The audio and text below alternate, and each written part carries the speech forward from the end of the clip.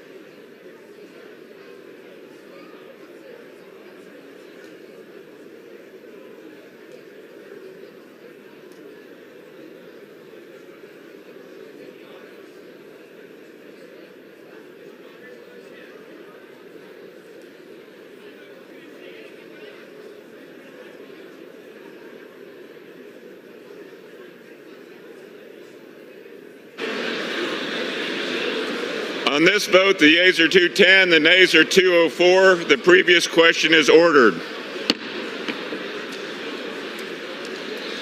The question is on adoption of the resolution. Those in favor say aye. Those opposed, no. In the opinion of the chair, the ayes have it. Yes. We'd request... For what purpose does the gentlewoman from Pennsylvania seek recognition? Thank you. We request a recorded vote. A recorded vote is requested. Those favoring a recorded vote will rise. A sufficient number having risen, a recorded vote is ordered. Members will record their vote by electronic votes. This is a 5-minute vote.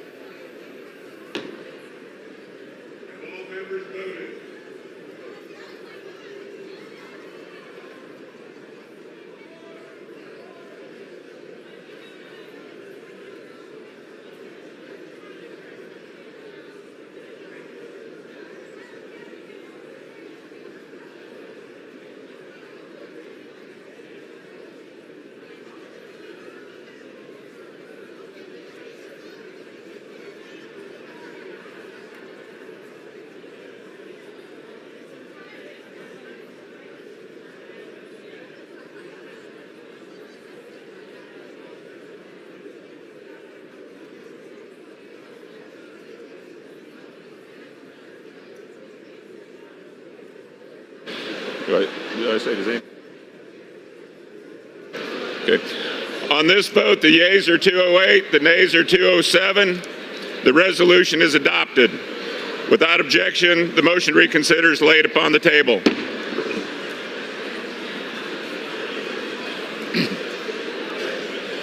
Pursuant to Clause 8 of Rule 20, the unfinished business is the vote on the motion of the gentleman from Texas, Mr. McCall, to suspend the rules and pass S-138, on which the yeas and nays are ordered. The clerk will report the title. Senate 138, an act to amend the Tibetan Policy Act of 2002 to modify certain provisions of that act. The question is, will the House suspend the rules and pass the bill? Members will record their votes by electronic device. This is a 5-minute vote.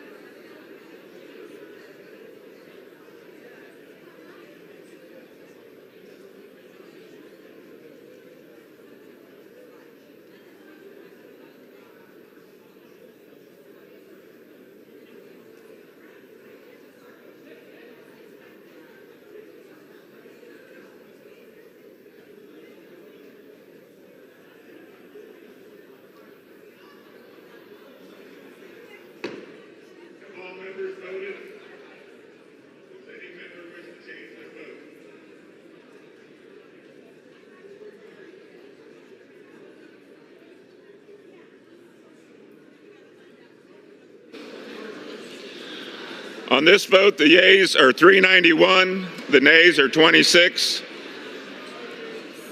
Two-thirds being in the affirmative, the rules are suspended, the bill is passed, and without objection, the motion to reconsider is laid upon the table.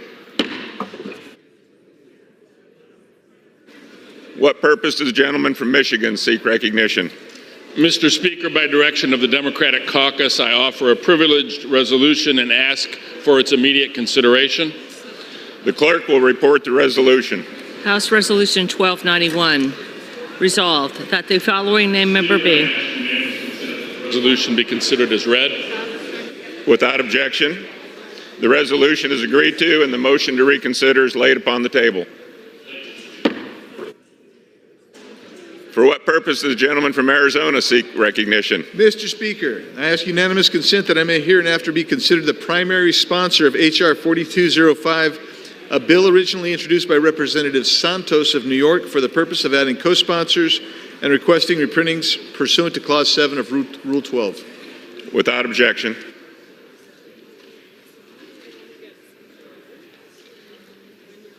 Okay.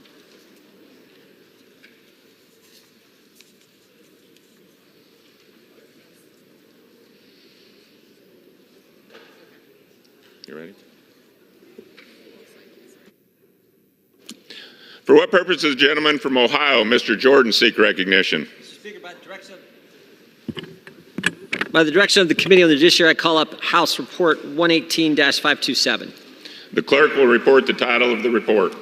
Report to accompany House Resolution 1292. Resolution recommending that the House of Representatives find United States Attorney General Merrick B. Garland in contempt of Congress for refusal to comply with a subpoena duly issued by the Committee on the Judiciary.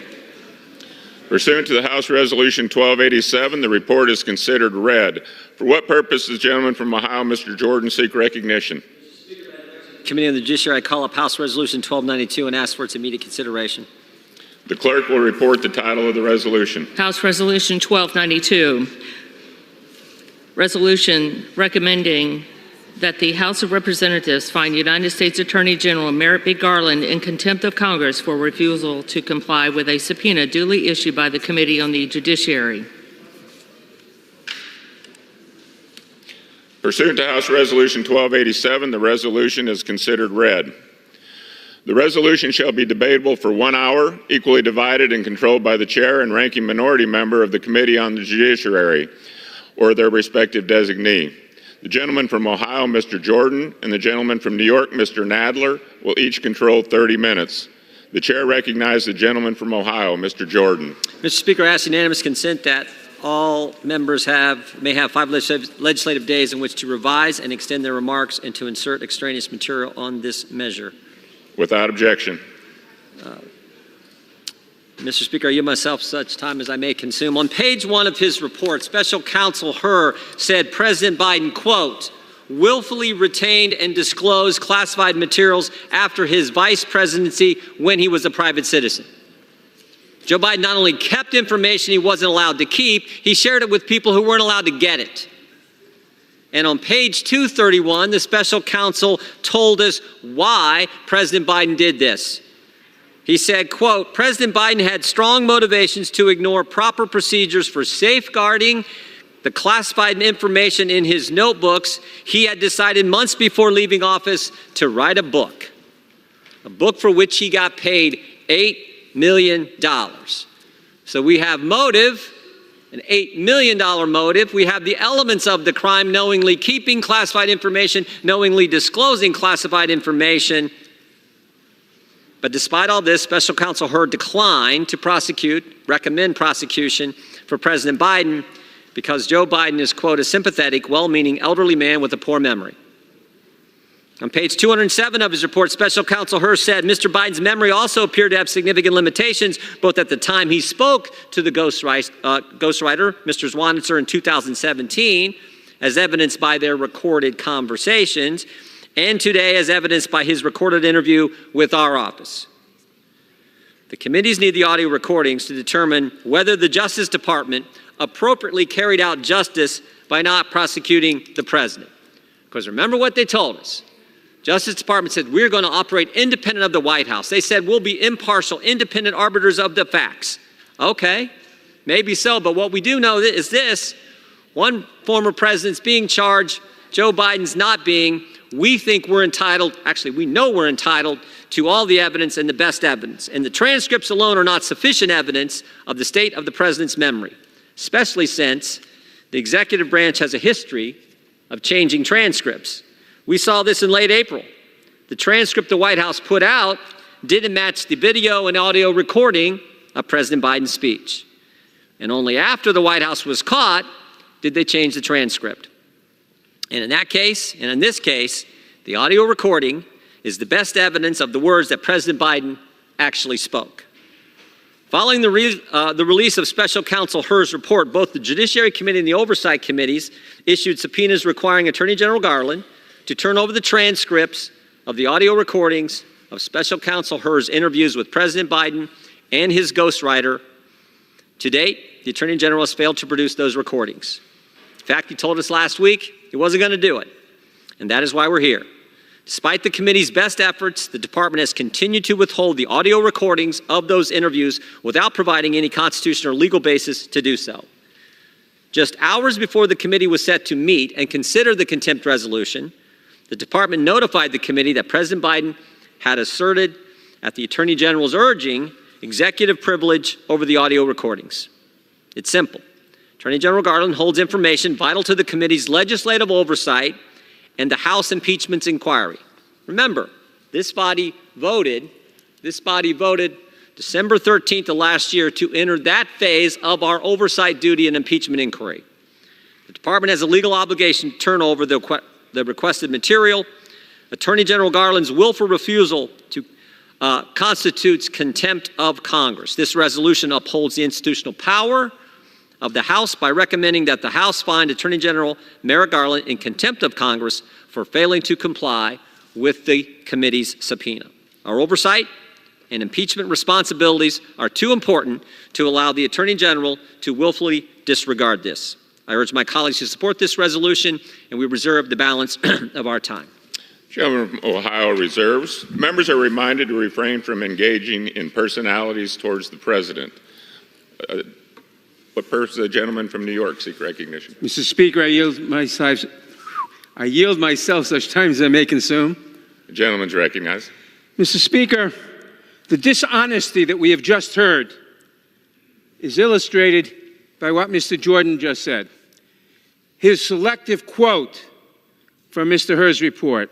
He said, "Our investigation uncovered evidence that President Biden willfully retained and disclosed classified materials after his vice presidency when he was a private citizen." The report does say that. But he neglects a sentence, a paragraph later. However, for the reasons summarized below, we conclude that the evidence does not establish Mr. Biden's guilt beyond a reasonable doubt. That is deceptive. Secondly, as the majority well knows, the president asserted executive privilege in this matter.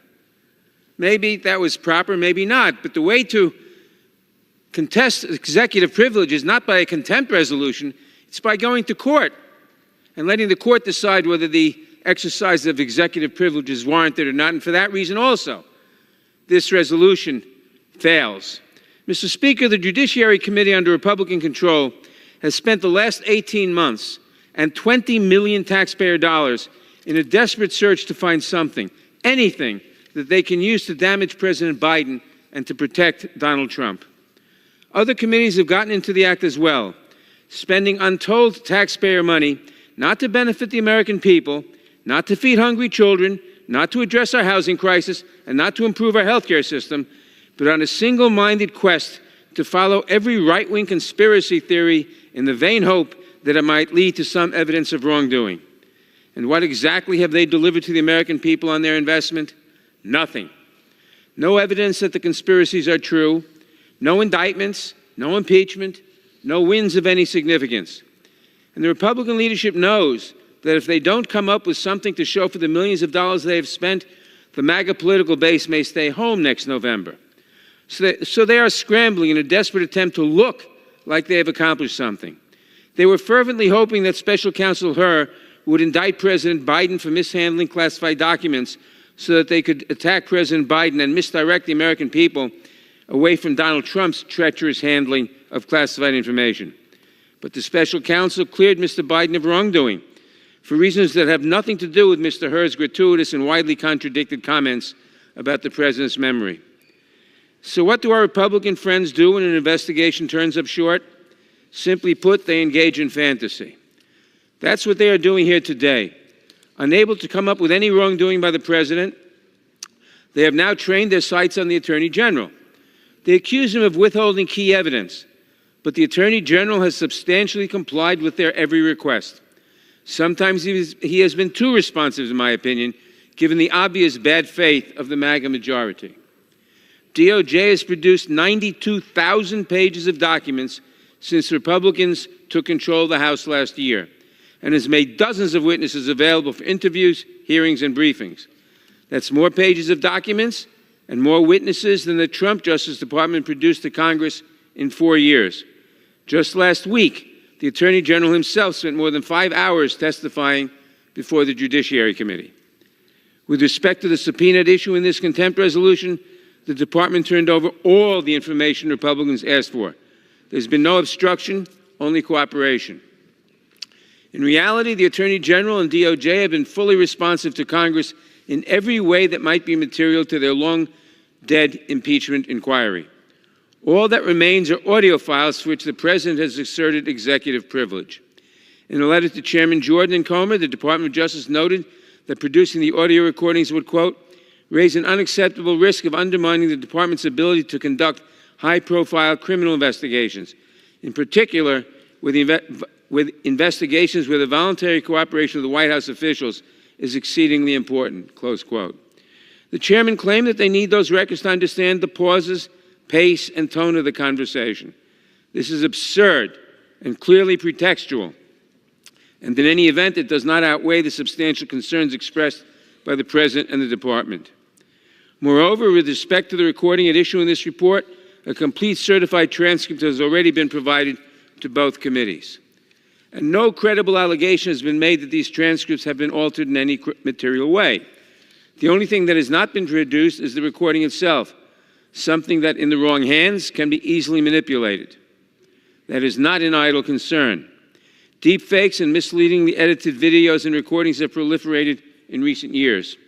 Last year, a witness testifying in a closed-door deposition told us that she was the victim of a manipulated video made by a third party but shared widely by the Republicans on the Judiciary Committee, who refused to take down the video even after it was abundantly clear that it was manipulated. That video contributed to a flood of death threats against the witness. This isn't really about a policy disagreement with the DOJ.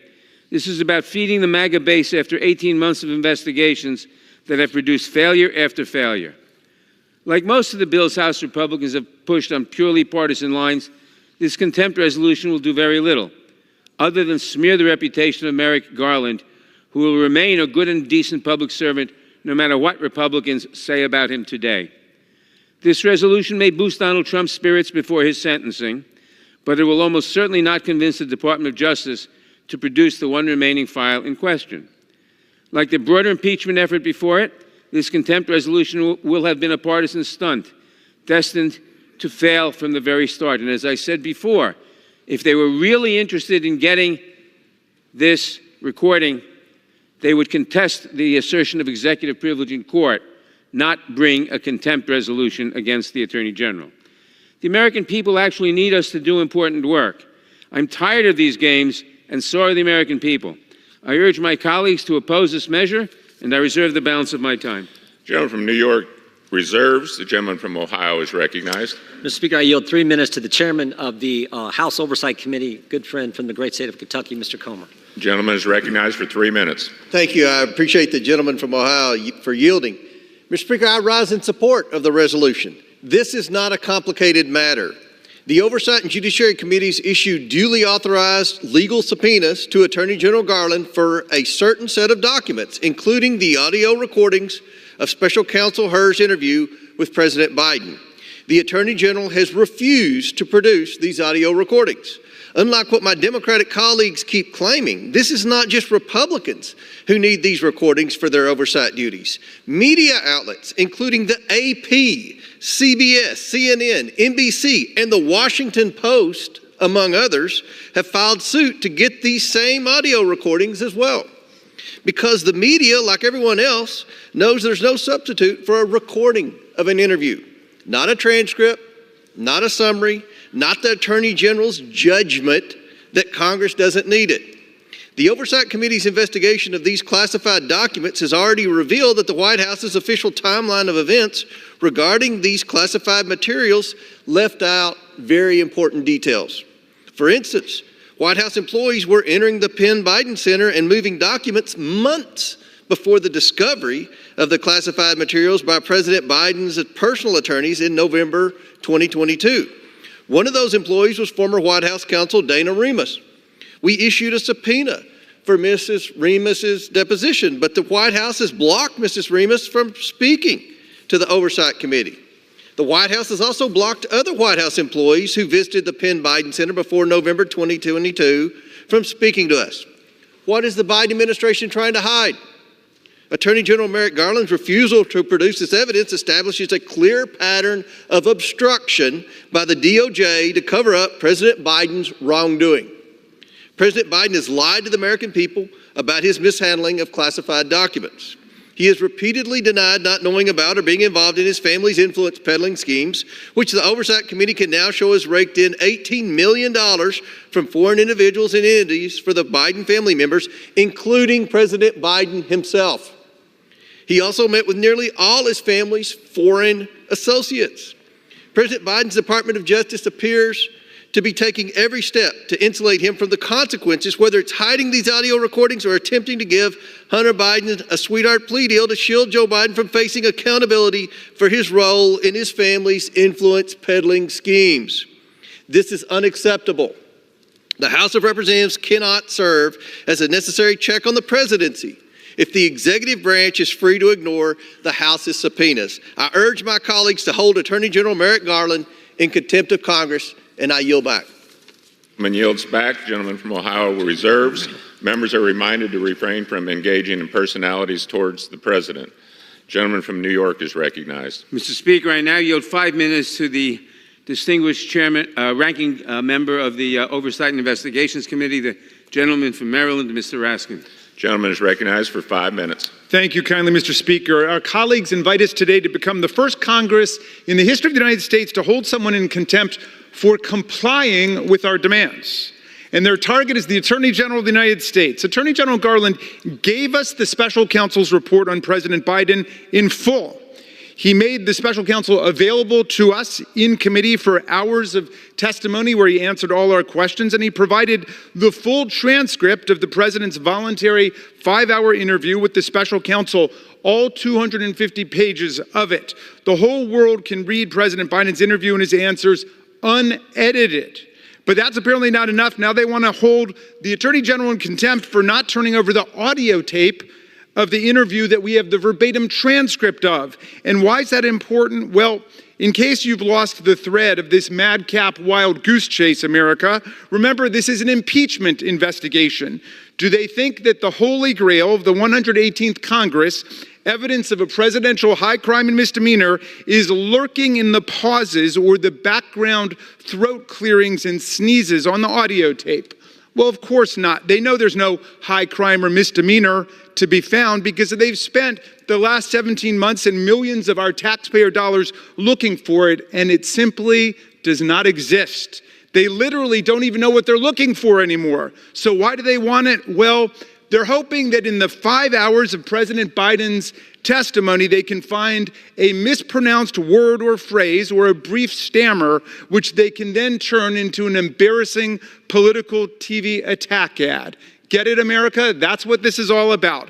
And holding the Attorney General of the United States in contempt is one more useful distraction from the complete and devastating implosion of the Biden impeachment probe, which of course was the #1 priority of these talented leaders. Remember, they promised to reveal the greatest presidential high crime and misdemeanor in American history, an act of treachery and deceit that dwarfs even the incitement of a violent mob insurrection and an attempted political coup that took place right here against our Constitution, our Congress, our Vice President in this chamber. But after their truly prodigious investigation, punctuated, admittedly, by some unfortunate mishaps like Chinese spies, fake evidence, pornographic displays in committee, and their own witnesses testifying that there were no grounds for presidential impeachment, they have nothing to show for their arduous work other than one more debunked Russian disinformation operation and one more indicted GOP informant and star witness. Rather than admit defeat in this bumbling operation and look for some other way to actually aid the public good, they've decided to flail about in mock outrage against a series of phantom tyrants in the hopes of distracting everyone from this epic flop. Their first distraction was to impeach Secretary Ali Mayorkas as a paltry consolation prize, but that pathetic decoy action blew up in their hands. Then the plan was to skip the mundane work of casting votes and actually doing committee business to travel on a collective spiritual pilgrimage on Amtrak to New York City to attend the criminal trial of an unmentionable American felon, one of 19 million in the country. But that strange journey to Mecca also blew up in their faces when this mystery political false prophet was convicted unanimously by a jury of his peers on dozens of felony criminal counts in a fair American trial. They tried to salvage the credibility of this bizarre expedition by blaming the American justice system for being weaponized against Republicans. But this political extremism quickly melted away when the son of President Biden, the original target of their wrath, was also prosecuted and convicted, like another disarmed felon whose name may now not be spoken on the floor apparently, by a unanimous jury of his peers on all counts against him. And that trial, unlike the trial whose very existence must be sent down the Orwellian memory hole to save someone hurt feelings, was actually tried in the federal system. So what's left to do now? Well, let's hold the Attorney General of the United States, Merrick Garland, in contempt, of course. This will be sure to placate an unrepentant and anonymous convicted felon from New York and distract everybody else for a day or two. I confess it's a bit rich, Mr. Speaker, to be asked to hold the Attorney General of the United States in contempt of Congress for overwhelmingly complying with the committee's demands by members who voted against contempt citations for Steve Bannon and Peter Navarro, two persons subpoenaed by the January 6th Select Committee who never spent a single minute. Could I have one more? The gentleman's time has expired. I grant the gentleman an additional minute. Bannon and Navarro never spent a minute with the January 6th committee, never turned over a single document to our committee. These people had 0% compliance with Congress. They demonstrated true contempt, which is why they've been sentenced to jail. But Chairman Comer, in his wisdom, would hold the Attorney General of the United States of America in contempt for what I think is 100% compliance, but in any event is something like 98 or 99% compliance. If you think a federal official is not rendered proper compliance, you take them to court, you don't hold them in contempt, and it's rich beyond measure, like a billionaire rich, to be asked to hold the Attorney General in contempt by people who themselves received subpoenas to testify before the January 6th committee, who never rendered a single document nor a single minute of testimony to the January 6th committee. I urge Congress to reject this absurd motion, and I'm happy to yield back to the chairman. The chair would remind members to refrain from engaging in personalities toward presumptive nominees for the office of president. Recognize the gentleman from Ohio. Thank you, Mr. Speaker. First of all, I never said I wouldn't testify in front of the January 6th committee. I just want to know what the parameters of that testimony were going to be. So I never did say no to that. Second, the speaker before just said we don't know what we're looking for. We're looking for equal treatment under the law. Special Counsel Hur found Joe Biden knowingly kept classified information. Joe Biden knowingly disclosed classified information. He told us that on the very first page of his report. And then he told us later why he did so. He said he had strong motivation for ignoring classified procedures because he was writing a book for which he got paid $8 million. Again, we have motive and we have him knowingly disclosing classified information. But he doesn't get charged. Yet President Trump does. President Trump does by Jack Smith. Jack Smith, the guy who had to file with the court a notice saying that he actually altered the order of the documents he seized on the raid of the president's home.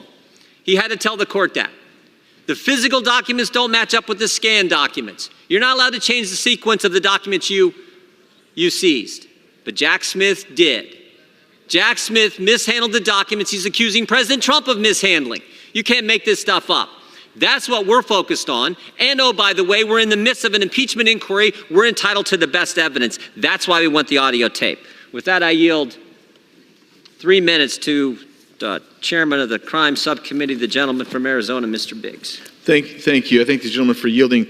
During his testimony before the House Judiciary Committee, Special Counsel Hur stated that, quote, the evidence and the president himself put his memory squarely at issue, close quote.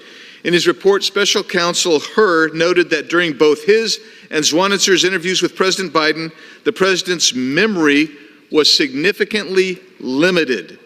President Biden has contested that. The Democrats contest that. But in reality, it's the failure to fully comply with the committee's subpoenas regarding the audio recordings of the Biden and Zwanitzer interviews that has hindered the House's ability to adequately conduct oversight over Special Counsel Hur regarding his investigative findings and the president's retention and disclosure of classified materials, and has impeded the committee's impeachment inquiry. So, the committee must assess whether the Special Counsel Hur's declination decision, which was based on President Biden's poor mental state, was consistent with the department's commitment to impartial justice, or whether legislative reforms are necessary regarding special counsel investigations because they are not leading to impartial outcomes. In short, the audio recordings would offer unique and important information to advance the committee's impeachment inquiry and inform the Judiciary Committee as to the need for legislative reforms to the operations of the department or the conduct of special counsel investigations. Those are legislative purposes, they are constitutional purposes, and they justify us getting the audio recordings. But they don't want the audio recordings to come forward. Why is that? It's odd, isn't it? Because the DOJ admitted in court filings 2 weeks ago that they actually did alter the transcript. They claim, oh, there's just filler information. Maybe there were duplicative words. There were blank pauses in there that were not noted in the transcript. That's why an audio recording is important, because the transcripts do not reflect important verbal context, such as tone or tenor, or nonverbal context, such as pauses or pace of delivery, all of which went into the decision by Mr. Hur not to prosecute a crime that he said was committed. That prosecutorial discretion is under review by our committee legitimately and constitutionally. We have the right to that audio recording. The department has said they're not going to give it to us. Odd.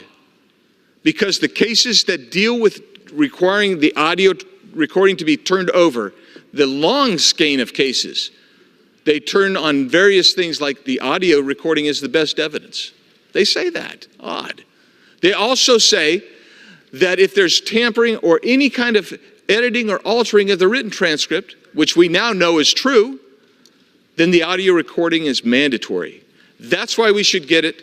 This department won't give it to us. Merrick Garland is in contempt of this Congress, and he needs to be held in contempt. And with that, I yield back.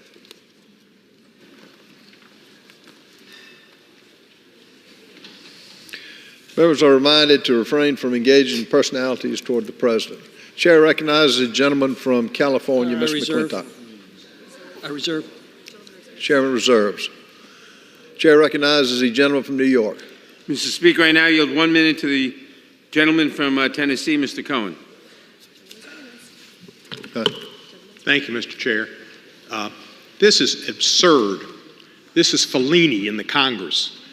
Comparing what Joe Biden did to what the other fellow that preceded him in office did in keeping documents in Mar-a-Lago in his bathroom and out in the fancy rooms where all of his billionaire friends go, is like comparing somebody that writes a bad check by $2, an overdraft, to somebody who's a bank robber with guns and weapons and machine guns going into banks and robbing money. Biden was a sympathetic figure, said Mr. Hur, a Republican who Merrick Garland gave the duty to study that case. He was a sympathetic figure. You don't commit a crime unless there is guilt beyond a reasonable doubt. Mr. Hur found there could not be guilt beyond a reasonable doubt. What the other fellow did, refusing to comply with requests to give the documents, classified documents up, refusing, and then having to have a search warrant and finding them, hundreds of documents, not for the purpose of writing a book for somebody who can't even read a book, but for purposes that we don't know and what they were used for, but they were taken illegally and improperly. Merrick Garland is an honorable and good man who should be in the College of Cardinals and not being tried for contempt by this Fellini-esque. Gentleman's time has expired. Mr. Speaker, I yield the gentleman an additional 30 seconds. Thank you, sir. I have not seen a more diligent and honorable Attorney General in the times I've served in Congress. Merrick Garland is a superb individual, and this is just projection, trying to throw things off from the other fella, Trump, and put him on Biden. There's no comparison. Once again, it's like comparing a bank robber to a guy that wrote an overdraft. I yield back the balance of my time. I reserve. Gentleman from New York reserves. Chair recognizes the gentleman from California. Mr. Speaker, I'm pleased to yield 3 minutes to the gentleman from North Carolina, Mr. Bishop. Before recognizing Mr. Bishop, the chair would remind members again to refrain from engaging personalities toward presumptive nominees for the office of president. Chair recognizes the gentleman from North Carolina. Thank you, Mr. Chairman. I thank the gentleman from California. This matter is simple, and in its simplicity is the clarity of its appropriate resolution. The audio recording of President Biden's interview with Special Counsel Robert Hur is demeanor evidence. Demeanor is one's outward manner, a way of conducting oneself, one might say, is bearing. And in some circumstances, demeanor evidence is the most probative, powerful evidence that can be heard. Better than words, it can evidence credibility or evasiveness and avoidance. And especially in this circumstance, it can evidence a witness's capacities to observe, recall, and relate information accurately. President Biden shared classified information with his ghostwriter in pursuance of securing his $3 million book advance. Mr. Hur attributed the Justice Department's decision not to recommend prosecution of President Biden for mishandling classified documents on this and other occasions to the facts that he is an elderly man with poor memory. A raw transcript doesn't inform the Judiciary Committee sufficiently to evaluate the reasonableness of that determination, especially since President Biden hotly contested Special Counsel Hur's characterization. Demeanor evidence could powerfully clarify whether that exercise of prosecutorial discretion was politically neutral or politically freighted. In fact, it is the very power of the demeanor evidence in the audio of Biden's interview that Garland inadvertently acknowledges in stubbornly withholding it.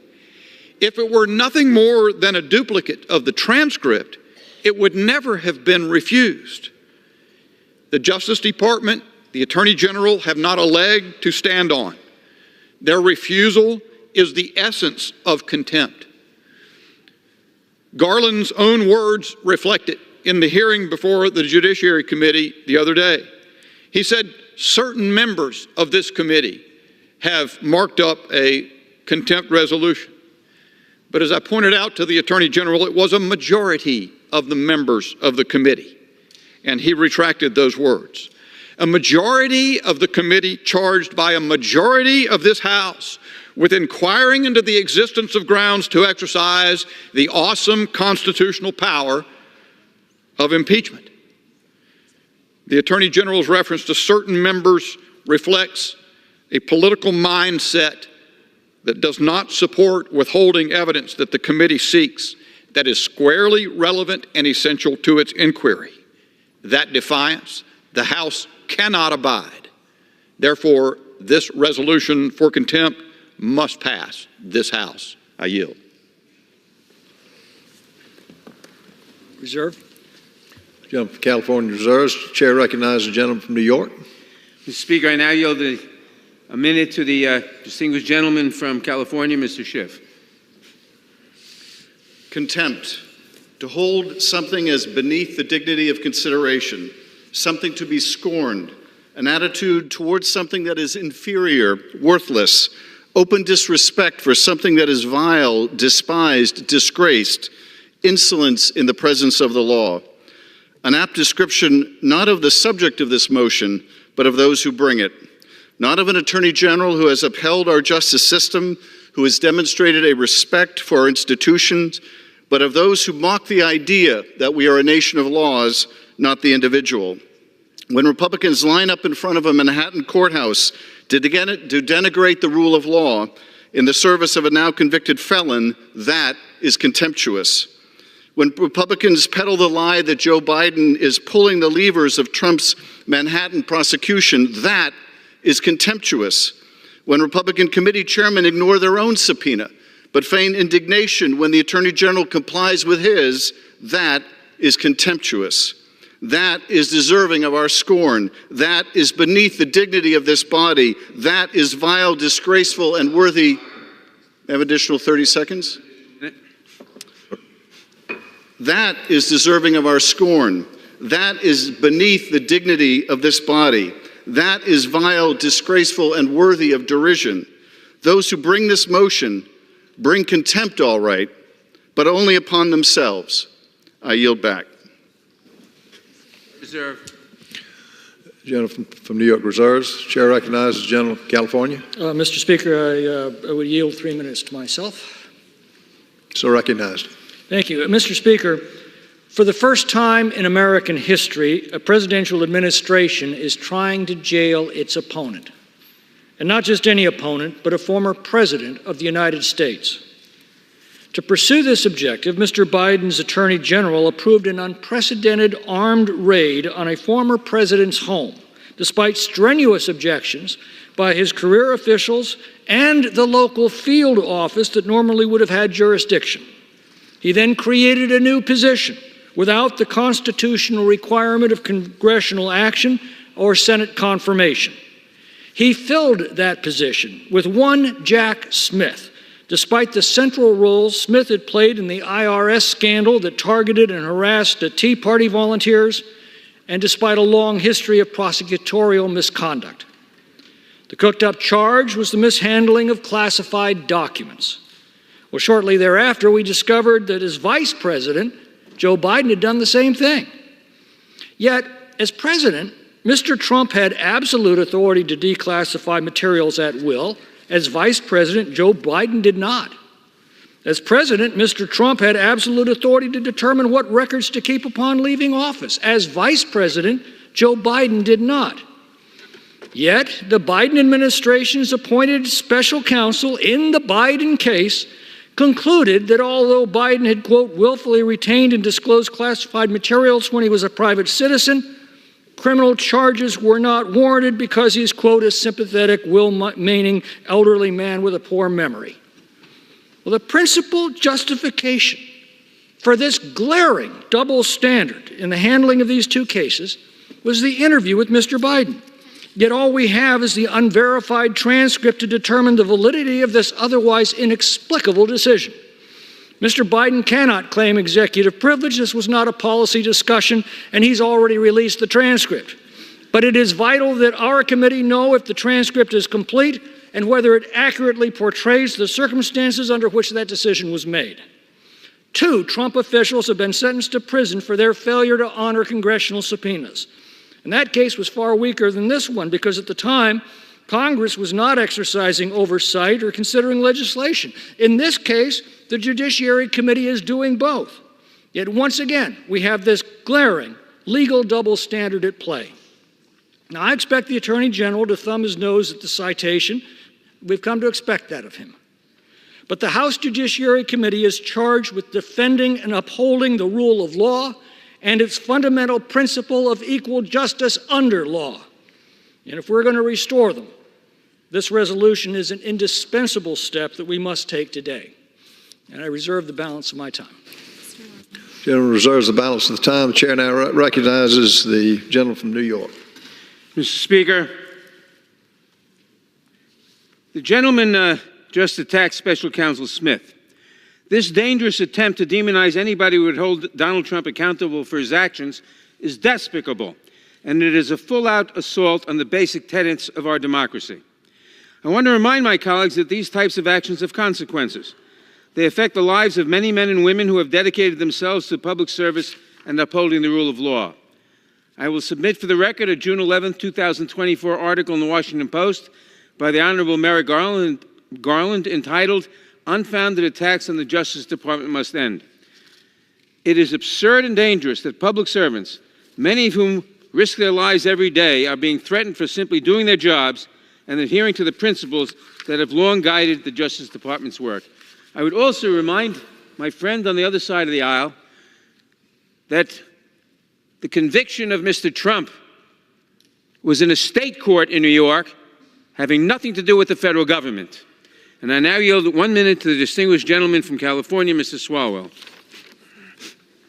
Before recognizing the gentleman, members are still reminded to refrain from engaging in personalities toward the president or toward the presumptive nominee. The gentleman is recognized. This is not about the contempt of the Attorney General. It's about MAGA Republicans' contempt for the Constitution, the rule of law, and democracy. And it's about who any of us came here to fight for.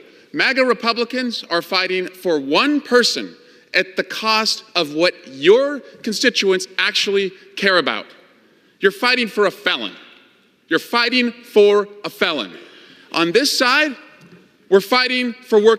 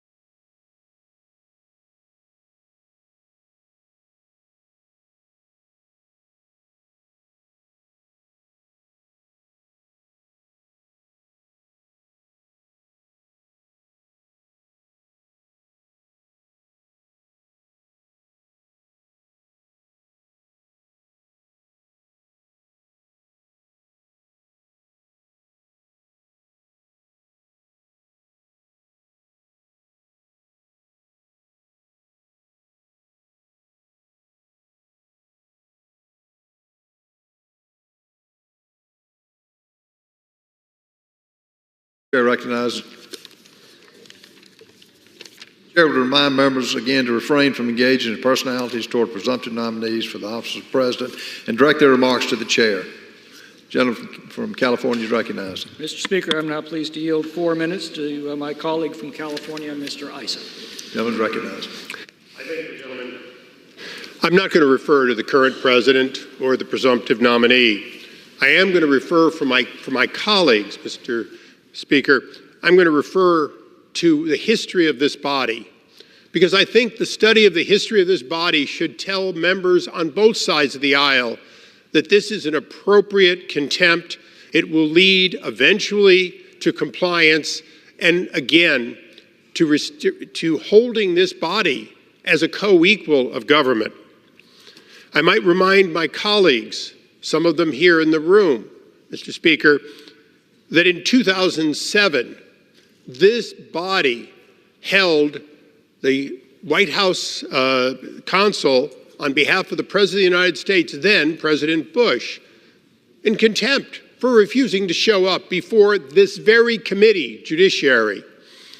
In 2012, this body held a previous Attorney General in a very similar situation, affecting the same two committees that have been speaking here, Oversight and Judiciary, held Eric Holder in contempt because he told us that if we would take 200 and some documents, and that was all that was left, and end our case, he would give them to us. Otherwise, he would withhold them. We held him in contempt. And Judge Amy Berman Jackson, an appointee of President Obama, held several things, including that President Obama had clearly falsely claimed an executive privilege, probably based on being misled by then Eric Holder, the Attorney General. And in fact, 10,000 plus documents were turned over to the United States Congress. The then Attorney General had lied. The then Attorney General, Eric Holder, had lied to this body and to the chairman of the committee, and ultimately was held in contempt on a bipartisan basis with 12 members of the other party voting for that contempt. And after a long period of time, we managed to get the equilibrium this body deserves. I call, Mr. Speaker, on this body and all my colleagues today to live up to the standard that we learned in 2007 when a White House, then of a Republican, refused to deliver a witness. Then in 2012, when the Attorney General claimed that we were not entitled to the best documents we sought, we were entitled to the documents related to Fast and Furious that he believed were appropriate. He failed, and he failed based on a judge appointed by then President Obama. Why? Because this body does have the obligation and the right to seek all of the best evidence it believes, not that the other side believes, it believes. There's been no call for an in-camera review, no call for any kind of compromise. Once again, we're to take the word of an Attorney General working for the current president that there's nothing there. I watch a lot of television over the years. I am not going to believe these are not the droids we're looking for. This, in fact, could be important evidence. Whether it is or isn't germane. What is important is that this body live up to, in fact, its obligation. And I call on every member, those on the other side who did or didn't join with me in 2012, but who voted in 2007 to hold the White House in contempt, to consider whether once again we're balancing the power and the right of this body. And many are arguing against the best interest of the United States House of Representatives. And for that, Mr. Speaker, shame on those who do. And I yield back. Gentleman yields back. Reserve. Gentleman from California reserves.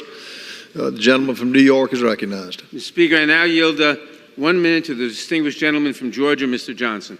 Gentleman is recognized. Thank you, Mr. Speaker. This contempt vote is MAGA Republicans' desperate attempt to save face following their many failed investigations, including the one about Hunter Biden's laptop. Y'all remember that? They promised Trump and the American people that they would impeach President Biden, but after spending more than $20 million investigating conspiracy theories, MAGA Republicans have nothing to show for it. This do-nothing Congress can't pass legislation to help the American people and also can't prove any wrongdoing by President Biden. They're running out of time and they are desperate. Plus, their own presidential candidate, Donald Trump, just became a convicted felon according to a jury of his peers. So MAGA Republicans are trying to shift the blame to someone else. Even though the Justice Department produced more than 92,000 pages of documents and made dozens of witnesses available, Republicans have made Attorney General Garland their scapegoat. This is a farce and the American people can see right through it. And with that, I yield back. The chair would remind members to refrain from engaging in personalities toward presumptive nominees for the office of president. Chair recognizes the gentleman from California. Mr. Speaker, I'm pleased to yield 2 minutes to my colleague and neighbor from California, Mr. Kiley. Gentleman is recognized. Mr. Speaker, this is a textbook example of the executive branch obstructing the oversight function of Congress. The committees of jurisdiction here have clearly set forth the legal basis for compelling disclosure of President Biden's interviews with Special Counsel Hur. Now, the administration has agreed with us inasmuch as they have produced the transcripts of those recordings. However, they have grasped wildly for some basis on which to withhold the recordings themselves.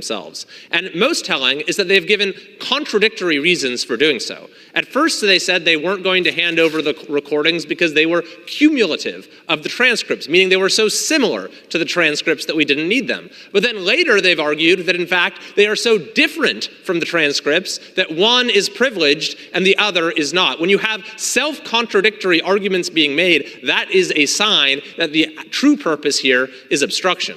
But perhaps the most absurd argument we've heard is the supposed interest asserted by the administration for withholding the recordings, that disclosing them might discourage witnesses from cooperating in future high-profile investigations. In this case, the president is not merely a witness. He is the target of an investigation by his own administration. And by the way, Special Counsel Hur testified before our committee that based on that investigation, a reasonable juror could have voted to convict President Biden. So what is the administration arguing the interest here is? That if somewhere down the line, there might be another president who is subject to an investigation by his own administration, and the argument goes that if that president knows that the transcript will be released, he'll sit for the interview, but if he knows there's a chance the recording might be released, he won't cooperate. This is an absurd proposition, Mr. Speaker, certainly not sufficient to override the legitimate oversight interests of the House of Representatives. Frankly, this is not how we would like to be spending floor time, but the recalcitrance and obstruction of this administration has made it necessary. I yield back.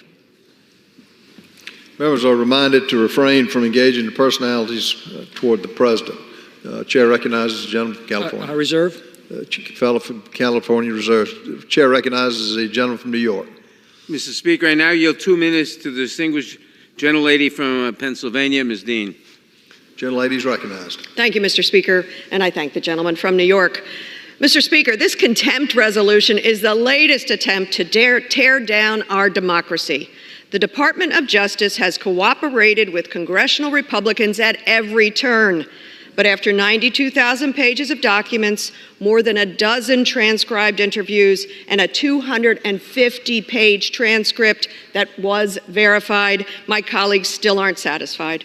They are doing this in service of one man, the disgraced former president, in a misguided attempt to distract from his crimes. On May 30th, a jury of stranger citizens found Mr. Trump guilty of 34 felony charges. It is beyond disheartening that a former president and now potential presidential candidate again was convicted of coordinating a, quote, unlawful conspiracy to win in the 2016 election and falsifying records to cover his tryst with an adult porn star. I'm grateful that the rule of law prevailed, yet I am deeply concerned that our democratic institutions are under threat. Some of these attacks coming from within. Judiciary Chairman Jim Jordan said a kangaroo court convicted President Trump. Speaker Johnson called the trial a purely political exercise. Mr. Trump apparently pities himself as a so-called political prisoner. All this to tear down our Americans' faith in the rule of law. Contrary to his complaints, Mr. Trump was tried and treated fairly. Justice was served in a courtroom that was open and filled with reporters, and a jury that was chosen by the prosecution and the defense. This is the rule of law at work. Political rhetoric and deliberate misinformation, the likes of these and dangerous many others, erode faith in our institutions and threaten the safety of the American people. These attacks undermine the rule of law, which stands to protect the rights of all people. When Attorney General Merrick Garland was before the Judiciary Committee, Mr. Speaker, I yield the gentlelady an additional 30 seconds. Thank you. When Attorney General was before the Judiciary Committee, he described his career upholding the rule of law. In his own words, that meant ensuring that, quote, we treat like cases alike, that we do not have enemies or friends, that we do not pay attention to the political parties or the wealth or the power or the influence of the people we are investigating, that we follow the facts and the law. This is what distinguishes America from our adversaries. I yield back. Mr. Speaker, how much time do I have left? The gentleman from New York has 8.5 minutes. The gentleman from California has 6.5 minutes. Thank you. I reserve. Chair again will remind members to refrain from engaging in personalities toward the presumptive nominees for the office of president. The gentleman from New York reserves. The chair recognizes the gentleman from California. Mr. Speaker, I yield 4 minutes to the gentleman from Texas, Mr. Roy. Gentleman's recognized. I thank the gentleman from California. I thank the Speaker. Listen to my colleagues discussing the rule of law. I find it shocking because the average American is looking across their country wondering what happened to the rule of law. When I watch my fellow Texans getting destroyed by dangerous cartels and individuals being allowed into the United States, terrorists, people moving fentanyl into the communities that killed 6 kids in the school district in which I live. That's happening every single day. When I watch a 75-year-old woman being put in prison by a politically motivated judge in the District of Columbia because she protested in front of an abortion clinic. I want to say that again. This Department of Justice is putting a 75-year-old woman in jail for 2 years who is dealing with physical infirmities because she was praying and protesting in front of an abortion clinic. That is astounding. That is what has happened to the rule of law. The American people watching while statues are being defaced in the name of being pro-Palestinian, people exercising their so-called free speech rights to be advancing the cause of terrorism against our friends in Israel, all happening right here, mere feet from the White House. The American people are wondering how this world got turned upside down. And here we sit and we're debating this issue. And the Attorney General of the United States, Merrick Garland, came before the House Judiciary Committee just a little over a week ago. And in that hearing, a number of questions were asked. And I engaged with the Attorney General. And I asked the Attorney General, did he or did he not claim privilege with respect to the transcripts of the audio recording in question when we were talking about Special Counsel Hur looking into the allegations of the abuse of classified materials by the President of the United States before he was president. And I asked him, and he said, no, we did not claim executive privilege with respect to the transcripts. In a separate exchange involving the best evidence rule, the Attorney General was engaging with another colleague, a friend on the Judiciary Committee, about the best evidence rule, and in doing so, articulated and explained how the transcript was admissible under the best evidence rule, which is correct. But in doing so, he kind of gave up the game in which he described and said, they're the same. He said to the committee, he said, they're the same. Now, he just told me that they did not claim executive privilege with respect to the transcript. Then he said to all of us, they're the same. The audio recording and the transcript are the same. And then he proceeds to say that he must, in defending the rule of law, claim executive privilege on the actual audio, and then deny the members of Congress the ability in the middle of an impeachment inquiry, duly constituted, voted on by this body on the House floor, an impeachment inquiry, to then deny us the ability to listen to the audio. The fact of the matter is, there's only one reason why the Attorney General would do that. He doesn't want us to hear it. That's why. And there's really only 2 reasons why that would be the case. Either the transcript doesn't match the audio, or the audio is so bad that he doesn't want us to hear it because Special Counsel Hur put the entirety of his decision not to prosecute, not to pursue, not to go after the President of the United States for abuse of classified materials. He did it entirely on the basis of what we perceive as the demeanor of the President, which only the audio can allow Congress the ability to determine the validity of that determination by the special counsel. I yield back. I reserve. Gentleman from California reserves. Chair recognizes the gentleman from New York. Mr. Speaker, I now yield 1 minute to the distinguished gentlelady from Vermont, Ms. Ballant. Gentleman Gentlelady is recognized. Mr. Speaker, we're here today because of the Republican Party's unrelenting effort to get Donald Trump back into office. No matter the facts, no matter the law, for over a year, the Judiciary Committee Republican colleagues have desperately sought evidence for wrongdoing by President Biden. And what have they found? Nothing. Nothing. I'm sure it was disappointing for my Republican colleagues when Special Counsel Hur cleared the president instead of indicting him. But it is time to move on. We should be on the floor moving gun violence legislation, protecting the right to abortion, protecting the LGBTQ Americans across the country who are attacked relentlessly by my colleagues on the other side. This is a colossal waste of time, but more importantly, it is dangerous. What they are doing is dangerous.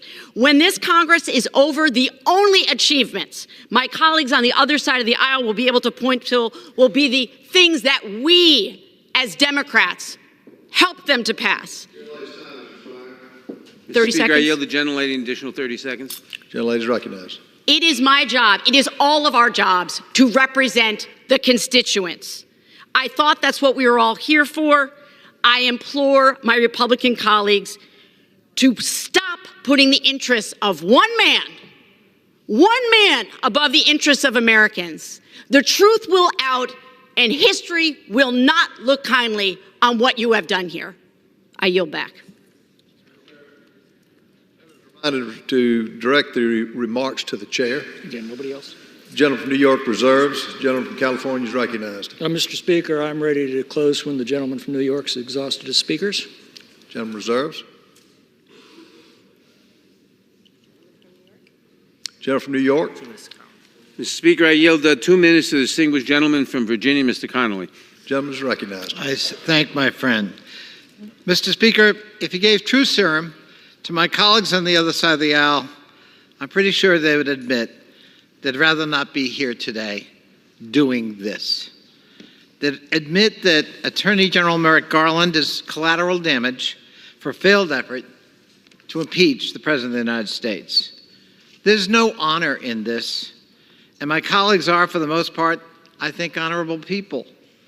So this is not something they want to do, but it's demanded of them nonetheless. Former President Trump has repeatedly threatened the House Republican Conference that they must impeach President Biden, quote, or else, unquote. So here we are, finding the Attorney General in contempt for providing a transcript, a full transcript, but not an audio recording of an interview from an investigation that ended up finding nothing. Oh, and by the way, the recording in question is now subject to executive privilege. So the fight's not even with the Attorney General of the United States, it's with the White House. I take some solace in the fact that many of my Republican friends and colleagues are here doing the dirty work of one individual against their will and better judgment. I know deep down, very deep down, they'd rather do the honorable thing and give up this miscarriage of justice today. I yield back. I reserve. Gentleman from New York reserves. Chair recognizes the gentleman from California. Again, Mr. Speaker, I'm ready to close when the gentleman's finished. I'm prepared to close. Gentleman from New York. Mr. Speaker, House Republicans have spent the last 18 months in a futile effort to dig up dirt on President Biden, which has culminated in their epic failure of an impeachment inquiry. This resolution is nothing more than a desperate attempt to save face with the MAGAsphere. They seek to hold the Attorney General in contempt, even though he has already turned over all the underlying information they requested in their subpoena. This resolution will not change that fact. But facts have never been the animating force behind their investigations. It is a show, and apparently the show must go on, even though the script hasn't turned out the way they wanted. But the reviews are in, and it's a flop. So I urge my colleagues to vote no on this resolution and to put an end to this farce. I yield back. Gentleman from New York yields back. The gentleman from California is recognized. Thank you. Mr. Speaker, the American justice system is the pride of our nation. It's the envy of the world. And its central principle is the equal application of justice under law. This is why justice is depicted as blindfolded. It doesn't matter who comes before it, all are to be treated equally. It is this central principle that gives the law its legitimacy. Without it, the law becomes raw force, devoid of legitimacy. The respect for the law gives way to the law of the jungle. This is the well-trodden path that many nations before us have taken to despotism and ruin. It's the responsibility of the House Judiciary Committee to protect the rule of law and its equal application.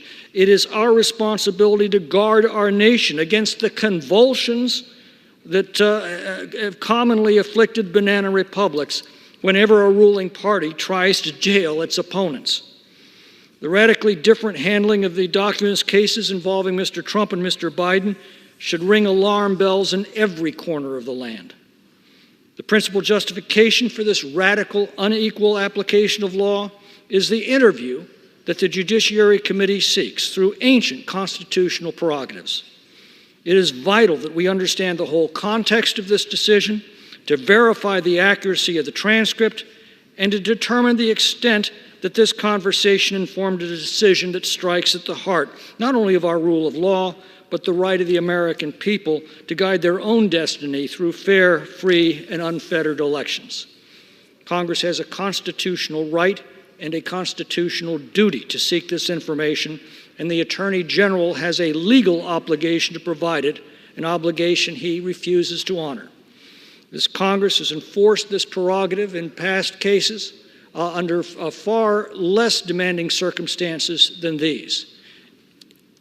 In order to assure that we have discharged our responsibilities, we have to compel the Attorney General to discharge his, and that's what this citation seeks to do. I urge its adoption and yield back the balance of my time. The gentleman from California yields back the balance of his time. All time for debate has expired. Pursuant to House Resolution 1287, the previous question is ordered on the resolution. Pursuant to Clause 1C of Rule 19, further consideration of House Resolution 1292 is postponed. Here.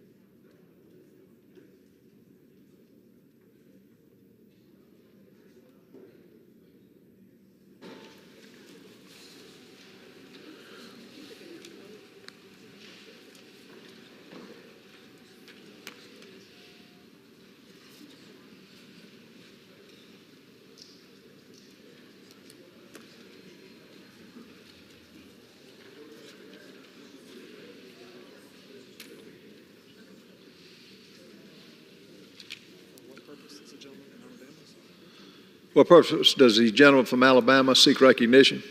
Mr. Speaker, I ask unanimous consent that all members may have 5 legislative days in which to revise and extend their remarks and insert extraneous material in H.R. 8070.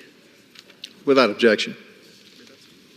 Pursuant to House Resolution 1287 and Rule 18, the Chair declares the House in the Committee of the Whole House on the State of the Union for consideration of House Resolution 8070. The chair appoints the gentleman from California, Mr. McClintock, to preside over the committee of the whole.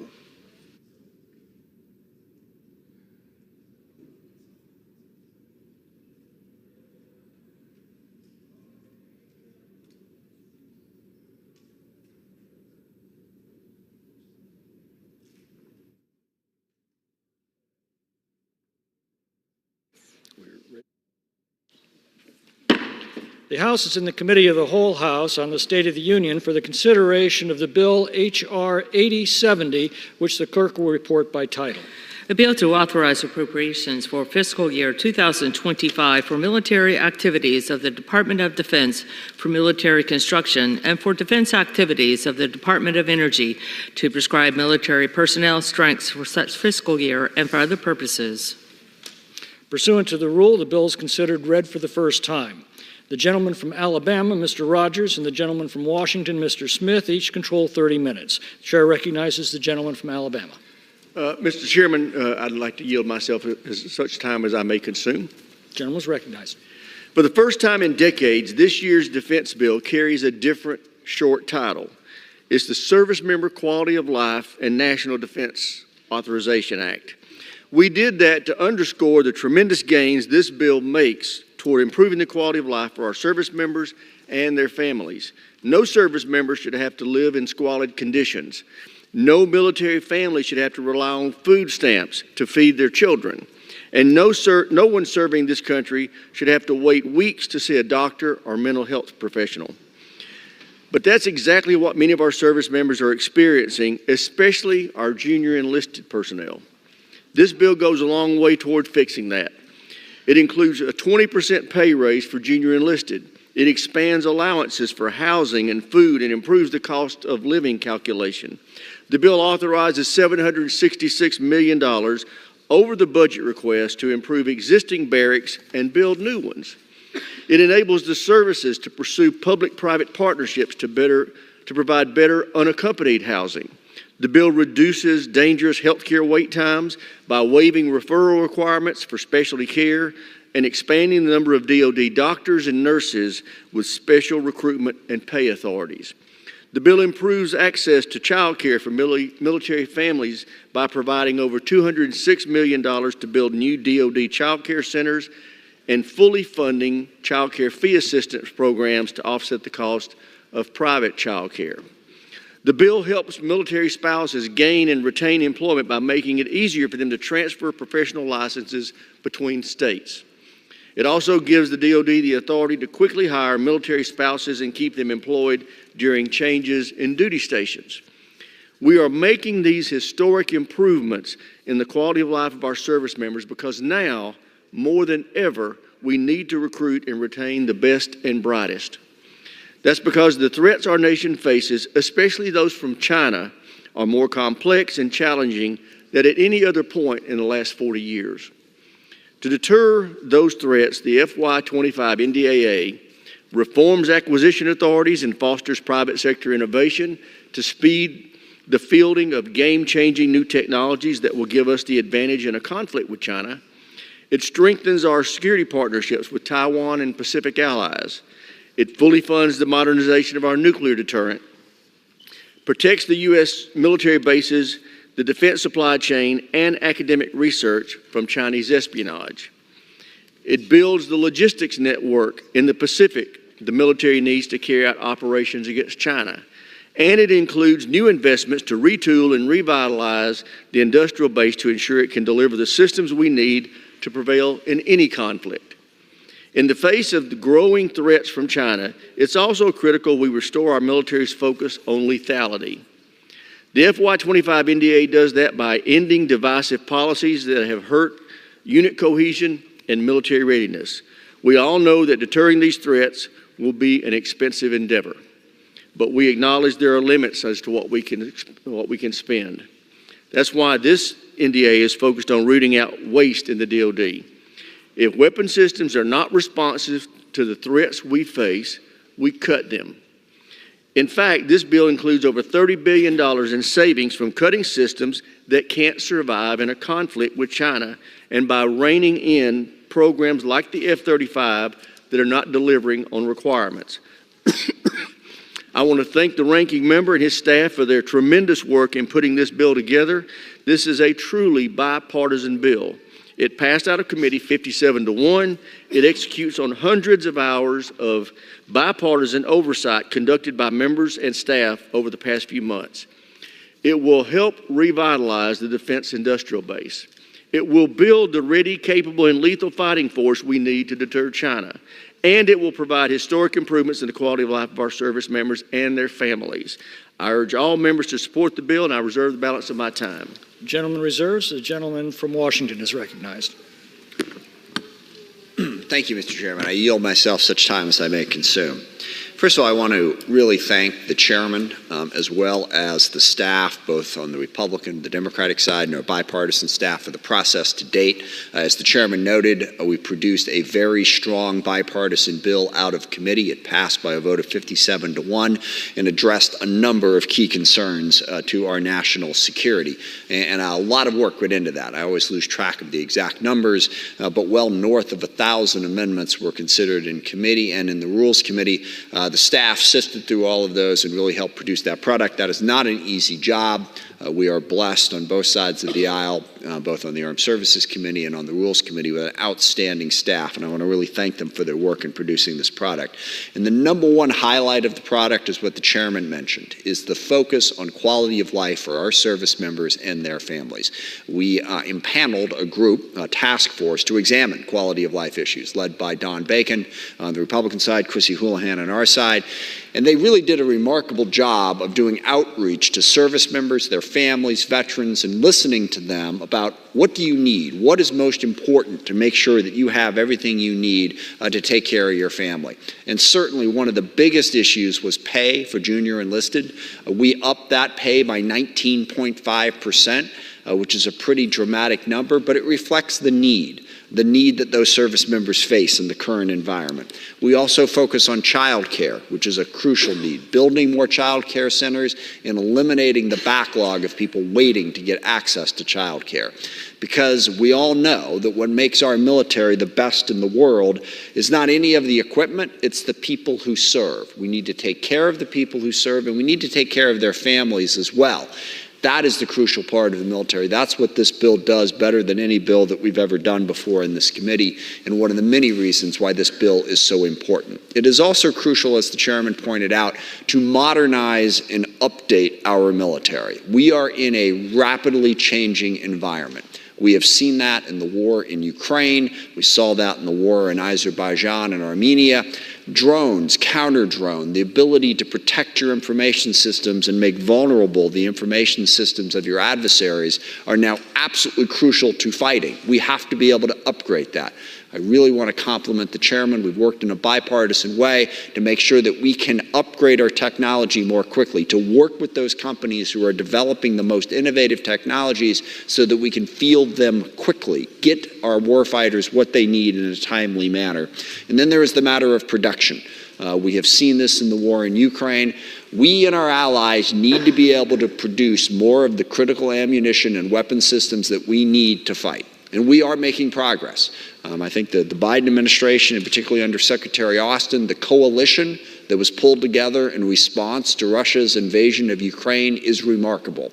North of 50 countries are now working together to help defend Ukraine, but also crucially to build up the partnerships and alliances and to make sure we have enough weapons to be an adequate deterrent to our adversaries. That process is going well. More needs to be done. This bill helps move us forward in that direction. This bill also focuses on oversight, as the chairman mentioned. We want to free up the military to buy the systems they need by making sure that we don't continue to spend money on systems that they don't need and that we exercise proper oversight. I want to particularly highlight the F-35 program. It has been a vexing and difficult program that has been over budget and underperforming for far too long. In this year's bill, we pare back on the number of F-35s purchased and put that money instead into making sure that we can get the F-35 that we're paying for, that they can reach the Block 4 that has been so elusive so many years. That is the crucial part of the job we do. So I think we've put together an excellent product. I am deeply concerned about the amendment process that will play out over the course of the next couple of days, but we'll see how that plays out. The one point I do want to make on this, an area of contention has always been diversity. The other side has been critical of what the Department of Defense has done to try to recruit the most diverse people possible. I will say much more on this throughout the amendment process. But look, we need to be able to access all the talent in this country, not just white men, okay? We need to recruit women. We need to recruit from communities of color. We need to recruit from the LGBT community. That is crucial to making sure we have the talent we need. I hope that this bill doesn't undercut those efforts as we go forward. As passed out of committee, as it stands right now, this is an outstanding piece of legislation, and I strongly urge everybody to support it. And with that, I reserve the balance of my time. Gentleman reserves. The gentleman from Alabama is recognized. Thank you, Mr. Chairman. I'd like to yield 2 minutes to my friend and colleague from Colorado, the chairman of the Strategic Forces Subcommittee, Mr. Lamborn. Gentleman from Colorado is recognized for 2 minutes. And thank you, Chairman Rogers. I rise today in strong support of the fiscal year 2024 National Defense Authorization Act. This bill prioritizes our military, safeguards their rights, and puts forward a fighting force that will stand against the threats facing the United States of America.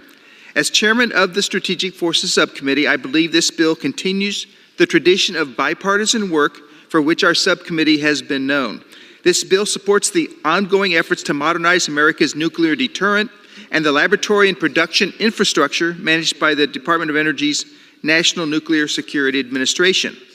Additionally, the bill starts to address some of these risks that were taken on by the Biden administration by partially restoring funding to the SM-3 production line, which is part of the Aegis system that so successfully defended our ally Israel against Iran's ballistic missile attack earlier this year. Finally, it requires the Space Force to budget and plan to integrate cutting-edge commercial systems. Mr. Speaker, I'm very proud to support this bill as it directly affects so many thousands of service members and their families that live in the 5th Congressional District of Colorado, which is home to 5 major military installations. I commend the work of this year's Quality of Life panel, led by Representatives Bacon and Houlihan, which resulted in sweeping and long overdue improvements for the well-being of our service members and their families. As I stand here today, I want to note that this is the last time I will have the opportunity and the honor to speak in favor of this critical annual legislation. I urge my colleagues to keep a close eye on the horizon, where there are storm clouds gathering, and remembering that passing this bipartisan legislation is part of our constitutional duty to provide for our common defense. To that end, I strongly encourage a yes vote, and I yield back the balance of my time. Gentleman from Alabama reserves. Gentleman from Washington is recognized. Thank you, Mr. Chairman. I am pleased to yield 2 minutes to the ranking member of the HASC Subcommittee on Tactical Air and Land Forces, Mr. Norcross of New Jersey. Gentleman from New Jersey is recognized for 2 minutes. Thank you, Chairman. Thank you, Ranking Member, for what you do each and every day, something we can be proud of. Mr. Speaker, this bill continues the Tactical Air and Land Forces Subcommittee proud bipartisan tradition and our commitment to shared responsibility, tough choices to manage strategic risk. And particular thanks to my TAL Chairman, Whitman, and our staff who work together day in and day out in an incredibly bipartisan way. When we look at some of the challenges ahead of us, we look to the markup that we had just a few weeks ago to see how things can work correctly when we work together. And we hope we stay on track for that, certainly as we go through this amendment project. This bill addresses the risks, the cost of military modernization without sacrificing oversight and ensuring responsible execution of our defense program. I just want to mention 2. First, the F-35 fighter, the most expensive program in the history of DoD, and one that consistently struggles to deliver capability as promised. This committee bipartisan bill adds new requirements to fix these known problems and capabilities that we need now, as the contractor has promised. Our bill does not waste taxpayers' investment on production aircraft, but will add to the large number of fighters that are not being used right now, sitting on the ground, waiting and waiting and waiting. Second topic is our munitions, as we heard just a few minutes ago. The multi-year procurement authorities, coupled with the strong investments in our munitions accounts, sends a strong signal to our industrial partners. And I'm proud to be part of that work that the subcommittee has done over the past several years to be there. And finally, I want to thank the professional staff, Jay Valerio, Dave Sinecki, Heath Bope, Michael Curlin, Max Huntley, and Brooke Albred.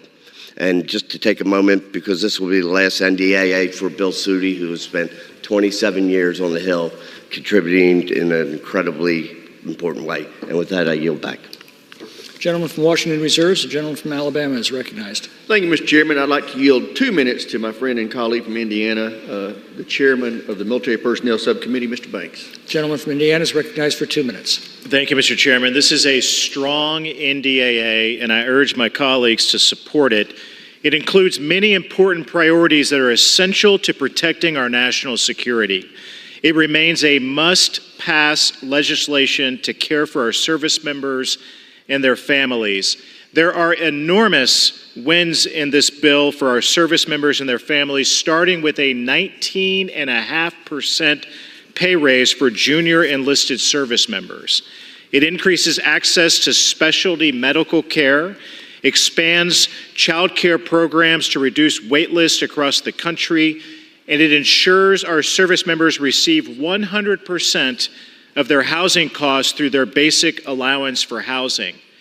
We must continue as well to gut the woke bureaucracy at the DoD, and this bill does that. It contains many provisions, including a requirement that all military personnel actions are based on merit, without regard to race or color or sexuality or your political views. There is a ban in this bill on affirmative action at our service academies. By the end of this week, I expect this bill will also include more important provisions like a hiring freeze on all DEI personnel, a ban on overpaid chief diversity officers, and a complete ban on funding for critical race theory across the DoD. This bill builds on the foundation of last year's NDAA, curtailing the impact that this administration's woke leftist policies can have on our troops. But as we have seen just this week with the Air Force in Korea authorizing the wearing of pride patches on Air Force uniforms, or how a Dodia school in Bahrain honored a known anti-Semite and activist on their Facebook page, DEI and leftist politics in the Biden Pentagon is still firmly entrenched, and we must do something about it. Mr. Chairman, this bill is a huge step forward to supporting our service members and their families. It is our promise that they receive the pay and benefits necessary to focus on their mission, that their children are cared for and well educated. We can't do enough to make sure that that happens, and this bill goes a long way to do it. Mr. Chairman, I yield back. Gentleman from Alabama Reserves, gentleman from Washington is recognized. Thank you, Mr. Chairman. I am pleased to yield 3 minutes to the ranking member of the House Subcommittee on Sea Power and Projection Forces, Mr. Courtney of Connecticut. Gentleman from Connecticut is recognized for 3 minutes. Thank you, Mr. Speaker. I rise in support of H.R. 8070.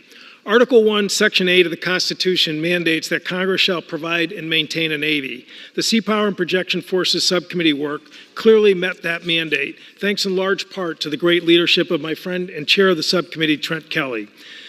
The biggest challenge our subcommittee faced stemmed from the Navy's proposal to eliminate a Virginia-class submarine from the FY25 budget. This is a sharp deviation from the 2 per year procurement rate Congress has authorized and funded for the last 13 years, and coming on the heels of last December's passage of AUKUS authorities to sell 3 submarines to Australia, screamed out for the subcommittee to exercise its constitutional duty of review and oversight. First, our analysis found that the Navy's attempt to shield supply chain vendors from the impact of a cut falls short. It leaves out hundreds of critical suppliers whose investment in on-time deliveries has been identified as the #1 strategy to reduce construction delays. For these suppliers, cutting procurement means cutting orders for business. That is a cure that worsens the problem. It doesn't fix it. Our professional staff confirmed that the Navy's plan needs an additional $1 billion to achieve its stated goal of avoiding vendor instability and hesitancy. Mr. Speaker, all of us are concerned about construction delays aggravated by the pandemic, but the subcommittee also recognized momentum that's happening in real time in the submarine industrial base. The 24th Virginia-class submarine, USS New Jersey, was delivered 2 months ago, and the Iowa and Massachusetts are slated for delivery by the end of this year. Idaho and Arkansas will follow shortly after with deliveries in 2025, bringing the program total to 28 submarines. In the New England shipyards, the production cadence has accelerated to 1.4, up from the COVID dip of 1.2. As a result of all this, our bill takes a different path. It heeds the calls from our combatant commanders and builds on the surge in deliveries by restoring a second Virginia-class submarine to the Navy's shipbuilding account and fully resources the supply chain. Under the able leadership of Chairman Rogers and Ranking Member Smith, this bill passed 57-1 out of the committee after bipartisan input from all members, an extraordinary achievement in this very polarized time in Congress. Hopefully, all the members of this chamber will work to maintain that successful approach and not load up this bill with divisive amendments. I also want to give special thanks to the talented committee staff for their outstanding work. I urge all members to support the committee's intent to focus on strengthening defense and rejecting the obvious poison pills that undermine the 63 bipartisan tradition of passage of the NDAA. I yield back. Gentleman from Washington reserves. The gentleman from Alabama is recognized. Mr. Chairman, I'd like to yield 2 minutes to the chairman of the Sea Power Subcommittee, Mr. Trent Kelly of Mississippi. Gentleman from Mississippi is recognized for 2 minutes. I rise today in strong support of H.R. 8070. This legislation is crucial for enhancing our national security, improving the quality of life for our service members, and ensuring the readiness of our armed forces. I want to thank Chairman Rogers and Ranking Member Smith and my good friend Joe Courtney and the members of the Sea Power and Projection Forces Subcommittee for their dedication. Your commitment is essential for maintaining America's naval superiority. Today we face significant threat from China, a hostile adversary seeking to disrupt global peace. China's military expansion poses a direct threat to the Indo-Pacific region. To counter this threat, we need to maintain the strongest and most formidable Navy force on the planet.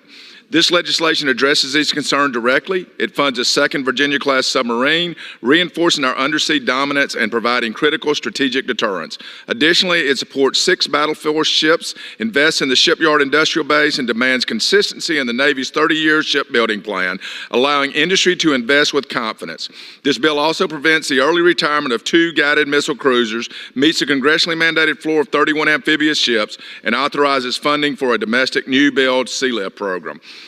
H.R. 8070 makes significant strides in improving the quality of life for our service members by authorizing a 19.5% pay raise for junior enlisted and a 4.5% increase for all others, addressing the financial struggles many military families face. Attending to the deteriorating condition of military housing is long overdue. This bill authorizes substantial funding to tackle housing maintenance, to construct new family housing units, and to renovate existing barracks, ensuring service members have safe and dignified living conditions. I urge my colleagues to join me in voting in favor of this great bill. Thank you, and I yield back the balance of my time. Gentleman from Alabama reserves. Gentleman from Washington is recognized. Thank you, Mr. Chairman. I'm now pleased to yield 2 minutes to the ranking member of the House Subcommittee on Intelligence and Special Operations, Mr. Gallego of Arizona. Gentleman from Arizona is recognized for 2 minutes. Thank you, Mr. Speaker. I rise to express my support for H.R. 8070, the Service Member Quality of Life Improvement in National Defense Authorization Act of fiscal year 2025. I would like to thank Chairman Rogers and Ranking Member Smith for their leadership in bringing this bipartisan legislation to the floor. This bill strengthens our national security by ensuring the Department of Defense has the right resources and authorities to defend the nation, not only today, but also in the future. In this era of great power competition, the bill both addresses the challenges of our potential competitors and adversaries and further strengthens and builds the crucial partnerships and alliances to deter them. I'm also proud of the work of my subcommittee. The Intelligence Special Operations piece of this bill ensures that our Special Operations Forces and defense intelligence capabilities and enterprises have the authorities, force structure, and people they need to accomplish their mission. The bill also improves security cooperation efforts, including in the Baltic region, and extends an existing authority to engage partner militaries on defense-related environmental and operational energy issues in areas like the Indo-Pacific. I'm also proud to have secured important wins for Arizona, which play such a crucial role in our nation's defense. We are requiring DoD to report on the cybersecurity of critical infrastructure, like local water systems, and authorizing additional funding for infrastructure and communication upgrades at Air Force combat ranges. This bill is certainly not perfect, but it was voted out of committee on an overwhelmingly bipartisan vote. It is my hope that this bill can remain bipartisan and devoid of the extreme policy riders that put our national security at risk and harm our service members. With that, Mr. Speaker, I yield back. Gentleman from Washington reserves. Gentleman from Alabama is recognized.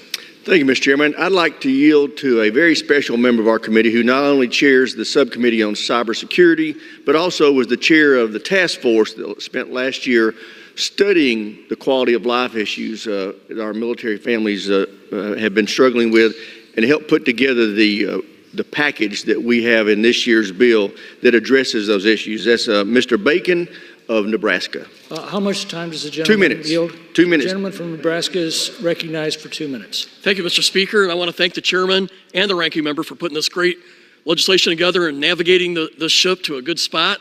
And I appreciate the opportunity to serve on those two committees. I rise today in strong support of H.R. 8070, the Service Member Quality of Life Improvement, and the National Defense Authorization Act for fiscal year 2025. The 2025 NDA prioritizes the service members and the military families who dedicate their lives to protecting and defending the United States by making their quality of life the cornerstone of this legislation. The bipartisan bill includes a targeted 19.5% pay raise for the junior enlisted, improves basic needs allowance and housing allowance, supports military spouse employment, and makes necessary investments in military housing, child care, and schools. I'm extremely proud of the hard work and oversight conducted by the Bipartisan Quality of Life panel that I had the honor of chairing this past year to address all these critical issues impacting our service members. By voting for this bill, each of us had the opportunity to reaffirm our commitment to the all-volunteer force, the foundation of America's military strength. In addition to supporting service members and families, this year's NDA also makes strides in bolstering the United States' offensive and defensive posture in cyberspace. It promotes innovation. It makes investments in critical technology areas like biotechnology, quantum, and artificial intelligence, and secures our sensitive military research from adversarial interference.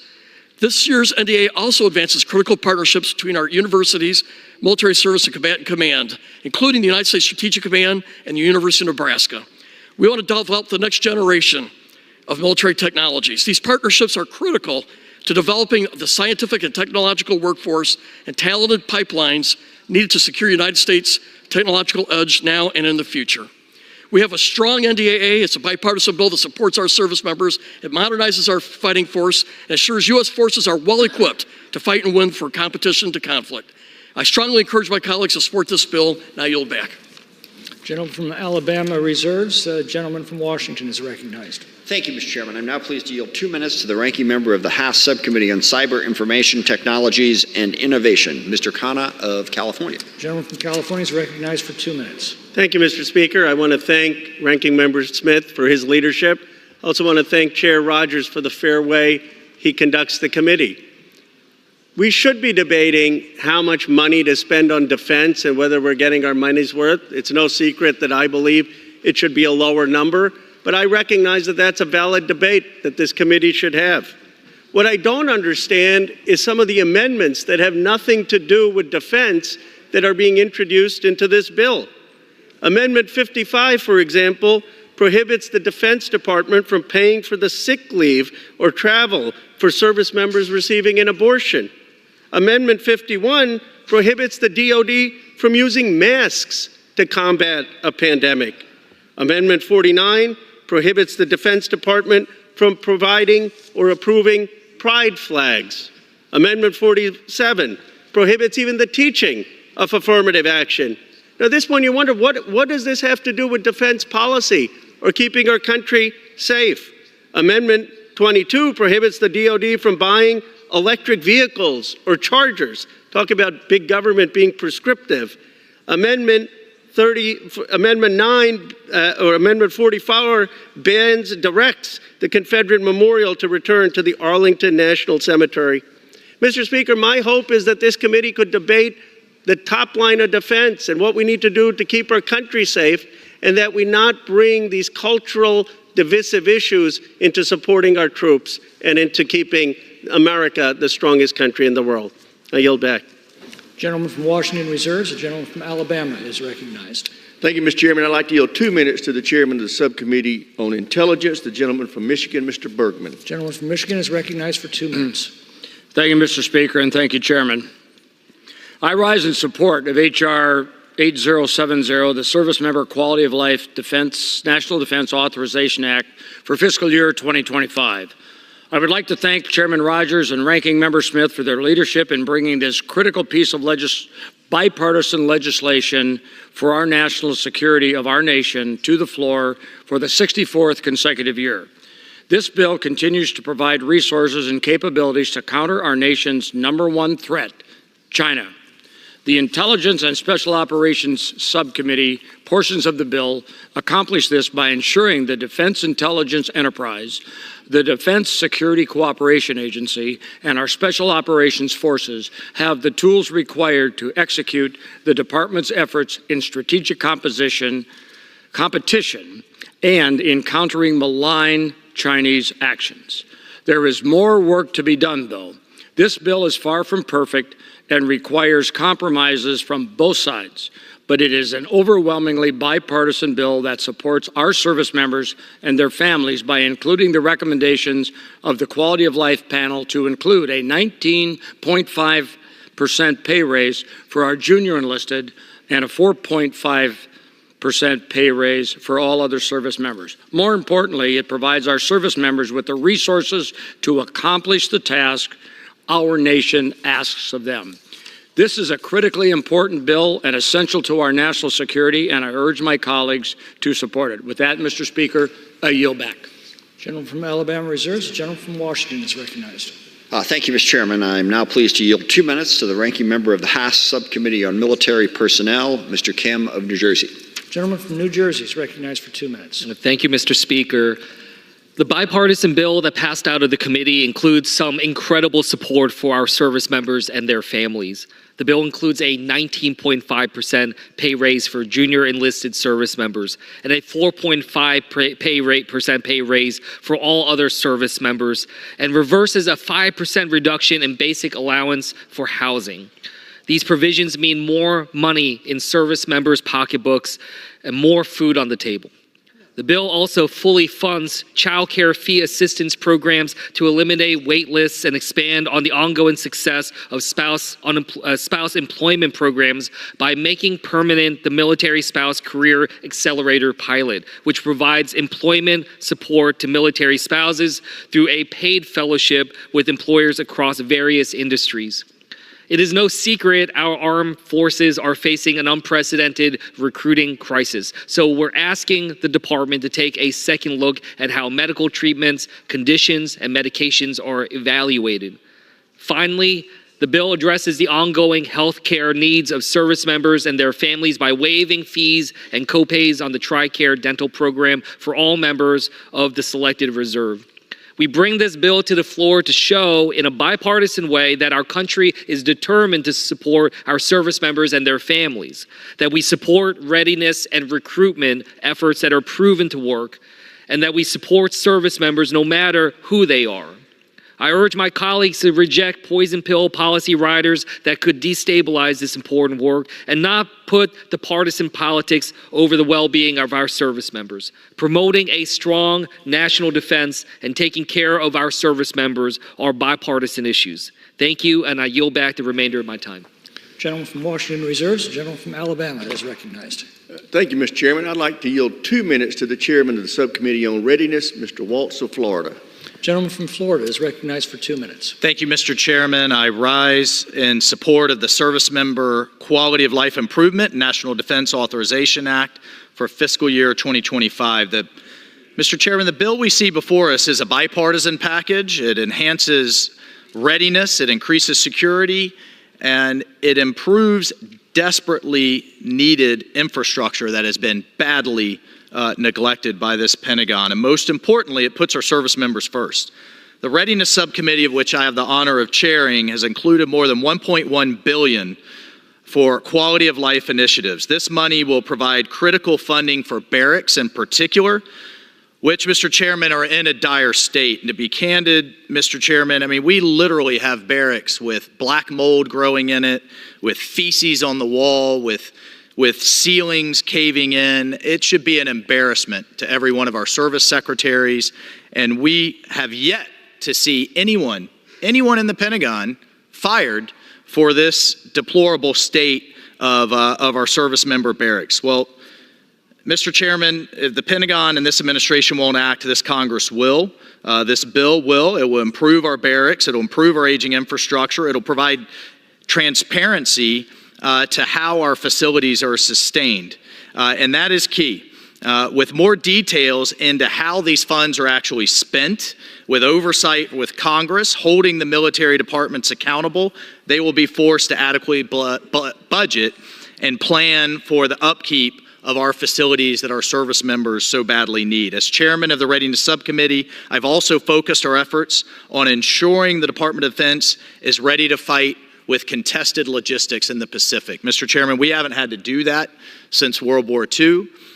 Frankly, I think we are taking our logistics infrastructure for granted, but we now have an adversary in the Chinese Communist Party that can contest it, that could go after it, and we have to be able to project forward and defend those assets. This bill will do that, and the bill authorizes over $650 million in Indo-PACOM priorities that were left unfunded by the president's budget. I don't know why the president left our priority theater unfunded to the tune of $650 million, but I know this bill will go a long way to fixing that oversight. It also fully funds military exercises with our allies. Gentleman's time has expired. The Department of Defense eliminate reliance on Russian energy for our installations, and I encourage my colleagues to support this bill. The gentleman from Alabama reserves. Reserves, yes. The gentleman from Washington is recognized. I reserve at this time. Gentleman reserves. Gentleman from Alabama is recognized. Mr. Chairman, at this time I'd like to yield 90 seconds to a friend and colleague from my committee, Mr. Gates of Florida. The gentleman from Florida is recognized for 90 seconds. Thank you, Mr. Chairman. I rise in support of the NDA, which is admittedly a work in progress. We've seen in prior years the conference process produce even more wins for our military families, like the paid family leave. It's my hope that we'll look at restoration of rank and back pay for service members who were forced out. But the wins in this bill for military families ought to inspire every member of this body to vote for the NDAA. And I would particularly draw attention to the investments in childcare. I hear about childcare at almost every installation in the country I visit, and the investment we're making in over $200 million brings us directionally correct caring for those military families. It's critically important to vote for. I would also point to the boost in compensation for our junior enlisted, and also the over $600 million investment in housing. When we take care of these quality of life issues for our military families, we see a direct positive impact in our readiness, in our retention, in our recruitment, all the things that I know unite us in a bipartisan fashion. We should vote for this bill, and then we should continue our great work to make it even better. Thank you, Mr. Chairman. I yield back. I reserve. Gentleman from Alabama reserves. The gentleman from Washington is recognized. I continue to reserve, Mr. Chairman. Gentleman reserves. Gentleman from Alabama is recognized. Thank you, Mr. Chairman. This time I'd like to yield 2 minutes to Mr. Whitman of Virginia. The gentleman from Virginia is recognized for 2 minutes. Well, I thank the chairman for yielding. And, this bill comes at a really crucial time for our nation. Along with many of my colleagues that were at the commemoration of the 80th anniversary of D-Day invasion there in Normandy, France, we should all be reminded of the sacrifice that we ask of each of our service members as they work hard every day to protect our nation. This bill puts a primary and bipartisan focus on the quality of life for our service members and their families. It includes a 19.5% pay raise for our junior enlisted. The bill also fully funds military housing, which is critically important these days. This bill also requires that service members be promoted on their abilities, not on contrived bureaucratic initiatives. For these reasons, it's not surprising that a multitude of key military organizations, including Blue Star Families, Military Officers Association of America, and the National Military Families Association, all support this bill.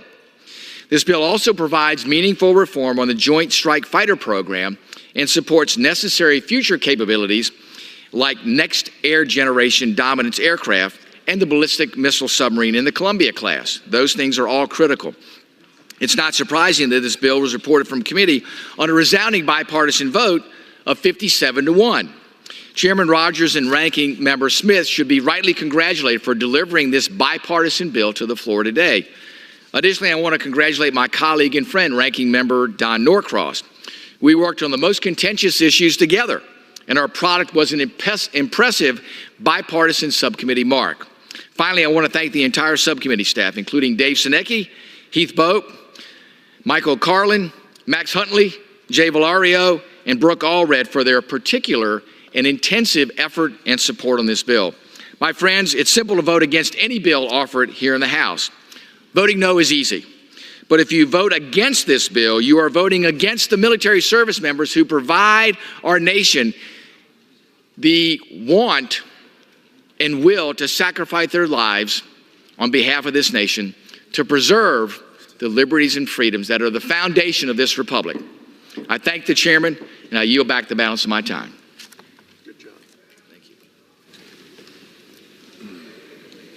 Gentleman from Alabama Reserve. Reserve.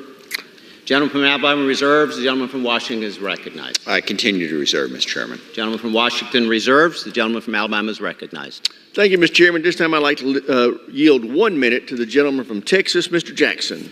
The gentleman from Texas is recognized for 1 minute. Thank you, Mr. Speaker. First, I want to thank the chairman for his leadership in crafting such a powerful defense bill that takes transformational strides to improve the quality of life for our service members. As a former service member and as a father and father-in-law of active duty members, I understand how truly important this is.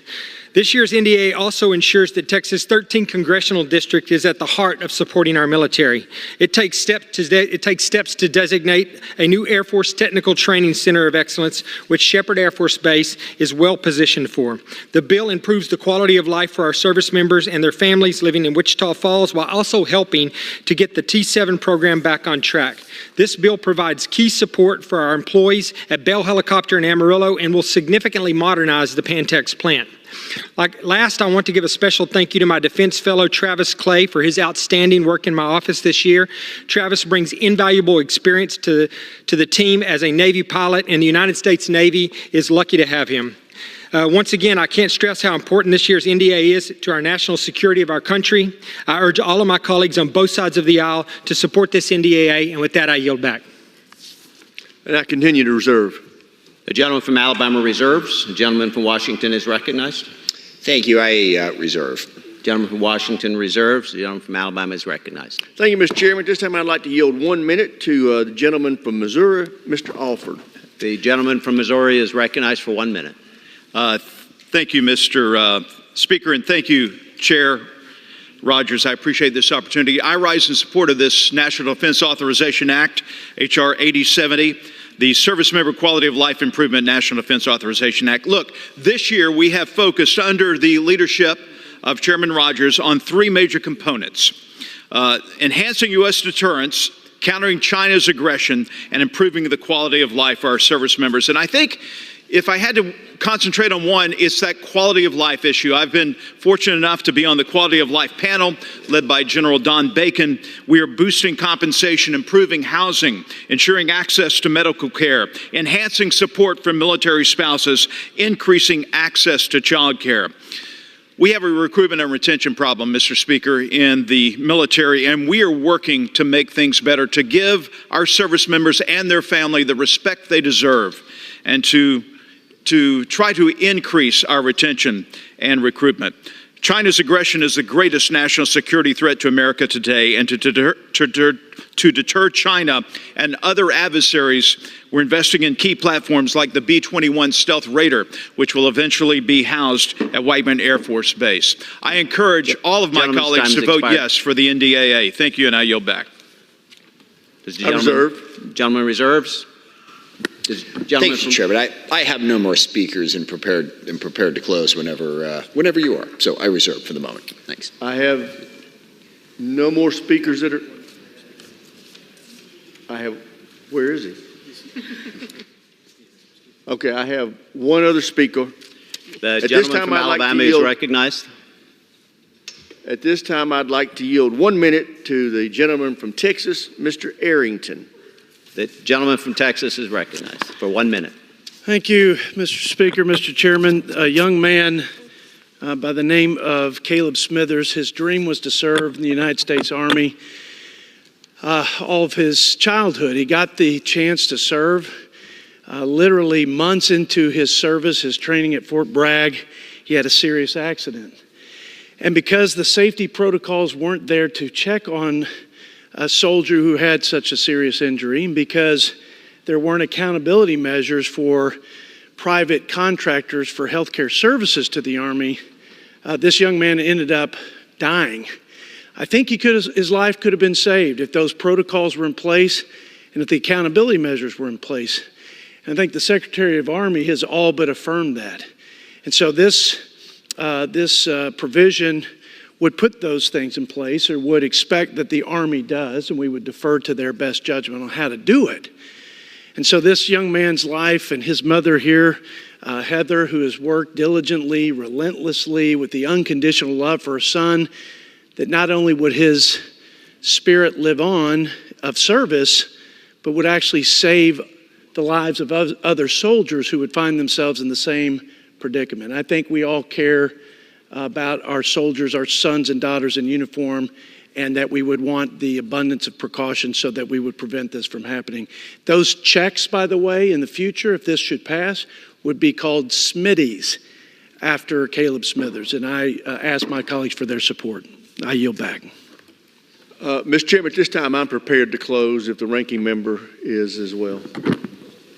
The gentleman from Washington is recognized. Thank you, Mr. Chairman. I yield myself the balance of our time. I really don't have a lot more to add from my opening statement. I think we have produced an excellent product out of committee. I just want to mention one thing, and that is I think it's really important. We have passed the NDAA 64 consecutive years. Sorry, I lost track at this point. 64.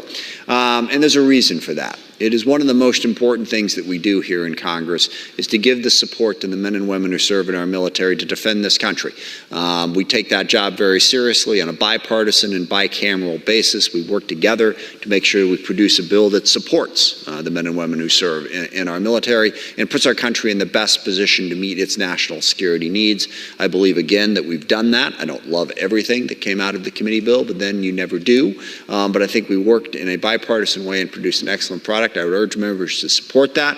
I would also urge members to reject any of the amendments that will make this needlessly divisive. And I will say, we do not have a woke military. And frankly, I am offended every time I hear members come down here and claim that we do. We have the best fighting force in the world, and if you talk to the men and women who serve, they will tell you that they work very well together and they deal with the challenges they face in a way that would make us all proud. What we do have is an effort to make sure that we include everybody in the military, that we recruit from across the country, from across diverse populations, that we include women in a meaningful way in the military so that we can take advantage of the talent that women would bring to the military and do bring to the military. So I hope we will not go too far down the road of denigrating our military as being somehow woke and weak. It is neither. We need to continue to support it in the excellent job that the military does and the men and women who serve and their families who support them do for our country. So I urge us to support this bill, reject divisive amendments, get us the bipartisan product that we produced out of committee. And with that, I yield back. The gentleman yields the balance of its time. The gentleman from Arkansas is recognized. Alabama, sorry. We all talk the same. Thank you, Mr. Chair. First, I want to thank the ranking member, my friend, Mr. Smith, who has been an outstanding partner. And the Democrat staff has been very, very good to work with in fashioning this bill in a bipartisan fashion with our Republican staff. And I want to thank them for doing that once again. I take great pride in the fact that our country, for 63 years, consecutive years, has found a way to pass the National Defense Authorization Act, no matter which party's in the majority, no matter which party's in the White House, and that speaks well of our country.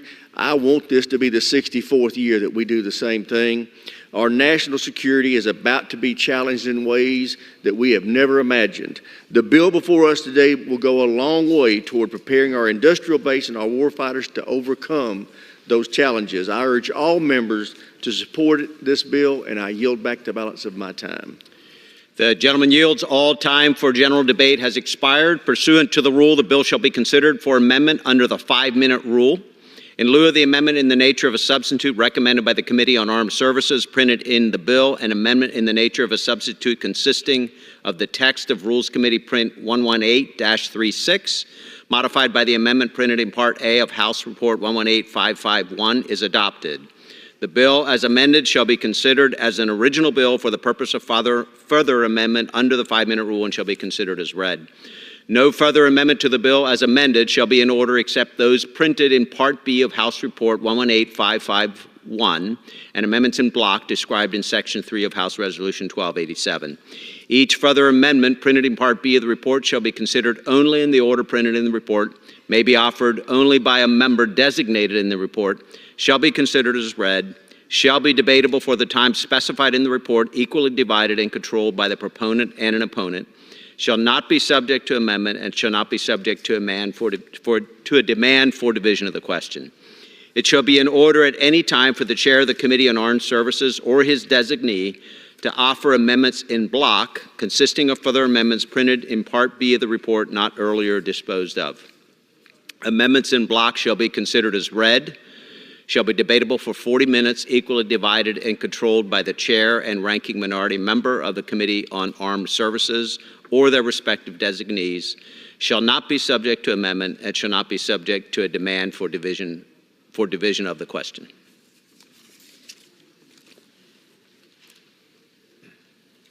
It is now in order to consider amendment number 1, printed in Part B of House Report 118-551. For what purpose does the gentleman from Alabama seek recognition? Mr. Chair, I rise as the designee of the gentleman from Texas, and I have an amendment at the desk. The clerk will designate the amendment. Amendment number 1, printed in Part B of House Report number 118-551, offered by Mr. Rogers of Alabama. Pursuant to House Resolution 1287, the gentleman from Alabama, Mr. Rogers, and a member opposed each will control 5 minutes. The chair recognizes the gentleman from Alabama. Thank you, Mr. Chairman. I yield myself such time as I may consume. This amendment would require the Air Force to begin restoring nuclear capabilities to the B-52 bombers that had this capability removed under the New START Treaty. The treaty expires in 2026, and the prospect of Russia coming to the table for serious arms control discussions is incredibly unlikely. So we need to be prepared to face a nuclear environment without any treaty limitations. That's what this amendment does. It takes reasonable steps to ensure that we are prepared for a future threat environment that is more competitive and unconstrained by treaties. I urge my colleagues to support the amendment and yield the balance of my time. Does the gentleman reserve? I yield. The gentleman yields. For what purpose does the gentleman from Washington rise? Thank you. In a little while. Department of Defense is not interested in doing this. What they're interested in doing is investing in the B-21, which is the next generation nuclear-capable bomber. This would cost a great deal of money. Also, they are currently trying to extend the life of a number of B-52s out to 2050, which they're confident they can do. This would be another added expense to that. I think we should look at this issue a little bit more before we require the Department of Defense to go down that route, and I would urge a no vote. And with that, does the gentleman yield? I just wanted to make sure. But yes, I yield back the balance of my time. The gentleman yields. The question is on the amendment offered by the gentleman from Alabama. Those in favor say aye. Those opposed say no. In the opinion of the chair, the ayes have it. The amendment is agreed to.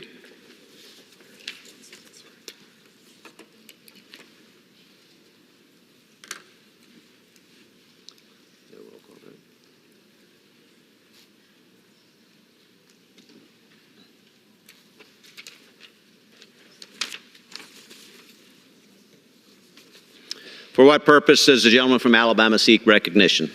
Mr. Chairman, pursuant to H.Res. 1287, I offer amendments in block. The clerk will designate the amendments in block. En bloc consisting of amendments numbered 2, 3, 7, 11, 12, 13, 15, 16, 17, 19, 20, 25, 27, 29, 30, 31, 32, 33, 59, 60, 62, 63, 64, 65, 66, 67, 68, 69, 70, 71, 72, 73, 74, 75, 76, 77, 78, 79, 80, 81, 82, 83, 84, 85, 86, 87, 88, 89, 90, 91, 92, 93, 94, 95, 96, 97, 98, 99, 100, 101, 102, 103, 104, 105, 106, 107, 108, 109, 110, 111, 112, 113, 114, 115, 116, and 117, printed in Part B of House Report Number 118-551, offered by Mr. Rogers of Alabama. Pursuant to House Resolution 1287, the gentleman from Alabama, Mr. Rogers, and the gentleman from Washington, Mr. Smith, each will control 20 minutes. The chair recognizes the gentleman from Alabama. Thank you, Mr. Chairman. At this time, I'd like to yield 1½ minutes to the gentlewoman from Missouri, Ms. Wagner. The gentleman from Missouri is recognized for 1½ minutes. I thank you, Mr. Speaker, and I want to thank the chairman for once again defense.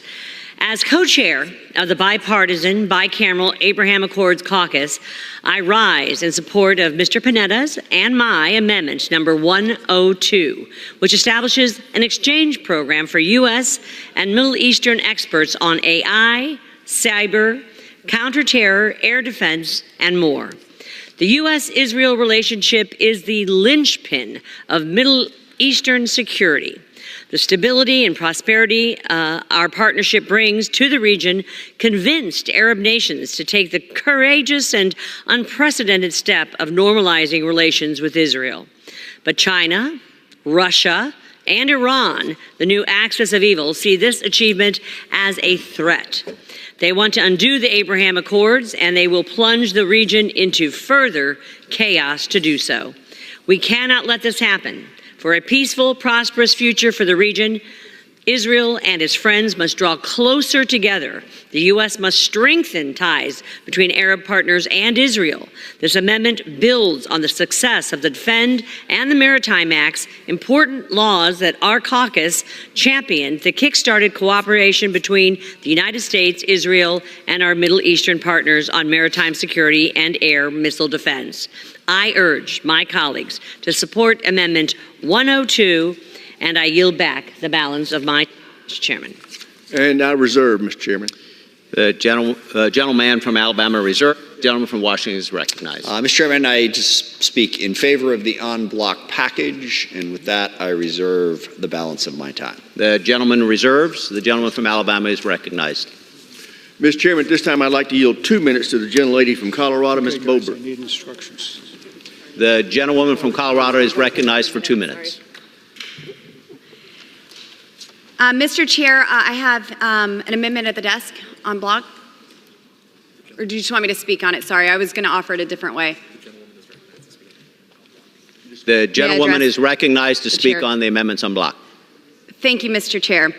I rise in favor of my amendment, which prohibits the Department of Defense from contracting with entities that are engaged in a boycott of the State of Israel.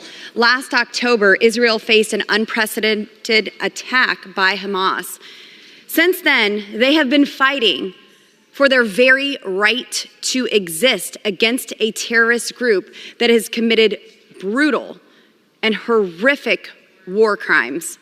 Hamas is responsible for slaughtering babies, using children as human shields, raping Israeli women, executing parents in front of their children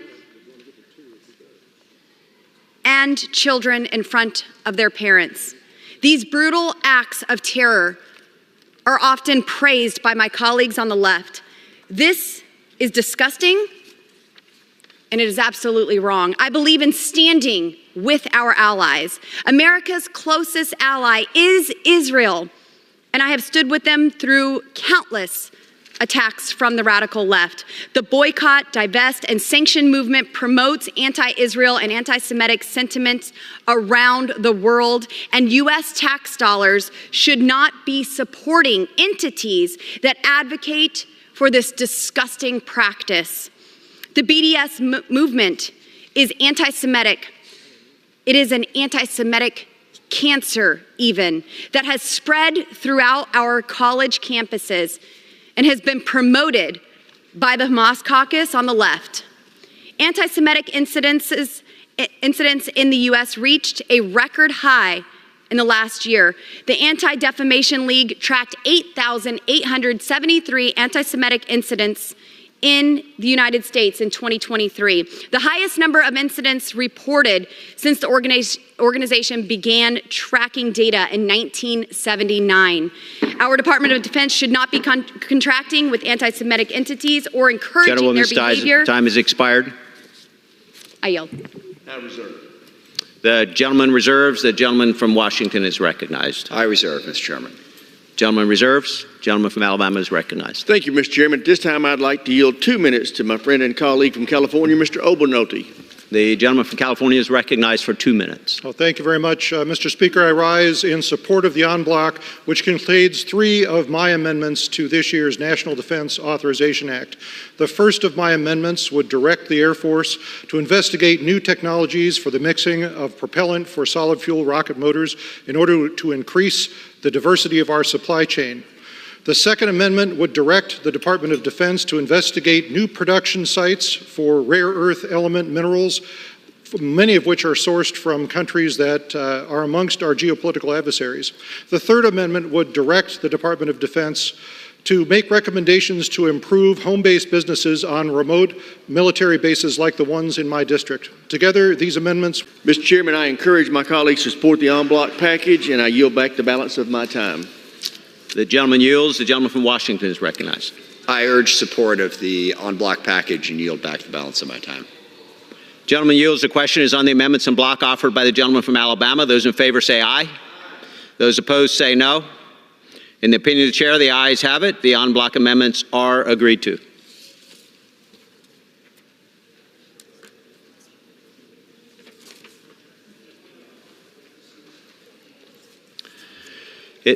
It is now in order to consider amendment number 5, printed in Part B of House Report 118-551. For what purpose does the gentleman from Florida seek recognition? Mr. Speaker, I have an amendment at the desk.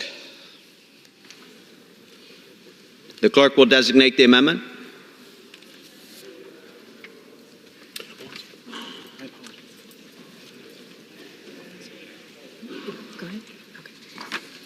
Amendment number 5, printed in Part B of House Report number 118-551, offered by Mr. Mast of Florida. Pursuant to House Resolution 1287, the gentleman from Florida, Mr. Mast, and a member opposed, each will control 5 minutes. The chair recognizes the gentleman from Florida.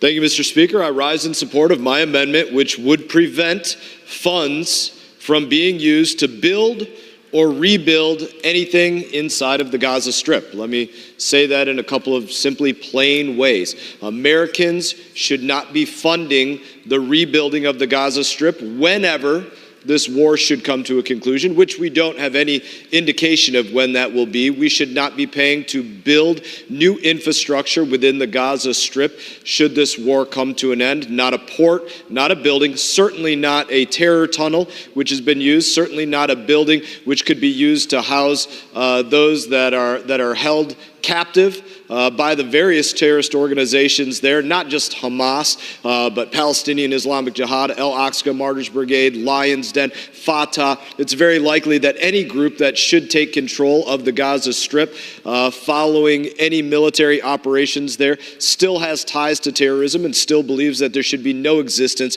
of a Jewish Israeli state. In that, I will just say again one more time, I rise in support of my amendment, which would prevent any funds from being used to build or rebuild anything inside of the Gaza Strip, and I reserve the balance of my time. The gentleman reserves. For what purpose does the gentleman from Washington seek recognition? I rise to claim the time in opposition to the amendment. The gentleman is recognized for 5 minutes. Thank you, Mr. Chairman. I oppose this amendment for several different reasons. First of all, it's not 100% clear on what exactly constitutes funds to build or rebuild. This body did just approve a month or so ago a large package that included humanitarian assistance to deal with the war in Gaza. I would not want this to restrict that. And if it's not meaning to restrict that, there are no funds in the fiscal 25 budget to rebuild in Gaza. So it's restricting something that isn't happening. But more broadly, I think the entire argument behind this amendment is misplaced.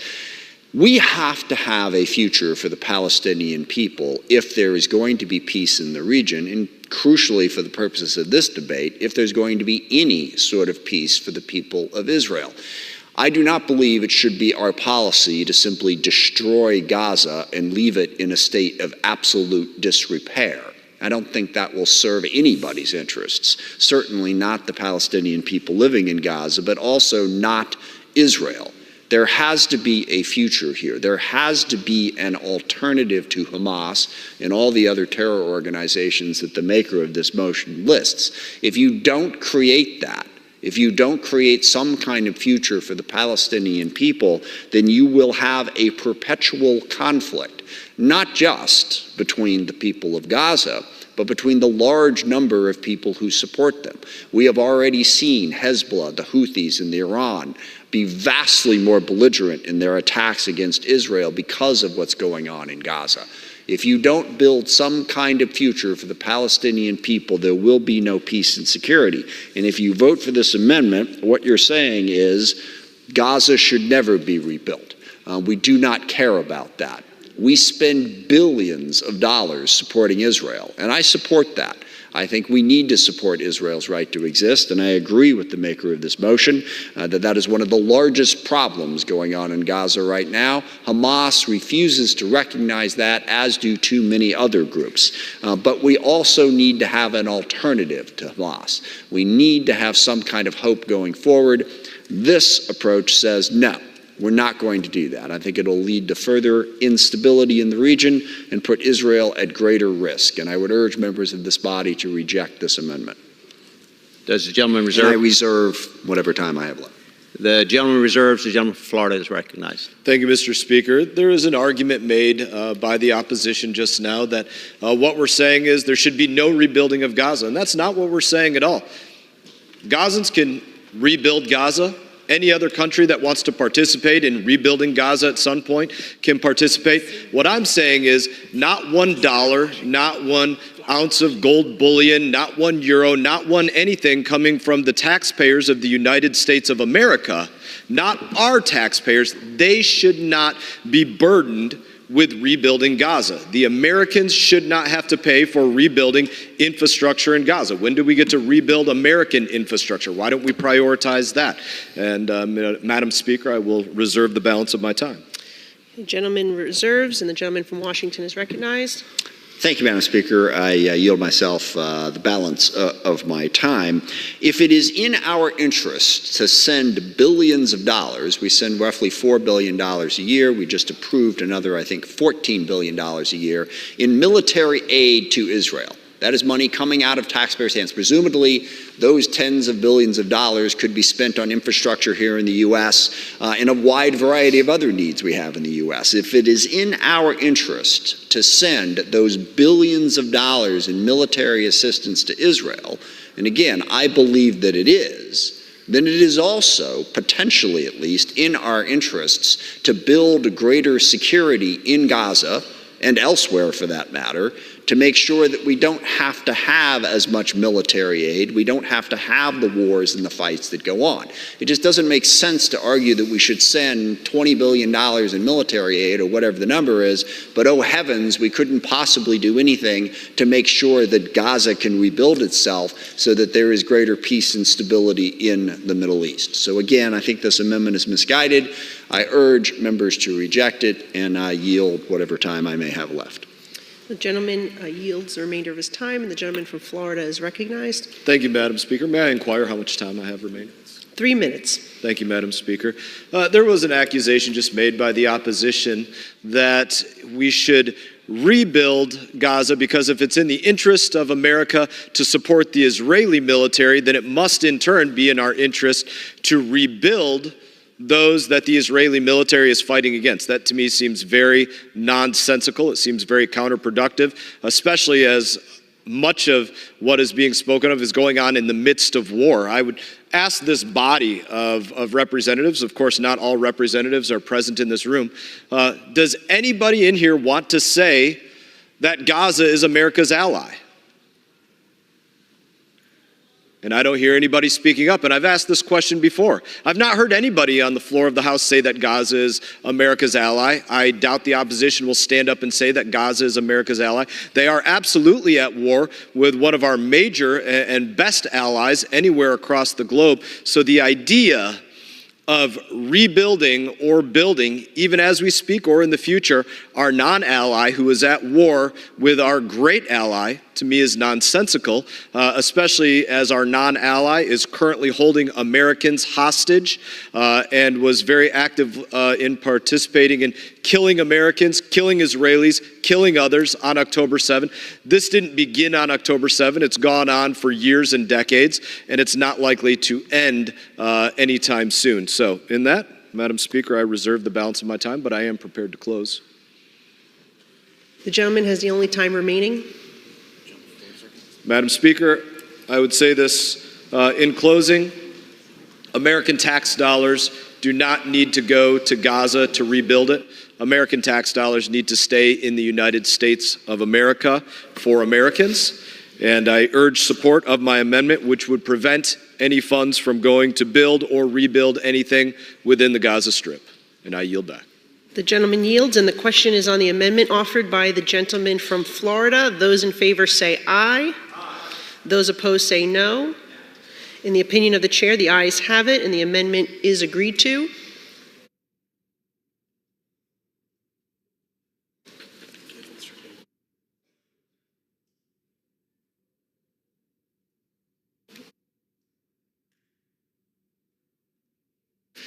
It is now in order to consider Amendment Number 6, printed in Part B of House Report 118-551. For what purpose does the gentleman from Tennessee seek recognition? I have an amendment at the desk. The clerk will designate the amendment. Amendment Number 6, printed in Part B of House Report Number 118-551, offered by Mr. Ogles of Tennessee.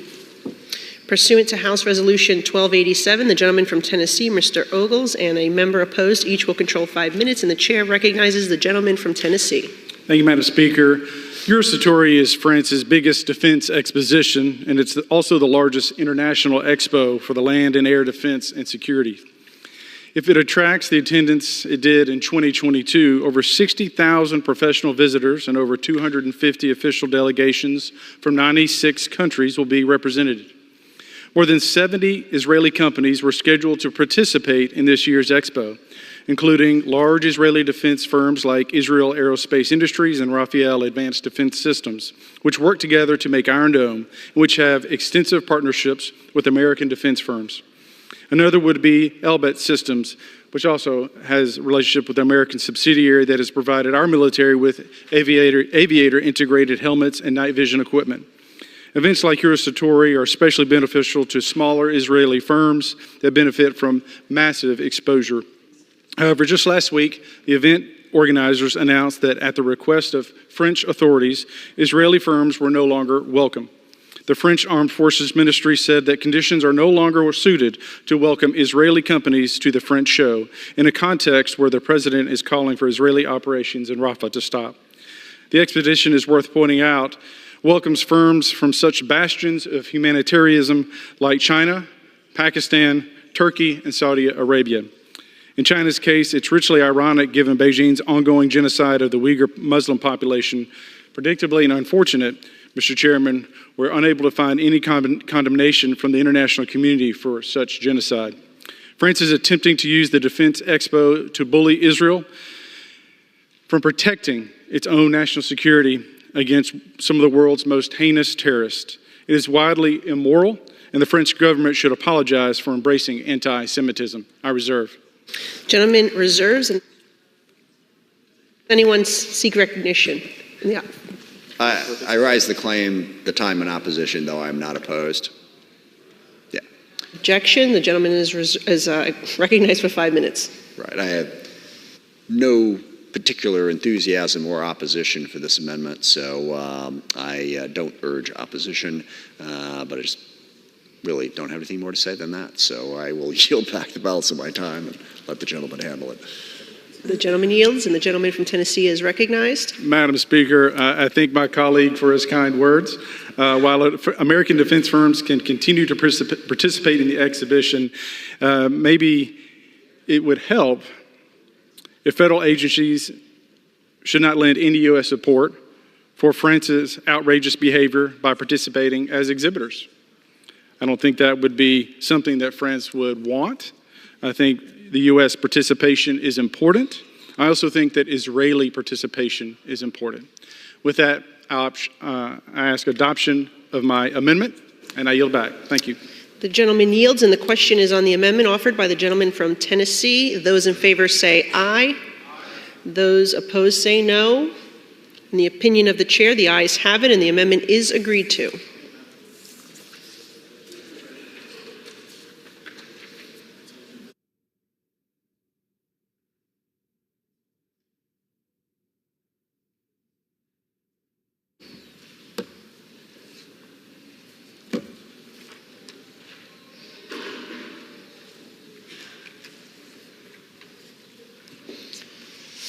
It is now in order to consider amendment number 8, printed in Part B of House Report 118-551. For what purpose does the gentleman from Florida seek recognition?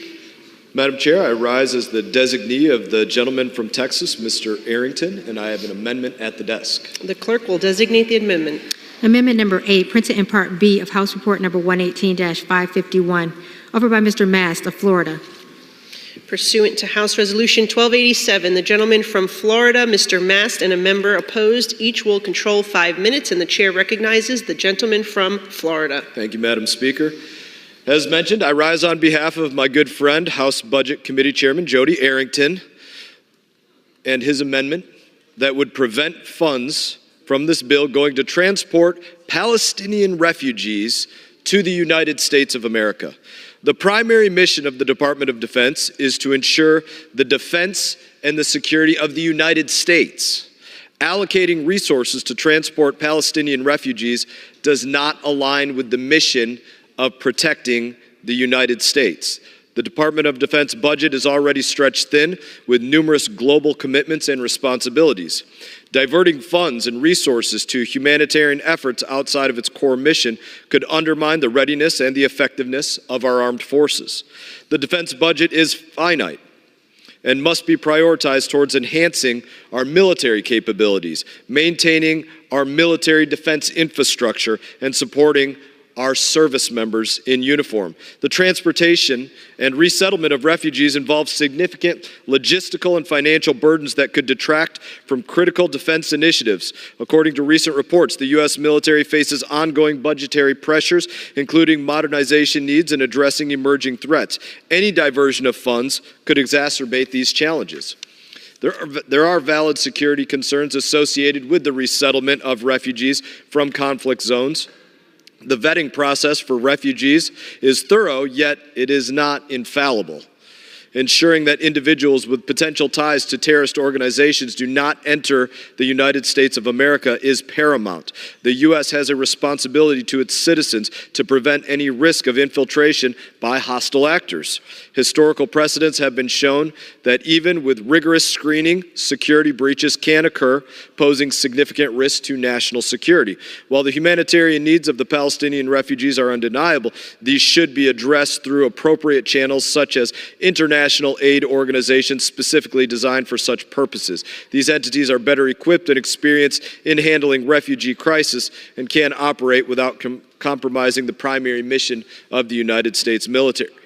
In conclusion, the transportation of Palestinian refugees by the Department of Defense is not strategically sound, financially prudent, or a secure course of action. I urge my colleagues to consider these points carefully and to ensure that the defense budget remains focused on its essential purpose, the defense and the security of the United States of America. And I reserve the balance of my time. Gentleman reserves. For what purpose does the gentleman from Washington rise? I rise to claim the time in opposition and yield myself such time as I may consume. The gentleman is recognized for 5 minutes. Thank you very much. This is actually an amendment that was defeated on a bipartisan vote in the House Armed Services Committee. There are no plans for the Department of Defense to participate in any resettlement process at this point. It is possible that it could come up, and that could be something that would be necessary and helpful. So precluding it doesn't really make a lot of sense. We have in the past, in different sets of circumstances, certainly in Afghanistan, had some DoD assets participate in the resettlement of refugees, some aspect of it.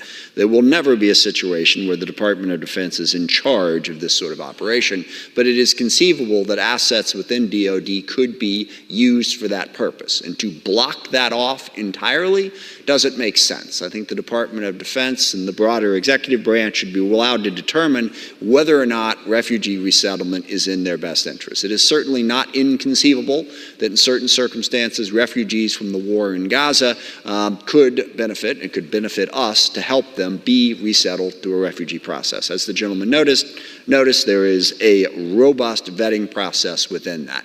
But more than anything, the general tone of this amendment and the previous amendment that we had, not the previous, the one before that, about rebuilding in Gaza, seems to take the opinion that every single Palestinian living in Gaza is an enemy of the U.S. and an enemy of Israel.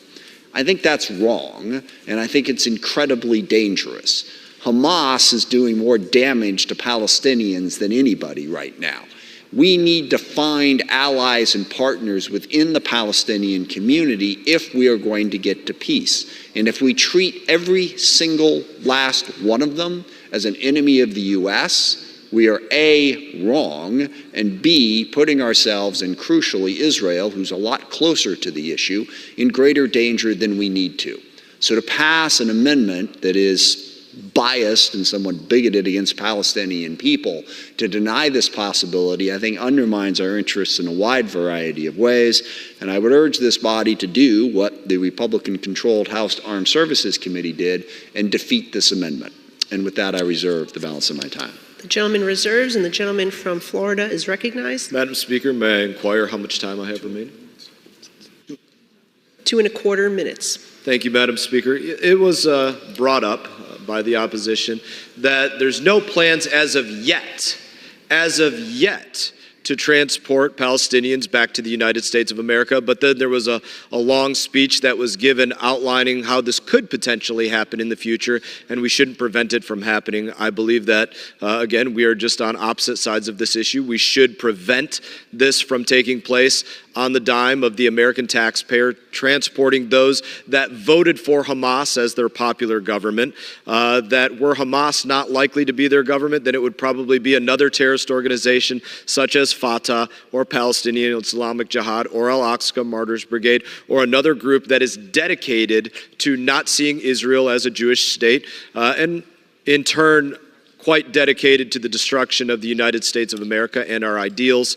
And I will go back to something, since the previous debate was brought up, that I brought up in the previous debate. I have not heard anybody in this body as of yet say that the people of Gaza are an ally of the United States of America. And as such, we should stand strong, stand firm with our ally Israel, not transport our non-ally who is at war with our ally into our country, and make sure that no resources are being used to do so.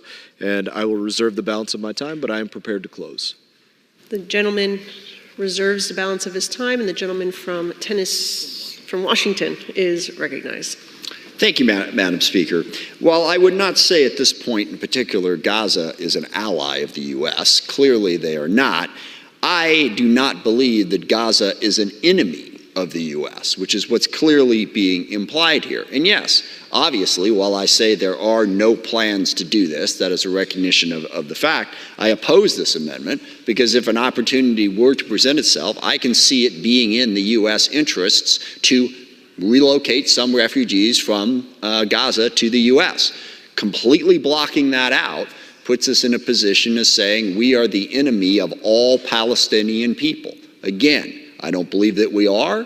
I don't believe that all Palestinian people see us as an enemy. And to view it that way, I think puts us in a very, very dangerous position and puts Israel in a very dangerous position. There are plenty of people in Gaza, plenty of people in the West Bank, plenty of Palestinians that we can work with to build a better, more peaceful future. To totally block off any possibility of that, even while recognizing the current conflict, and again, strongly support Israel, strongly support them in this fight against Hamas. No question about that. But what this amendment and the other amendment seems to do is to suggest that we are against all the Palestinian people and there is no hope for them whatsoever. And I think that's wrong. So again, I think we should reject this amendment. I reserve balance of my time. The gentleman reserves, and the gentleman from Florida is recognized. Thank you, Madam Speaker. I would reject the idea that because we should not allow Palestinians into the United States of America, that there is no hope for them. America has a great history of addressing any problems within our country and building and rebuilding and fighting to make our own country great. And I believe that the people of any other country should work to do that within their own borders as well. I would also encourage this body to very much remember this. It's very loosely thrown around, the term innocent Palestinian civilians. Of course, there are innocent Palestinian civilians, but we live in a world where so much of the media and Hamas and others want us to believe that because somebody is under the age of 18 or over the age of 45 or a female, that we should assume they are an innocent Palestinian civilian just because they're not wearing a black hood and a green bandana of Hamas. And that is not the real world. And Madam Speaker, I reserve the balance of my time. The gentleman's time has expired, and the gentleman from Washington is recognized. Thank you. I yield myself the balance of my time. And I think, as the gentleman admitted, certainly there are some Palestinians who are not enemies of ours. And if they needed our help, we should put ourselves in a position to help them. This amendment forecloses that possibility. And that's the whole thing, in all instances. And yes, we will absolutely vet anybody. The refugee process does not say just because you're under 18, there's no vetting, or just because you're over 5 or just 45 or just because you're a woman, there's no vetting. There is a vetting process. Whether or not this ever happens, I don't know. But passing an amendment to completely foreclose the possibility, I think, is a mistake. And I would urge members of this body to vote no. And with that, I yield the balance of my time. The gentleman yields the balance of his time, and the question is on the amendment offered by the gentleman from Florida. Those in favor say aye. Aye. Those opposed say no. In the opinion of the chair, the ayes have it. On that, I would request a recorded vote. Pursuant to Clause 6 of Rule 18, further proceedings on the amendment offered by the gentleman from Florida will be postponed.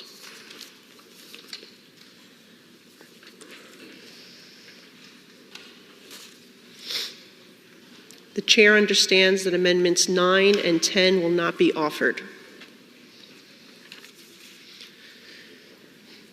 It is now in order to consider amendment number 14, printed in Part B of House Report 118-551. For what purpose does the gentleman from Florida seek recognition? Madam Speaker, I rise as a designee of the gentleman from Tennessee, Mr. Green, and I have an amendment at the desk. The clerk will designate the amendment. Amendment number 14, printed in Part B of House Report number 118-551, offered by Mr. Mast of Florida. Pursuant to House Resolution 1287, the gentleman from Florida, Mr. Mass, and a member opposed each will control 5 minutes, and the chair recognizes the gentleman from Florida. Thank you, Madam Speaker. I rise today with an urgent plea: vote to safeguard the freedom of expression in the United States from the Chinese Communist Party, the CCP. My amendment aims to curb CCP censorship of American films. Now, Hollywood isn't only a time capsule of American culture, but it is not just a time capsule. It is, give me one moment here, as I find the remainder of what I'm looking for.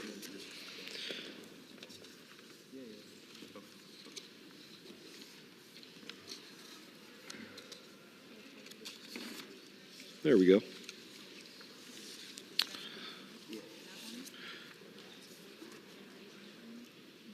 Hollywood is not just a time capsule. It is a place that quite often takes what is going on in the world and portrays it to the entire globe for many years to come.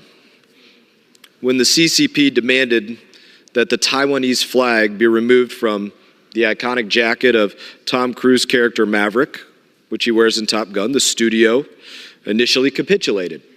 That was forever emblazoned in time. The studio initially capitulated on that, but eventually stood its ground and kept the flag. That was a result of patriotism. One of the highest grossing releases of 2022, with a list of accolades a mile long, including an Oscar. We need more studios like that willing to put Beijing in its place.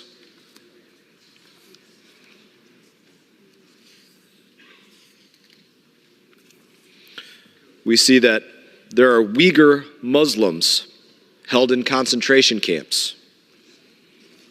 Disney decided to film the live-action version of Mulan in Xinjiang, also at the behest of CC film censors. Disney changed a Tibetan character in Doctor Strange to a Celtic character. This kind of cowardice is basically profit for something that I would call being pathetic. And that's why I'm fighting to pass this amendment, just like we did in last year's NDAA, to make sure that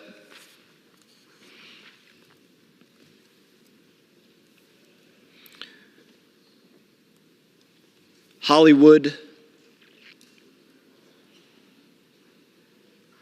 tries better to show the patriotism that the United States of America has always been known for.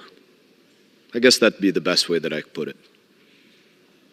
Be the Hollywood that has the back of the United States of America.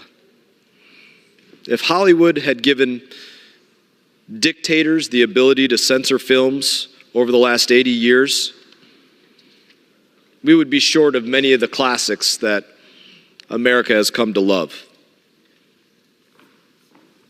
We may not have the same outcomes in some of the conflicts.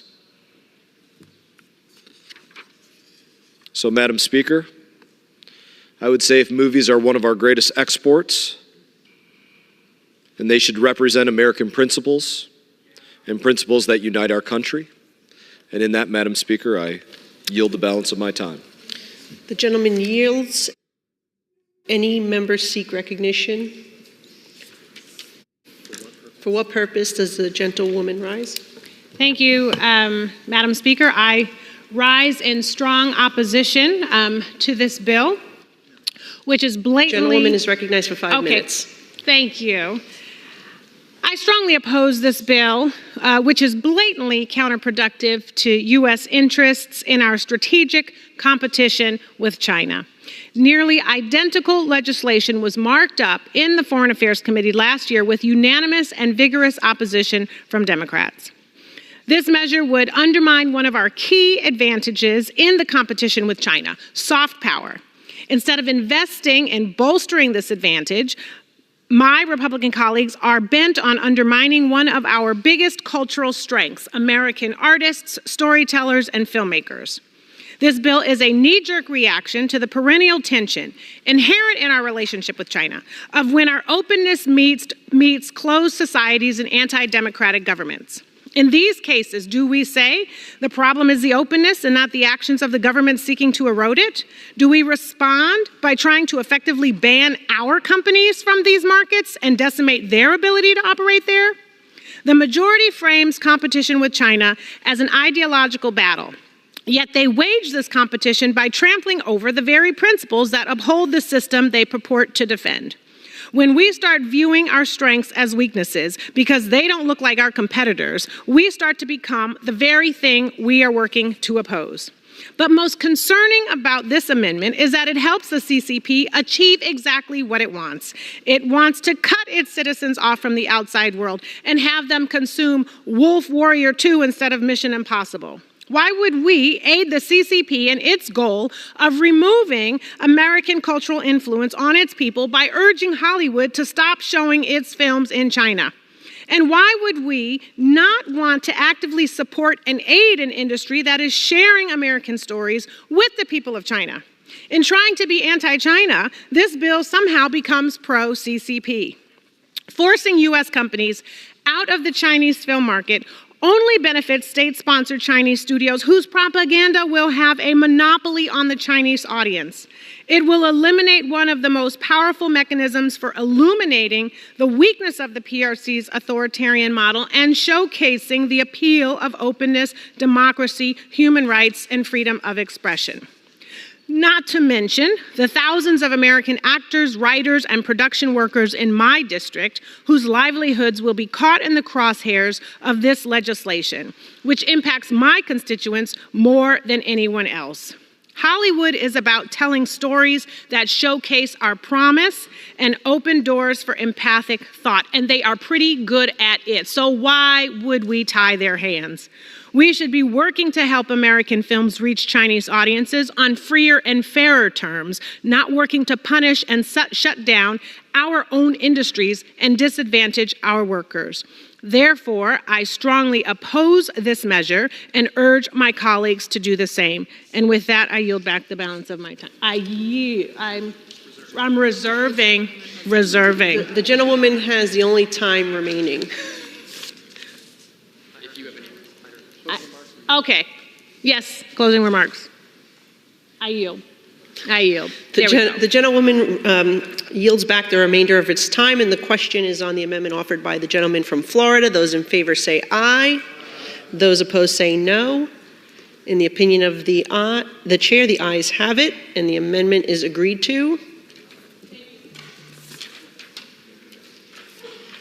The chair understands that amendment number 18 will not be offered.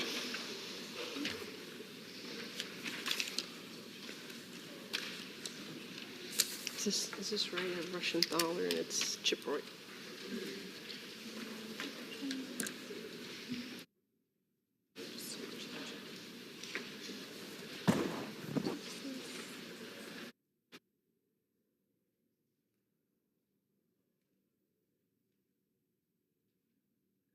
It is now in order to consider amendment number 21, printed in Part B of House Report 118-551. For what purpose does the gentleman from Texas seek recognition? I rise as the designee of the gentleman from Pennsylvania, and I have an amendment at the desk. The clerk will designate the amendment. Amendment number 21, printed in Part B of House Report number 118-551, offered by Mr. Roy of Texas. Pursuant to House Resolution 1287, the gentleman from Texas, Mr. Roy, and a member opposed, each will control 5 minutes, and the chair recognizes the gentleman from Texas. I thank the chair. I do rise on behalf of Mr. Reschenthaler for an important amendment, I believe, that prohibits funds to require travel or transportation under the joint travel regulations for uniformed service to be in a zero-emission vehicle. Now, the issue here is the joint travel regulations implements policy and laws to establish travel and transportation allowances for uniformed service members, Department of Defense civilian employees, and others traveling at the DoD's expense. The joint travel regulations have been trying to promote EVs and other sustainable choice service members to be more green. Now, this amendment, like others that I'm going to offer in my own name, is about restoring the Department of Defense's focus on its actual mission, which is, to carry out war and engage in battle, to kill people and blow stuff up. That's why they exist. The Biden administration's inserted climate politics, as well as all manners of woke social engineering politics, into all aspects of the Department of Defense, weakening its mission, weakening its focus, weakening morale. But importantly in this context, piling up more pressure for EVs that are piling up on lots. Hell, you've got half the rental car companies that are trying to sell off their fleets of EVs because the entire world recognizes the truth, which is they are ineffective for most Americans to be able to carry out their daily lives. And so we're trying to say, hell, get in an EV in Austin, Texas and drive to Midland, except I can't do that. I have to stop. More importantly, they're expensive. In fact, a lot of the rental car companies are getting rid of these vehicles because their costs to repair in a collision are greater. The extent to which they are more difficult to maintain, greater. All of these things are making it difficult for people to engage in commerce, for people to be able to afford their daily lives. And now we're using the Department of Defense to promote more of this kind of agenda. Now you say, Chip, it's like an $800 billion whatever authorization. You've got this massive Department of Defense. Why focus on such an issue where you've got these, requirements in the travel requirements and policies that they go use certain vehicles? Because our men and women in uniform are tired of being used to advance a social engineering experiment. Hell, they can barely afford to live on this planet as it is. And then they want to try to carry out their lives and go travel, and they got to go look at some checkbook of crazy, radical social engineering policies that are undermining our economy, making their lives more difficult, making our Department of Defense less able to carry out their jobs. By the way, you're actually making it to where China gets empowered, all while you're making sure that we continue to have child labor being exploited in the cobalt mines in Africa so that rich white liberals can pat themselves on the back saying, look at me, I drive a Tesla, aren't I important? Aren't I really, just the good-natured liberal that I am, happily running around in Unicornville, destroying the average American's ability to afford their way of life and undermining our military in the process? So I gladly stand up in defense and support of Mr. Rushenthaler's amendment, and I reserve. The gentleman reserves. And for what purpose does the gentlewoman from Virginia rise? Rise to speak to the amendment. And yield myself as much time as I need. The gentlewoman is recognized for 5 minutes. Thank you, Madam Speaker. This amendment is a solution in search of a problem, as there is currently no effort underfoot or planned to require the use of zero-emission vehicles as part of official travel. But the term zero-emission vehicle is very broad, broader than just electronic vehicles. It includes some hybrid electronic vehicles, hydrogen fuel cell vehicles, and any new technology that would replace fossil fuels currently or in the future. And it also would ban things like bicycles and sailboats. And this amendment is written so broadly that if someone went to a rental car company to rent a car and the only thing available was a Tesla, they might not be able to get reimbursed for it, which I don't think is something that we should be micromanaging the Department of Defense, how it does its transportation reimbursement policy. Again, this is a solution in search of a problem. But this is part of House Republicans' broader attack on any effort to address climate change, and they want to divorce climate action from readiness. But we have heard time and time again, particularly from leadership in the Navy, that climate change has an impact on readiness. And the Department of Defense is a contributor to climate change. And so any effort to reduce the reliance on fossil fuels, any effort to reduce the carbon footprint of the military should be rewarded, should be encouraged, and not proactively prohibited in such a broad way that is counterproductive. With that, I reserve the balance of my time. The gentlewoman reserves, and the gentleman from Texas is recognized. I thank the chair. Who benefits from this rush to green, so-called green policy? China, one of our greatest geopolitical adversaries. China accounts for 63% of the world's rare earth mining, 85% of rare earth processing, 92% of rare earth magnet production, 67% of global lithium supply, 73% of cobalt. By the way, again, they get their cobalt and they're relying on child labor to do it. 70% of graphite, 95% of manganese. By the way, what is China doing? While the United States military is busy reducing quote unquote greenhouse gas emissions through crazy policies like this, they're building more coal plants. China's building 2 coal-fired plants a week. We're building none. China has nuclear power. We've built 1 frigging nuclear reactor in my lifetime, and I'm 51 years old, because we're stupid. Literally, we're so stupid you can't even put it into words, that we're allowing our adversaries to have abundant, reliable power, and we're trying to have our guys running around having to go check, oh my gosh, let me look at my checklist. I gotta have an EV. I gotta make sure I'm an EV. Oh, that'll do a lot for climate change. While China's pumping out massive amounts through all of their CO2 producing coal-fired plants all over in China. I reserve. In reserves, and the gentlewoman from Virginia is recognized. Thank you, Madam Chair. Madam Speaker, one thing that we have learned in Virginia is that an all-encompassing approach to energy policy is smart, that it is good for national security, that is good to have energy independence here, and that includes electronic vehicles, that includes wind power, solar power, and not just a myopic view that the only fuel available is fossil fuel. I grew up, I'm a child of Generation X, so I remember Schoolhouse Rock basically saying, energy, we're gonna use it all up. And the more we can move to renewable energy, that's just good common sense. It's good energy policy. It is good transportation policy. It is good for national security. But again, no one has said to anyone in the military, you can only use a zero-emission vehicle. They're not planning to do it. This is an amendment in search of a problem that is counterproductive and could cause harm unintentionally. I reserve the balance of my time. The gentlewoman reserves, and the gentleman from Texas is recognized. Well, look, the bottom line is service members are going to be left stranded thanks to this policy hidden in the DOD's joint travel regulations having to deal with advancing an agenda. That's what we're trying to avoid. We want the Department of Defense, our military, to be focused on its core mission.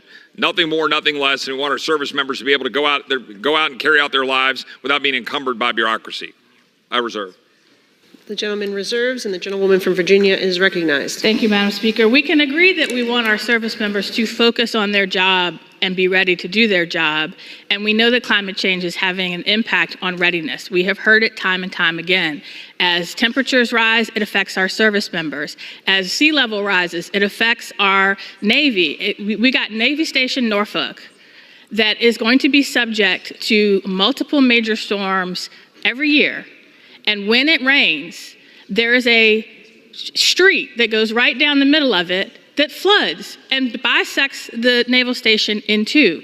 We cannot keep our head in the sand on the impact of climate change on readiness. They're directly related. We need to focus on how to fix that, not look for solutions to problems that don't exist. Thank you, Madam Speaker. I yield back. The gentlewoman yields back her time, and the gentleman from Texas yields back his time.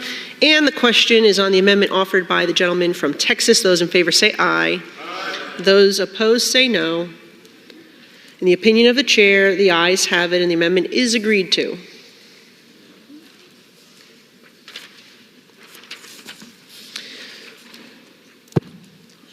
Okay.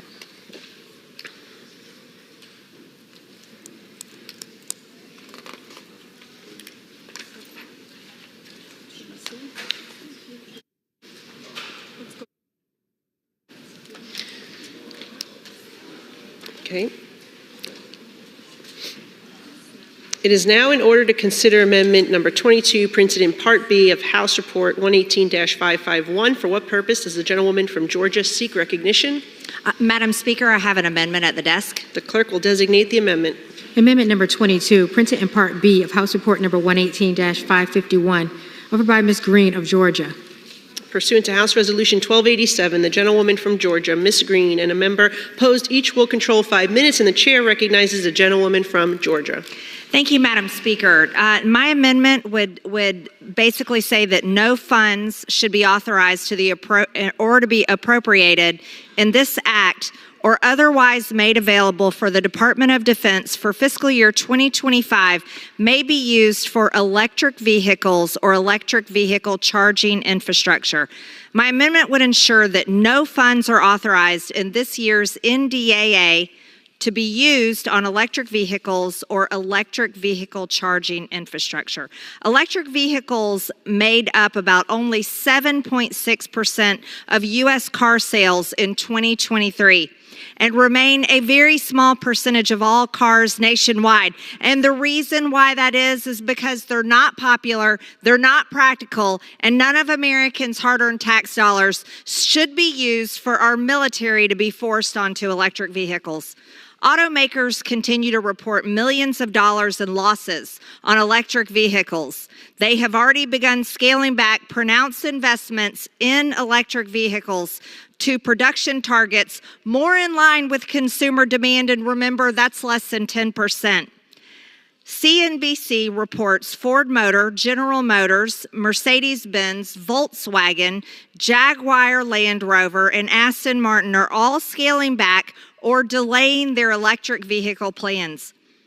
On Earth Day in 2022, a day not traditionally associated with the grand national security pronouncements, Biden said, "We're going to start the process for every vehicle in the United States military. Every vehicle is going to be climate friendly.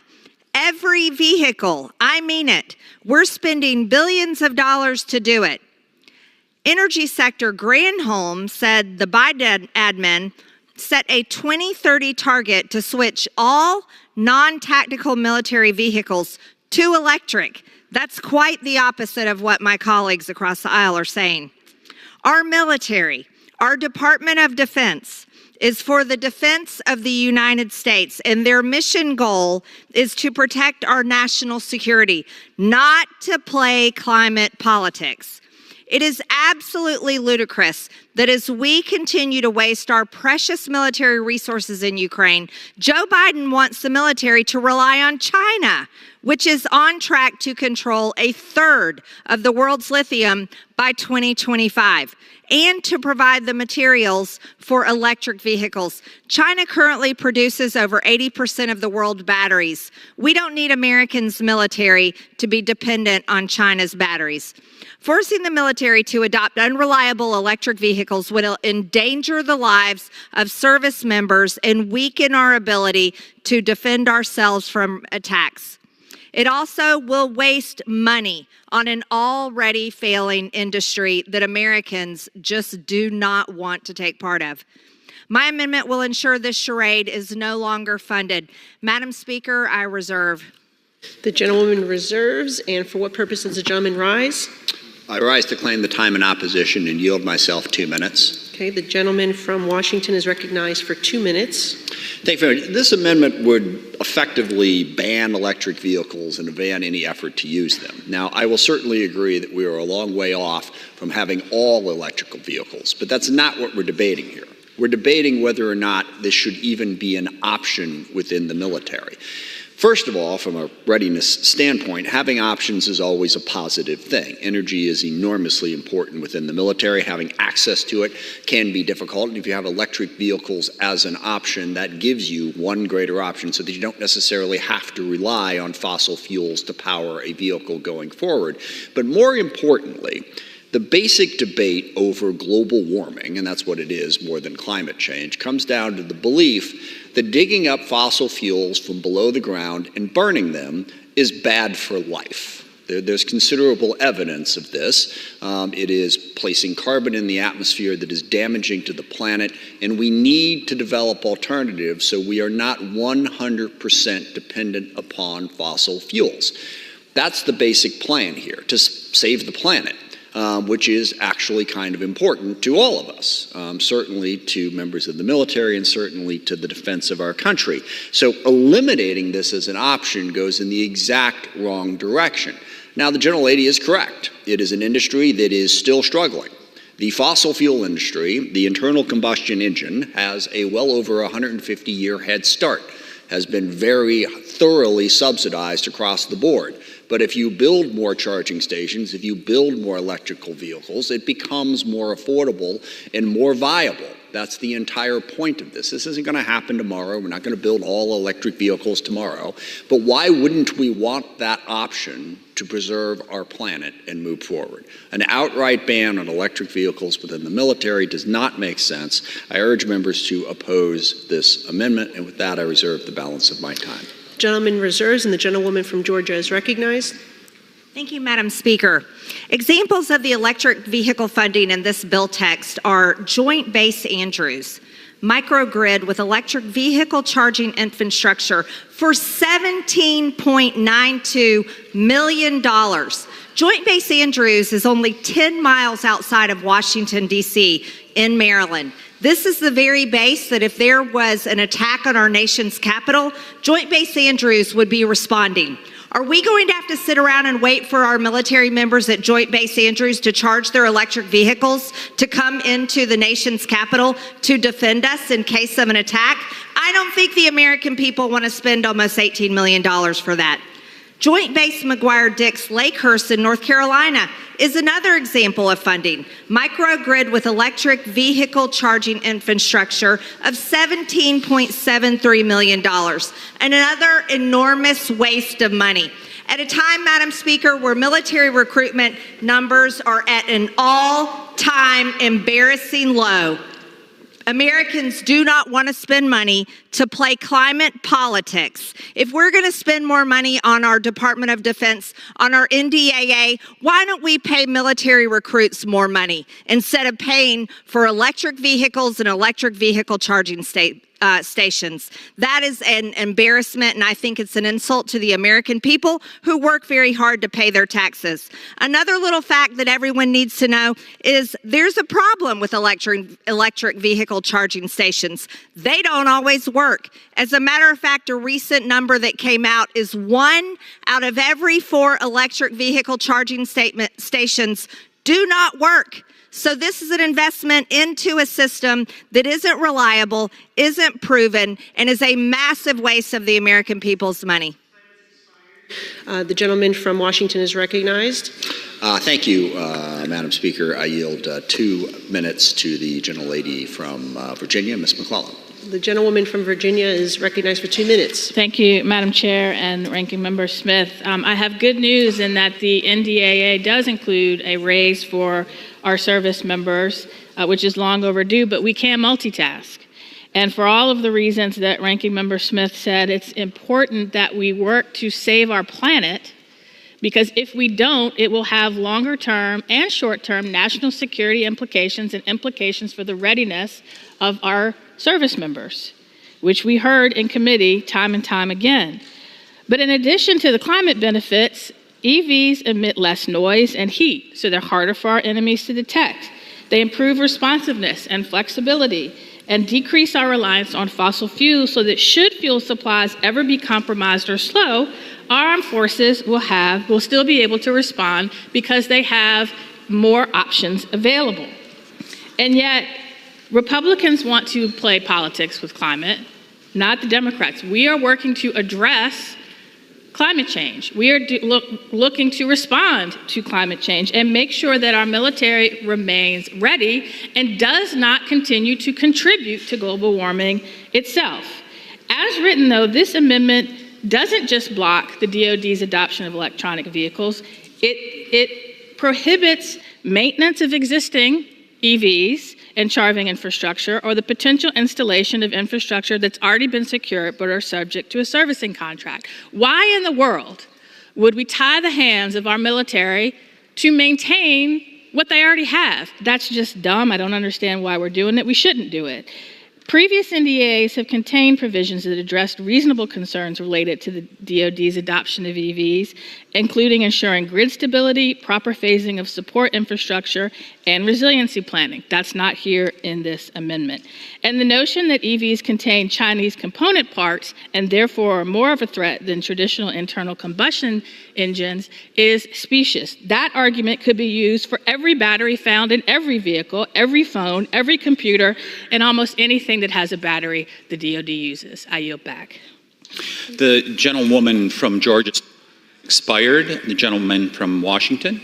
I yield myself the balance of our time. The gentleman is recognized. Thank you. The biggest issue here is we keep hearing about climate politics. It's not climate politics, it's climate policy. And I've reminisced about this before, but back in the 2008 campaign, Republican nominee John McCain and his vice presidential nominee, Sarah Palin, were in favor of addressing climate change. It was a bipartisan agreement. But then Barack Obama had the nerve to get elected president and pursue those policies, and all of a sudden it became partisan. All of a sudden we decided that the planet isn't in fact warming, isn't in fact a problem, so we're just not going to worry about it anymore. But that doesn't change the basic facts that it is warming, and fossil fuels are contributing to that, and developing alternatives is going to be crucial to our national security going forward. This isn't politics, this is basic policy, and the lengths to which people opposed to these basic facts will go never ceases to amaze me, like the argument that, oh my gosh, we can't have electric vehicles come to our aid because they'll be sitting there uncharged. Let me assure you that as basic readiness, they will be charged in the same way that the gas tanks are currently full, okay? It is not impossible to have electric vehicles work and function for us. They're doing it all over the world. Please reject this amendment and understand the need to get us to a more sustainable energy future. Time's expired. The question is on the amendment offered by the gentlewoman from Georgia. Those in favor say aye. Those opposed say no. In the opinion of the chair, the ayes have it. Mr. Chair. For what purposes, the gentleman? I request a recorded vote. The gentleman from Washington requests a recorded vote pursuant to Clause 6 of Rule 18. Further proceedings on the amendment offered by the gentlewoman from Georgia will be postponed.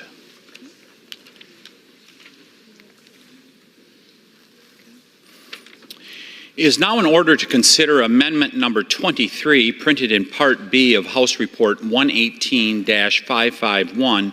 For what purpose does the gentleman from Arizona seek recognition? I have an amendment at the desk.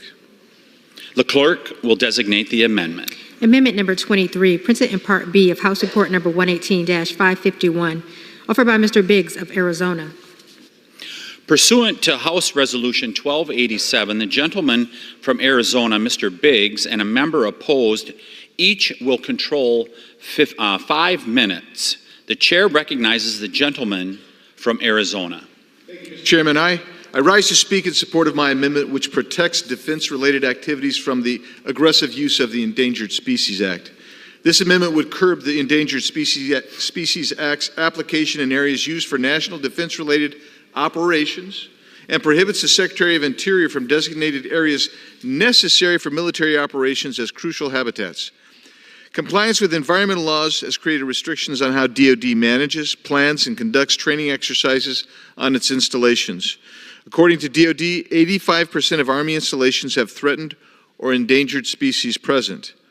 2 million acres of Army training and testing lands have training restrictions in place related to stringent ESA requirements. These restrictions, when applied, harm our readiness and our mission. I'll elaborate in a moment, and for now I'll reserve. Gentleman reserves. What purpose does a gentleman from Virginia seek recognition? Mr. Speaker, I rise in opposition to the amendment. The gentleman is recognized. Thank you, Mr. Speaker. But before addressing this amendment, I just like, as a 46-year automobile dealer, no longer involved in the family business, but still close to my family, I like to point out that 1 in 6 new vehicles sold in America last year was an electric vehicle. Every one we get is sold right away. And I don't see any of the manufacturers having much problem with that. There's a new statement out from the administration this morning that American consumers saved $1 billion in purchasing electric vehicles last year and are anticipated to save another $2 billion in maintenance costs and gasoline costs in the lifetime of that vehicle. We're moving in the right direction very swiftly. Not as swiftly as we'd like, but still very swiftly. But Mr. Speaker, as co-chair of the Congressional Endangered Species Caucus, I rise today in opposition to Amendment 23 of the National Defense Authorization Act offered by Mr. Biggs of Arizona. I'm shocked that we are considering this unpopular amendment once again after it was brutally defeated on this House floor last year with bipartisan support. The widespread public support for the Endangered Species Act hasn't changed much in the last 11 months, but our current biodiversity crisis has surely worsened. The scientific community is screaming from the rooftops that we face a biodiversity crisis. We should be discussing how better to protect our nation's wildlife, and it's deeply unsettling that some folks here are attacking one of the most popular and effective bills ever to pass the U.S. Congress. This is surely a partisan distraction from an Endangered Species Act that poses absolutely no threat to our national security. Look, the Department of Defense has not asked for this. They consider this a baseless attack on the Endangered Species Act. Once again, to quote my dear friend from Virginia, this is just another classic example of a solution in search of a problem which does not exist. The Department of Defense already has a strong natural resources program. It has an efficient collaboration with the Fish and Wildlife Program that has actually led to the delisting of previously endangered species. In the midst of a biodiversity crisis, we need the ESA to remain strong. We need federal agencies, including the Department of Defense, to continue to collaborate with each other to protect endangered wildlife. I urge my colleagues to once more see clearly through this distraction and reject this unwanted, unnecessary amendment. Mr. Speaker, I reserve. Gentleman from Virginia reserves. The gentleman from Arizona is recognized. Thank you, Mr. Chairman. The issue that I bring forward is a long-standing issue. A 2004 review by GAO discusses issues at the Barium Goldwater Range at Luke Air Force Base in Arizona, where officials reported that nearly 10% of the F-16 training exercises were canceled due to the presence of an endangered species present on the training range impact area. That doesn't include now the long-range missile testing that has to be canceled and rescheduled on a regular basis. Nearly 80% of Marine Corps' aviation units train at the Goldwater Range before deployment. The range provides the space and infrastructure for Marines to receive this critical tactical aviation training air-to-ground and air-to-air. Now, maybe DOD hasn't asked for it, but if you go out to Barium Goldwater and I ask these folks of the biodiversity, if they're so doggone concerned, get their tails down to the border. Take a look at the Cabeza Prieta National Wildlife Refuge. Look at the garbage that's come through because the illegal aliens and the trash that's there. It's tons. The biodiversity that's been impacted there is incalculable. They've cut roads through this otherwise pristine desert, and that sits right next to the Barium Goldwater Range, and we have the animals that are driven through, we have the individuals. If biologists determine that a Sonoran pronghorn may be present within 3 miles of training range impact areas, missions are redirected or canceled. That's a regular occurrence. I get a kick out of people who live in Northern Virginia. They sell cars, they want to talk about car sales for EVs. Get your tail down to the border. Look at the biodiversity degradation that is there. Talk to the people who run the Barium Goldwater Range and other military installations, and they're going to tell you that our readiness project is endangered because of strict ESA rules. This amendment would help protect our mission and our readiness. I'll reserve. Reserves. Gentleman from Virginia is recognized. Mr. Speaker, I'd like to yield as much time as needed to one of our nation's great champions for the environment, who's not from Northern Virginia. Gentleman from California is recognized. I thank the gentleman and associate myself with his opening remarks about this wrong-headed proposed amendment. We debated this last year. It failed on this floor with 237 no votes to 193 yes votes. 25 Republicans voted no. But here we are again. Our friend from Arizona apparently thinks he knows more than our Department of Defense because they're not asking for this. Nevertheless, he thinks they should have it. Since the enactment of the Endangered Species Act over 50 years ago, the ESA has provided the framework for the U.S. government's policy on endangered species. All agencies of the federal government, including Defense, should conserve threatened endangered species, and it works just fine with the Department of Defense. This amendment undermines that commitment by amending the ESA to simply exclude an entire sector of our economy, the Department of Defense, from any requirements under the ESA. There is zero evidence that the ESA is negatively impacting military activities. In fact, the Department of Defense has a long history of working successfully to bring back endangered species from the brink of extinction. In fact, according to DoD, protecting military lands for endangered species is a critical piece of military readiness and training. For example, wildlife conservation on Army installations helps preserve rare natural landscapes necessary for the Army's training. They're preserving some of the best habitats we have for endangered species.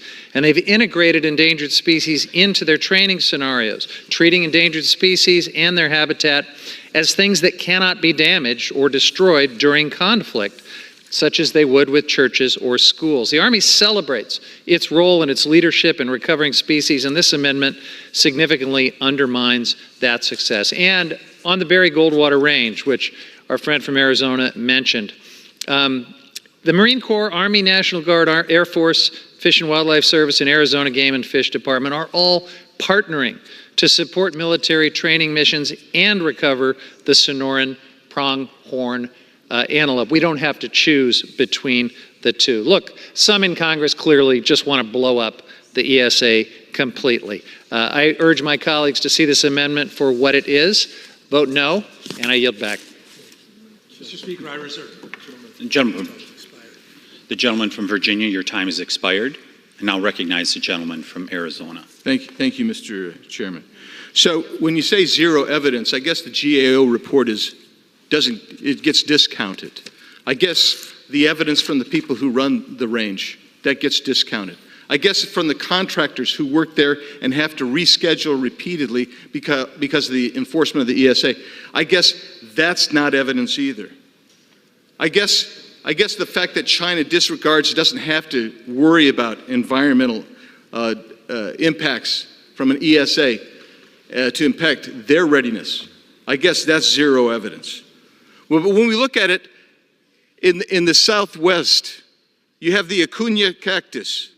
That is preventing, in many areas of the entire eastern portion of the Goldwater Range, the use of military targets and off-road vehicle, which impedes the ability to get mission ready.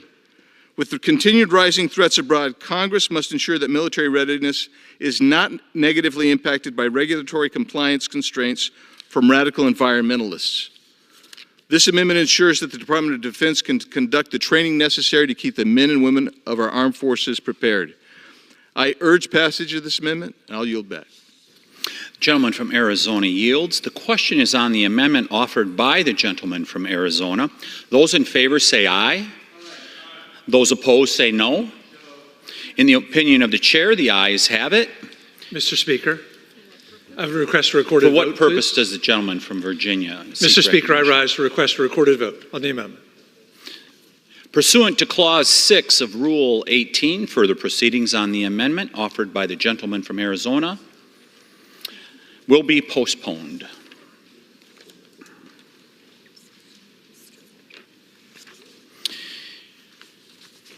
It is now in order to consider amendment number 24, printed in Part B of House Report 118-551. For what purposes does the gentleman from Texas seek recognition?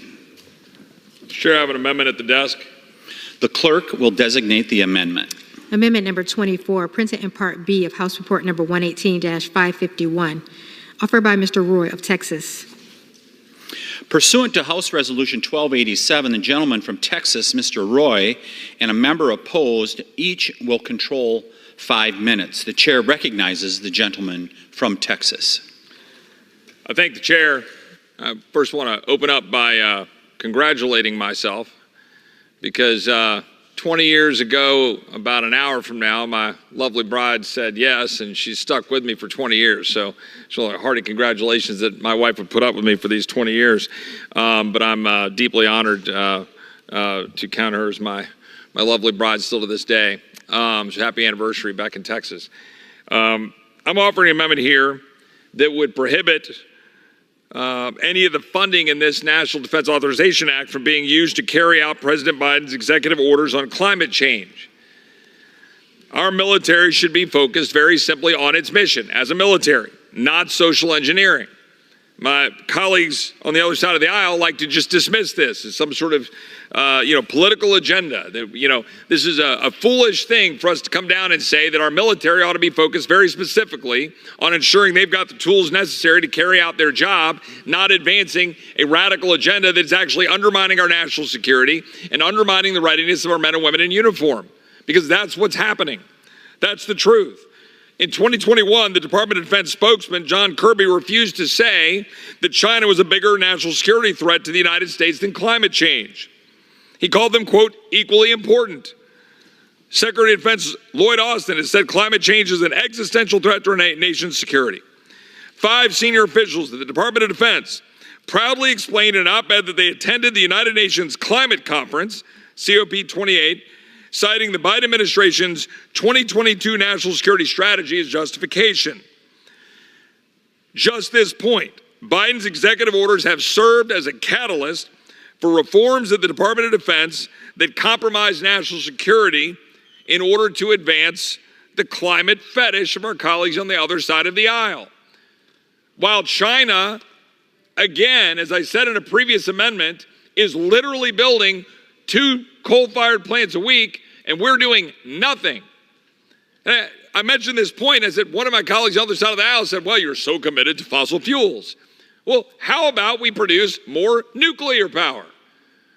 We've done one in my lifetime. I'm 51 years old. The United States of America, the greatest country in the history of the earth, has only produced 1 nuclear power plant in 51 years. If you're so committed to producing energy without producing CO2, why not build more nuclear power? But the fact is, it's not about that. It's not about that. It's about chasing the unicorn theory of energy, whereby if you litter the landscape with windmills and solar panels, never mind how those solar panels are created, never mind all the child labor being exploited, never mind the empowerment of China, never mind the massive pits that you have to take and stick the windmill parts in that are all created by mountains of fossil fuels. Ignore all of that common sense. Ignore all of that. Just sit around and pat yourself on the back because you drive an EV and you put a little sticker with your little equal sign and you put a little sticker on there saying save the planet, and suddenly everything's all hunky-dory. Meanwhile, our defense isn't doing its job. Meanwhile, the entire world is looking at the United States and laughing. Meanwhile, the entire world that is producing more CO2 than we are is looking at us while we undermine the very development of the power that made this world a better place. I reserve. The gentleman from Texas reserves. For what purpose does the gentle lady from Virginia rise? Mr. Chair, I rise to claim the time in opposition. The gentlewoman is recognized. And I yield myself as much time as I may consume. The gentlelady is recognized. Thank you, Mr. Chair. Climate change and sea level rise and increased temperatures and increased storms have a direct impact on military readiness, operations, and the health and well-being of our service members. Yelling and calling people names or ridiculing them for the type of car they choose to drive won't change that fact. When we had Navy leadership in a hearing, I asked them to talk about the impact of climate change on readiness. As sea level rise increases, we have more corrosion of our ships. As temperatures increase, that has a direct impact on the health of our service members. But I went to Norfolk Naval Station, the largest naval station in the world, which is in one of the most vulnerable places to sea level rise, the most vulnerable on the East Coast. And I asked the commanding officer, what are you most worried about? And she said, when increased storms come and literally water floods a street that bisects this basin half, that the increasing sea level rise that is reclaiming the land that Norfolk Naval Station is on, and they have nowhere to rebuild.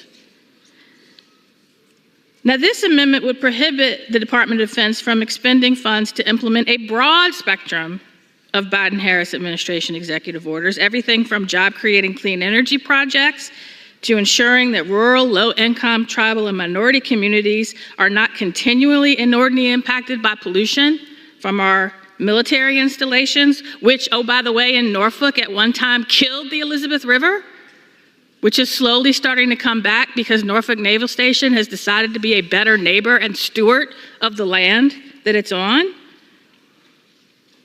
And we don't need to speculate on the impacts of this amendment because a rider on the fiscal year 24 defense appropriations bill made a $500 million cut to climate-tagged accounts, immediately impacting operational energy programs that make our service members more effective and lethal, extending on-station times, and reducing the need for refueling. Come to these military installations that are vulnerable, that are impacted, and talk to their commanding officers, and maybe that'll help you connect the dots between climate change, climate policy, and military readiness. I reserve my time. Gentlelady reserves. What purpose? The gentleman from Texas recognized. You're recognized. Thanks. The Department of Defense's climate adaptation plan includes proposals to reduce greenhouse gas emissions. According to the plan, DoD has identified climate change as a critical national security issue. The plan contains mandates on environmental justice. The DoD says it will transition to 100% carbon-free electricity, meaning our entire war machine is going to be dependent on advancing this agenda. Meanwhile, as I said, China has 1,100 coal-fired plants, building 1.5 to 2 a week. The DoD has mandated all non-tactical vehicles BEVs by 2035. It's only a matter of time before it's going to be tactical vehicles. I mean, the fact of the matter is, there is a reason the Department of Defense comes forward and says these things that my colleagues on the other side of the aisle say. It's frankly because they're being told to from the top for political reasons. Like everybody you talk to in the line, everybody you talk to at the defense is so sick and tired of having their life dream of being able to serve this country, wear the uniform to defend it, be turned into a social engineering experiment. But that's what's happening. And there's no evidence backing up that we're even denting CO2 with the radical policies we're talking about today. You know what has? Clean burning natural gas. You know what has? Nuclear power. These fanciful unicorn policies are doing garbage, nothing, but they're destroying the military and destroying our economic competition. I reserve. I yield back. Gentleman reserves. Gentlelady from Virginia is recognized. I'm sorry. How much time do I have? Time's expired. Gentlelady from Virginia is recognized. How much time do I have? 2 minutes. Thank you, Mr. Chair. You know what I teach my children? I teach them the ripple effect. Your simple act of kindness today may not change and lead to world peace tomorrow, but it'll have a ripple effect. What we do today to reduce our carbon footprint will have a ripple effect. And the military has been one of the largest, not just contributors to greenhouse gases, but pollution that has damaged mostly low-income, rural, tribal, and minority communities who didn't at the time have the power to contribute or consult on the decisions that were being made. The environmental justice executive order is designed to say we're going to be a better neighbor. We're going to be a better steward and make sure that we are not destroying the environment on which our military bases sit. That's a good thing. Extreme weather events, sea level rise, severe flooding has a direct impact on military readiness. I think it's really sad that my colleague doesn't believe the commanding officer of the largest naval base in the world, when unprompted, is asked, what is the biggest thing you're worried about? She raised 2 issues that were related. Again, I'm landlocked with sea level, the sea encroaching on my base, and I have nowhere to go. It is impacting my ability to ensure we are ready to meet increased national security impacts as other parts of the planet become inhabitable. Where do you think they're going to go? I ask that you oppose this amendment. Till my time's expired. The question now on the amendment offered by the gentleman from Texas. Those in favor will say aye. Those opposed, no. In the opinion of the chair, the ayes have it, and the amendment is agreed to. Ms. Chair, Gentlelady, I rise to request a recorded vote. recorded vote has been requested. Pursuant to Clause 6 of Rule 18, further proceedings on the amendment offered by the gentleman from Texas be postponed.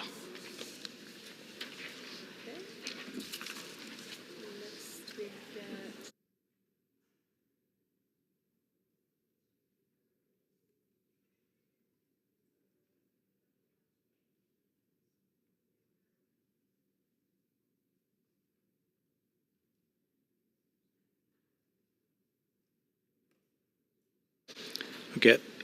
It's now in order to consider amendment number 26 printed in Part B of House Report 118-551.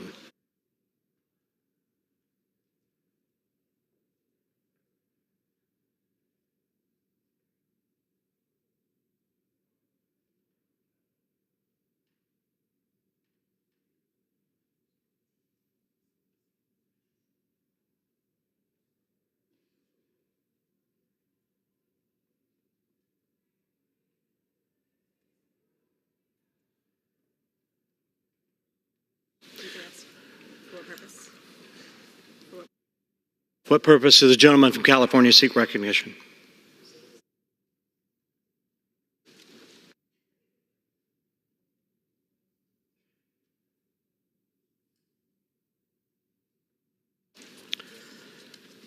It's now in order to consider amendment number 28 printed in Part B of House Report 118-551. For what purpose does the gentlewoman from South Carolina seek recognition? Mr. Chairman, I have an amendment at the desk. Clerk will designate the amendment. Amendment number 28, printed in Part B of House Report number 118-551, offered by Ms. Mace of South Carolina. Pursuant to House Resolution 1287, the gentlewoman from South Carolina, Ms. Mace, and member opposed, each will control 5 minutes. The chair recognizes the gentlewoman from South Carolina. Thank you, Mr. Chairman. I rise today in support of my amendment to protect Marine Corps Recruit Depot, Parris Island, and ensure we're making Marines in Beaufort County long into the future. My amendment would prohibit funds authorized or otherwise made available to the Department of Defense for any fiscal year to be used for the closure or realignment of Marine Corps Recruit Depot, Parris Island, or to conduct any planning activity related to closing or realigning Parris Island. The Marine Corps Recruit Depot at Parris Island in South Carolina's 1st Congressional District has been making Marines since 1915.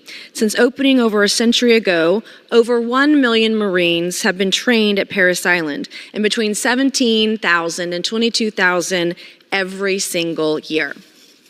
The Recruit Depot at Parris Island is not just critical to the fabric of Beaufort County and the Low Country, but it's vital to our national security. The Marines trained at Parris Island have served our country bravely in every conflict since World War I. Parris Island is a perfect location to make Marines. Beaufort County is an exceptionally supportive community with outstanding infrastructure to support the base and close access to multiple major airports, including Charleston International Airport and Savannah Hilton Head International Airport. Parris Island is an ideal environment to allow recruits to focus on training without external distractions. Given that it is an island and is almost completely self-sufficient with its own power generation via solar power, the Recruit Depot is co-located at the Marine Recruiting Command responsible for half of the entire United States and is located just 11 miles from the Marine Corps Air Station Beaufort, creating additional training opportunities for the Corps. Partnerships via intergovernmental service agreements are extensive, offering the ability to train other government entities. Unfortunately, over the last several years, there have been climate change extremists, you can see an article after article, including some members of this body, who have used junk science to raise the prospect of closing the Marine Corps Recruit Depot at Parris Island. These individuals could not be more wrong. Parris Island is exceptionally well positioned for resiliency due to environmental improvements that have been made there today. The waterside plain on which Parris Island is located makes damage from waves and extreme weather events much less likely. This topography is far different than the waterside cliffs of both Savannah and Charleston, where the tidal gauges and tidal data collection devices on water levels are actually placed. Due to this, the data being pushed by those who seek to end Beaufort County's centuries-long tradition of making marines is not based on actual data, but extrapolation from cities miles away, subject to significantly harsher conditions based on their own individual topography. Over a century of history shows us Parris Island is here to stay. Data shows instead of sinking or eroding, Parris Island is actually seeing an increase in marshland. This is important. In fact, the Army Marine Corps is actually considering dredging the Port Royal Sound to allow larger draft vessels to enter, showing the coast and waterways around Parris Island are actually not in peril. I urge all of my colleagues to follow the science and the facts to show Parris Island is the ideal location to train Marine recruits. We've been making Marines in Beaufort County for over a century, and this amendment seeks to ensure we continue to make Marines long into the future, and I strongly urge the passage of this amendment and reserve the balance of my time. Gentlelady reserves. And from Washington is recognized. Thank you, Mr. Chair. I rise to claim time in opposition and yield myself such time as I may consume. Recognized for 5 minutes. Thank you very much. This is a very problematic amendment. I mean, we all have, parochial interests in our district that we want to protect, but one thing our committee has worked very hard to do is to not put those parochial interests ahead of the broader interests of the Department of Defense and the national security of this country. No determination has been made to, alter or close Parris Island at this point, but it is being examined for a lot of the reasons that the maker of this amendment stated. And for this body to come in and make a political decision to block DOD from being able to analyze that data in a fair and unbiased way is an enormous mistake. This is the mother of all slippery slopes. I don't think there's a single member in this body that doesn't have some interest in their district affected by the DOD. They have a base, they have a particular a defense product that's maybe being manufactured there, and we could pass an endless array of amendments telling DOD that they can't touch anything in our district. And that is the road to an incredibly ineffective, inefficient Department of Defense. We need to give the Department of Defense the ability to make their decision based on what's in the best interests of the country, in the best interests of our national security. There are issues around Parris Island that they're trying to manage, due, ironically, to some of the climate change problems that the previous amendments that we've considered in here are studiously trying to ignore. So, maybe if we could work on that so that we didn't have the climate change problem, we wouldn't have to worry about this. But that point aside, again, we can't be passing parochial amendments and simply try to protect things in our district. DOD needs to analyze the data, the facts, make the decision about where to allocate resources and where to base based on what is in the best interests of the country. So I urge opposition to this amendment, and with that, I reserve the balance of my time. Gentleman reserves. Gentlelady from South Carolina is recognized. Yes, I would like to recognize myself. And it's interesting because the left always likes to say that there's been no determination yet, there's no risk per se. But in this article in Marine Times, Parris Island, the title is Parris Island in Peril, Rising Sea Levels Threaten Historic Marine Base. And when we talk about data and science and climate change, they're not even using tidal gauges to measure sea level rise at Parris Island. Actually, at Parris Island, they're actually using data from Savannah and Charleston, miles and miles away. And so that data is not even accurate because the environment and the topography is so different. And in fact, we're seeing vast improvements in the environment on Parris Island today, as I mentioned earlier. And in this military.com article, it says the Marine Corps is considering moving some of its bases to other locations, including the iconic Parris Island Training Depot in response to growing effects of climate change, Navy officials said. And my colleagues want to say that, well, we have to do a study and make a determination and follow the science, but they're not actually using real science at Parris Island. And if you look at the way that they have built out resiliency at Parris Island, whether it's the solar farms, whether it's the grading grading that they've done with some of the roads to raise them up a foot or two, whether it's the Tesla batteries, whether it's their ability to produce their own energy and be self-sufficient and produce energy for the surrounding areas. Parris Island is a beautiful example of resiliency when we're talking about environmental challenges that our bases face today. And lastly, Mr. Chairman, I wanted to say in this article that they plan on then we better plan on moving Parris Island because it's not going to get better, it's only going to get worse. The seas are going to rise higher and higher. Nothing could be further from the truth, Mr. Chairman. Thank you, and I yield back. Expired. Gentleman from Washington State is recognized. Thank you, Mr. Chairman. I yield myself the balance of my time. I just want to clarify one point. I did not say that Parris Island is not at risk. I mean, I think you've outlined exactly why Parris Island is at risk. What I said was a determination has not been made, and it has not been made. I would like the Department of Defense to have the opportunity to make that determination based on the best facts available, not on the parochial interests of Congress saying, no, you can't even consider it. I don't know how this is going to come out. I don't think anybody knows for sure how this is going to come out. I do know that Congress shouldn't be standing in the way of a factual analysis to figure out what the best decision is. This amendment takes away any sort of factual analysis and just says under no circumstances can you reduce, much less close, Parris Island. That's the wrong approach, and it ties DOD's hands in a way that serves parochial interests. It does not serve the interests of our national security. With that, I yield back the balance of my time. Gentleman yields back. The question is now on the amendment offered by the gentlelady from South Carolina. Those in favor say aye. Aye. Those opposed, no. In the opinion of the chair, the ayes have it. The amendment is agreed to. Like a recorded vote, please. Gentleman asks for a recorded vote. Pursuant to Clause 6 of Rule 18, further proceedings on the amendment offered by the gentlewoman from South Carolina will be postponed.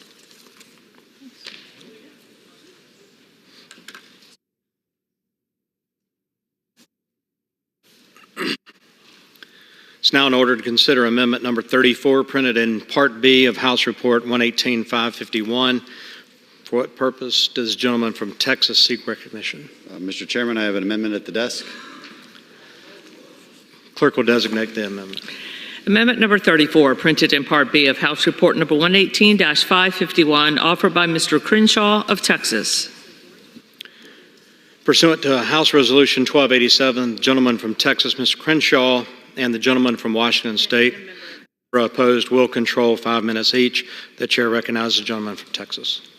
Thank you, Mr. Chairman. I rise today to urge my colleagues to support an amendment that would increase the capabilities of small and medium law enforcement agencies close to the border to fight the Mexican drug cartels that are bringing deadly poisons into our country at unprecedented levels.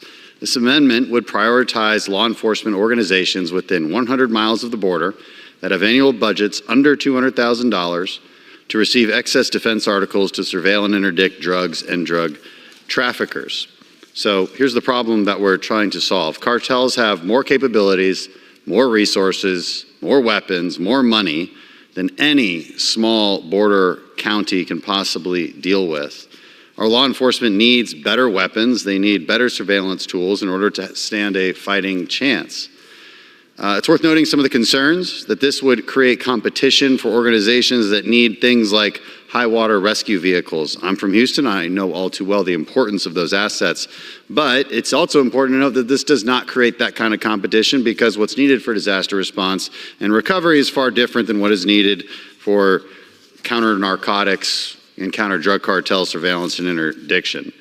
During my work as chairman of the task force to combat Mexican drug cartels, I've heard firsthand of the need for equipment by these organizations that my amendment would prioritize. They're on the front lines of the cartel wars, and we need to support them. I urge adoption of my amendment and reserve the balance of my time. Gentleman reserves. Gentleman from what? Thank you, Mr. Chairman. I rise to claim the time in opposition and yield myself such time as I may consume. Gentleman is recognized for 5 minutes.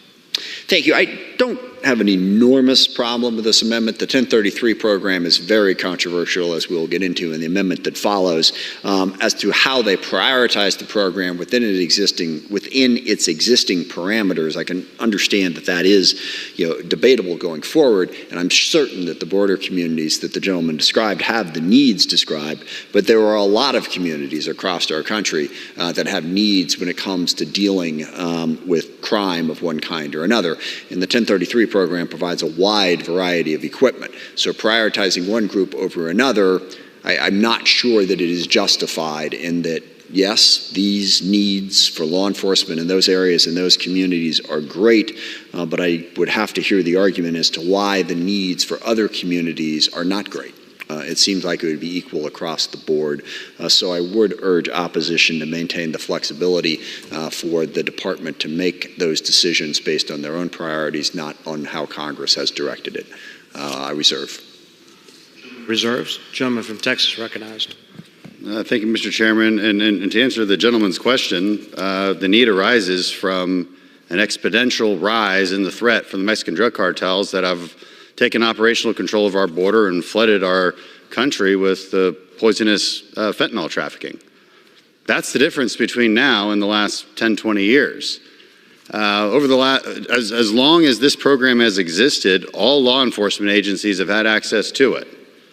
To the extent that they don't have what they need, it's most likely because their local politicians are defunding the police. But it is indeed up to us to actually prioritize policy. The Department of Defense might not understand, because it's not in their purview to understand the needs of domestic border counties. That is not within the purview of the Department of Defense. It is up to us as policymakers to say, look, this is where it needs to be prioritized because we're the ones who actually talk to constituents and understand the problem. So I would urge the gentleman to perhaps change his mind and support this amendment, because I think it's a good one and timely given the circumstances we find ourselves in. Gentleman reserves. I reserve. Gentleman reserve. Gentleman from Washington is recognized. Thank you, Mr. Chair. The gentleman answered a question that I didn't ask. I don't doubt the need that you described in those communities. The question that I asked was to say, why are other communities' needs not as great, which is a more complicated question, nor do I disagree that there is a time and a place for Congress to prioritize and say this is more important to us. It just seems to me that there are criminal justice problems out there. And in the communities that have tried to defund the police, by the way, they're not asking for these programs. So you don't need to worry about competing with them, sadly. That is a problem, which I think I agree with the gentleman on, but not a problem in this case. So my only issue is not with the need of the communities that you are prioritizing. It is an issue of, well, how can we say that those needs are greater than needs of other communities that maybe, drug and crime problems are not confined to the border, as I think many, many members can tell you. So that's the prioritization that I am more interested in an answer to how we should balance that. I reserve whatever time I may have left.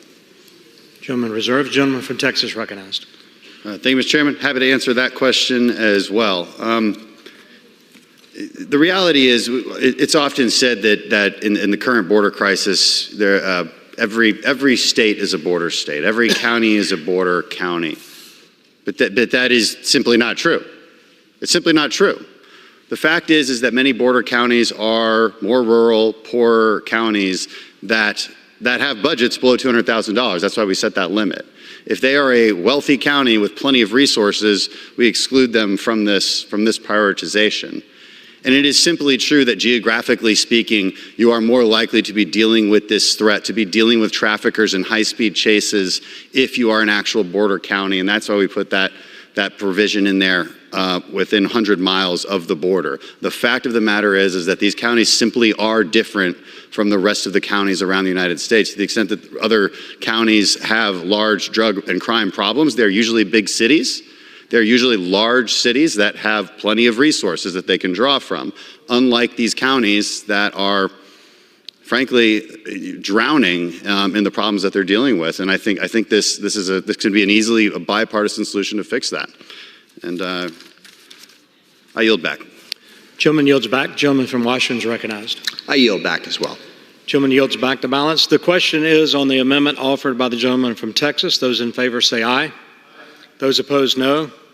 In the opinion of the chair, the ayes have it. The amendment is agreed to.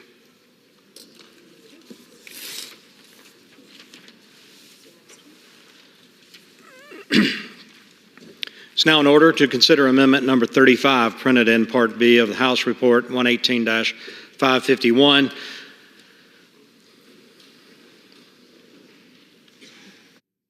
Purpose does the gentleman from Florida seek recognition? Mr. Chairman, I have an amendment at the desk. Clerk will designate the amendment. Amendment number 35, printed in Part B of House Report number 118-551, offered by Mr. Waltz of Florida. Pursuant to House Resolution 1287, the gentleman from Florida, Mr. Waltz, and a member opposed each will control 5 minutes. The chair recognizes the gentleman from Florida. Thank you, Mr. Chairman. I rise today in support of my amendment to allow the Department of Defense's Excess Property 1033 program to be administered as originally intended by Congress to assist state and local law enforcement agencies. For more than 25 years, this program has allowed often cash-strapped local law enforcement jurisdictions to get the equipment they need, almost always excess military equipment that the Department of Defense no longer needs. And this is equipment that they need to keep our communities safe at a low cost. Mr. Chairman, this is equipment that often will be provided to other countries in excess or just sent off to the boneyard. Instead, why don't we save the taxpayer money? Why don't we give police and sheriff's departments the equipment that they need to keep our communities safe? I'm proud that this amendment is supported by the National Association of Police Organizations and the National Sheriff's Association. This amendment would prohibit essentially the enforcement of what I believe is a radical anti-police series of rules and regulations established through executive order by both former President Obama and most recently President Biden, which limit the transfer of life-saving equipment to law enforcement under the 1033 program. The EO also makes the equipment that they do have, Mr. Chairman, these local law enforcement entities, so burdensome to use with literally mountains and mountains of paperwork and certifications. If you talk to any of these sheriff's departments, they say essentially makes the equipment unusable, particularly for our small departments that may only have 5, 6, 7 officers in it. This program was created by Congress, and therefore any changes to the program should be enacted by Congress. President Trump understood this when he rescinded these wrongful policies, yet President Biden has put them back in place. He ignored this precedent and issued a subjective executive order giving his Department of Justice veto power under the lawful transfer of this equipment. And this equipment that we're talking about are things like high water vehicles that law enforcement departments in Florida use in natural disasters, helicopters. I have a local sheriff's department that's flying a 1968 Huey. They can't get a new helicopter because of all of the restrictions, body armor, night vision devices, things that the military no longer needs and our sheriffs do need. I know my colleagues on the other side of the aisle have opposed this amendment year after year. They've made misleading arguments that the amendment will, quote, militarize the police and give them all sorts of unnecessary weapons. This is simply not the case. And let me be clear, this amendment will maintain the Defense Logistic Agency's authority and discretion, again, run by this administration's political appointees. It'll give them discretion over transfer over all property, ensuring the property transferred is needed and appropriate. It will also ensure that law enforcement agencies can regain access to equipment that's been taken from them that they relied on in the past for things like search and rescue operations, natural disaster response, and active shooter situations. In short, Mr. Chairman, this 1033 program is not a, quote, militarization of the police, but rather an important tool in protecting our communities. As so many of our inner cities and states are experiencing rampant increases in violent crime, this amendment is all the more critical now than ever before. Our state and local law enforcement put their lives on the line to keep us safe. They are heroes. I think they've been wrongly vilified in many instances, and despite this, they continue to show up to work and put that badge on every day to protect and serve us. It is time to put an end to these executive orders that discount the critical needs of our police officers and our sheriffs frankly, in the interest of political optics. I urge support for this amendment. I reserve the balance of my time. Gentleman reserves. I'm in the middle of something. Sorry, Mr. Chair, I rise to claim the time in opposition and yield myself. Gentleman's such time as recognized I may for 5 consume. minutes. The 1033 program has been highly controversial because it has led to some pretty substantial military pieces of equipment being transferred to law enforcement, vehicles in particular, and to some degree to the militarization of the police in the past. Now, over the years, we have worked to try to get a delicate balance, because I agree with the gentleman that the 1033 program is important and incredibly helpful to local law enforcement. There are some on my side who don't agree with that, who would like to see the 1033 program banned. There are others on the other side who would like to see it wide open. We have, over the years, as I said, worked to strike a balance between those two things. Supporting local law enforcement with excess military equipment, that's what the 1033 program does. It's equipment that is owned by the DoD that they no longer need, that they can transfer to local law enforcement. Now, obviously, you don't want them transferring a tank or a missile launcher or a whole bunch of other things, so there are restrictions on that. And from time to time, we debate what those restrictions should be. The most crucial part of this amendment that I find problematic is it eliminates the executive's ability to do that by not just changing the executive orders that are currently in existence, but prohibiting any future executive orders that would re-examine that question. So for that reason alone, and because of the delicate balance that we've tried to strike on the 1033 program, I oppose this amendment and wish we would keep it 1033 program where it's at and how we've worked out over a series of Congresses going back years. I reserve the balance of my time. Thank you. Gentleman reserves. Gentleman from Florida is recognized. Thank you, Mr. Chairman. I just want to read excerpts from the National Sheriff's Association, and to my colleagues' point on future executive orders.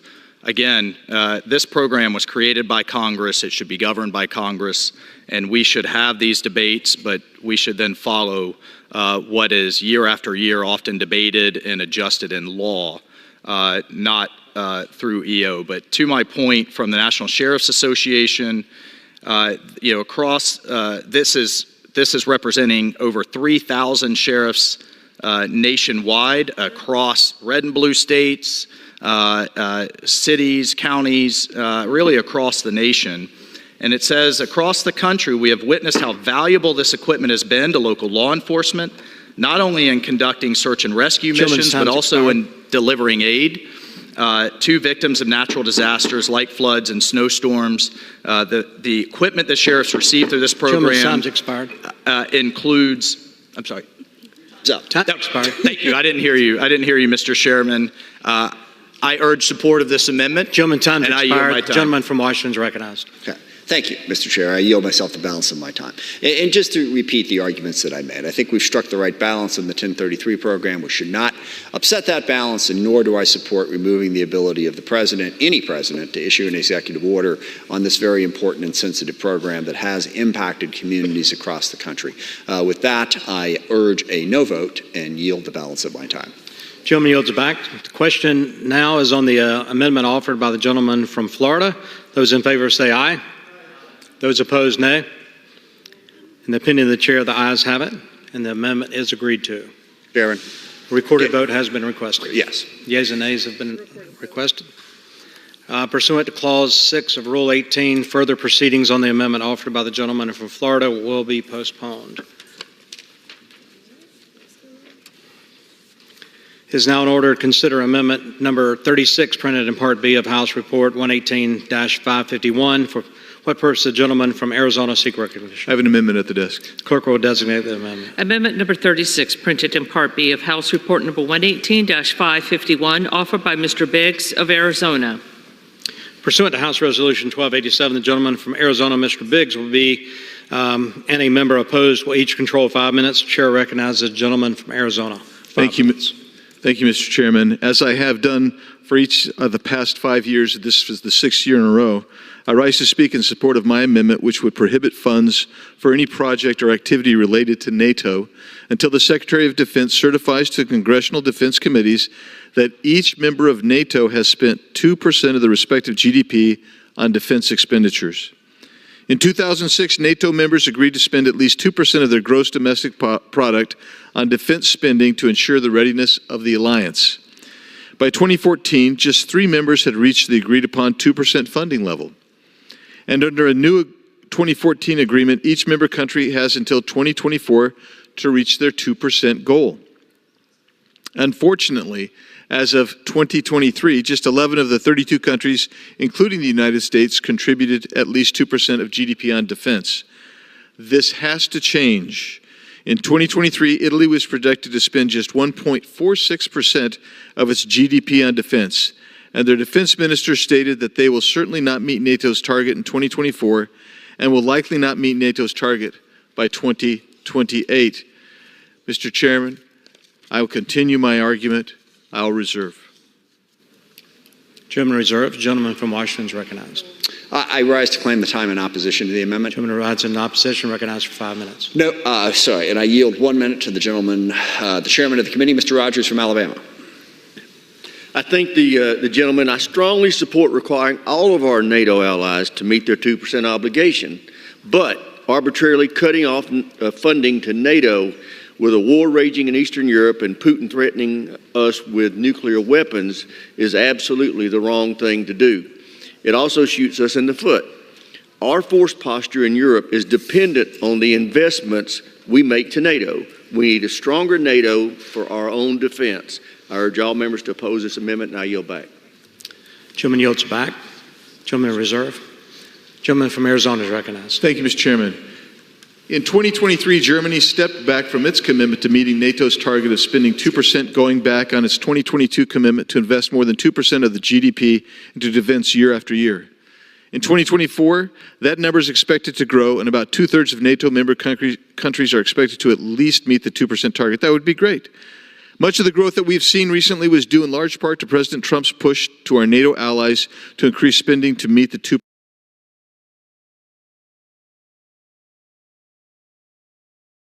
standard. However, more work must be done to ensure NATO allies are paying their fair share. The U.S. continues to spend far more than its fair share and takes on the overwhelming responsibility of being the world's police. Reserve. Gentleman from Washington is recognized. Thank you, Mr. Chair. I now pleased to yield 45 seconds to the gentlewoman from Virginia, Ms. McClellan. Gentleman is recognized. Thank you, Mr. Chair. 80 years ago, after the invasion of D-Day, we witnessed the beginning of the end of the Hitler regime. In the wake of World War II and its devastation, NATO was created in an effort to deter then Soviet expansionism, forbid the revival of nationalist militarism in Europe through a strong North American presence on the continent, and encourage European political integration. Given what is happening right now with the Russian invasion of Ukraine, now is not the time to say we are going to turn our back on or abandon NATO. We need to strengthen and recommit to our alliance. I yield back. Gentleman yields back. Gentleman reserves. Gentleman from Arizona is recognized. Thank you, Mr. Chairman. So we hear about Ukraine and we hear about NATO. We haven't even discussed China and other areas around the world that we have that are concerns. What is our number one threat? What is our number one threat? A whole series for 20 years, we've been told it is our national debt. That's bipartisan leaders of military, of the Department of Defense. And so why do we end up carrying free riders? Why do we lead the way on everything? Because we're America. But let me tell you something, that can't endure. Why did the USSR go away? The USSR went away not because there was a coup or an uprising. It was a business enterprise that had to declare bankruptcy. That's why the USSR failed ultimately. And at $35 trillion in national debt, we have that danger as well. And we cannot afford to carry free riders indefinitely. I reserve. Gentleman reserves. Gentleman from Washington is recognized. Thank you, Mr. Chair. I now yield a minute and a half to the gentleman from Ohio, Mr. Turner. Gentleman from Ohio is recognized. Thank you, Mr. Chairman. I, too, want to thank Mr. Biggs for bringing this amendment to the floor. It is incredibly important that we have this debate. It's important because our European allies need to be listening to it. However, this amendment is misguided in its effect, and it's misguided because this is the National Defense Authorization Act. Any amendment to restrict our options and our operations is to our detriment. Now, the 2% target was advocated by the United States at the Wales NATO summit in 2014. At that time, only 3 countries met the requirement. This year, in 2024, 22 nations will be meeting the target, and 2 nations that just joined us in entering NATO, Finland and Sweden, came in already meeting that target. Now, I serve as the head of the U.S. delegation of the NATO Parliamentary Assembly and had an opportunity as past president to address the Warsaw Summit in NATO in 2016, and I made the exact point that Mr. Biggs is making. Europe must step up to the plate and hit its 2%. But we should not restrict our ability to have our operations with NATO. Currently, the Supreme Allied Commander is American. NATO doesn't do anything without the Americans leading. If there's a military exercise, it's the NATO U.S. commander who has decided that that operation will occur. To restrict our ability to operate under NATO is misguided, would affect our national defense. It would affect NATO intelligence operations and also all of our interoperability. Vote no on this amendment. Gentleman, time expired. Gentleman from Arizona is recognized. Gentleman reserves. Gentleman from Washington is recognized.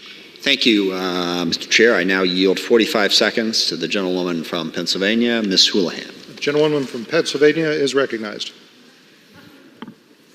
Thank you very much for the opportunity to speak, and I rise in fervent opposition to this amendment. Just literally days after 100 of our colleagues returned from the beaches of Normandy, we're standing here debating the very purpose and existence of the alliance that made sure that we had the opportunity to observe the 80th anniversary. But perhaps more importantly, that observation was to remember the power of alliances and the consequences of our inaction and of our isolationism.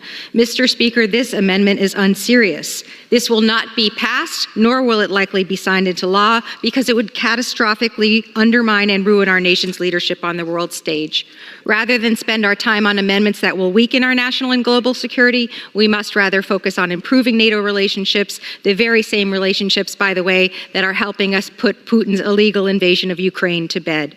I urge my colleagues forcefully to oppose this amendment, and I yield back. The gentleman yields back. Gentleman reserves. The gentleman from Arizona is recognized. Reserve. Gentleman reserves. Gentleman from Washington. I believe we have the right to close, and I have 1 speaker remaining. The gentleman is correct. So we reserve for the vote. Gentleman from Arizona. Very good. Thank you. So if you want to strengthen NATO and you want to stop free riding, maybe you use leverage. Maybe use leverage. If you want to strengthen our country, maybe use the leverage to get your partners, who are supposed to be your partners, to start paying their share. The only reason that this is even improving is because the previous administration made that a big issue and made that demand. We should make that demand still. I reiterate, the #1 security threat that a long line of DOD officials have said is our national debt. At some point, you simply can't keep funding the military operations you want to fund. And if your partners aren't willing to pay their share, you don't strengthen them, you weaken us. That's what this amendment is designed to do. It doesn't prevent us from putting forward our operations anywhere, but it does encourage and leverage our partners to actually pay their fair share. I urge everyone to support this. I'll yield.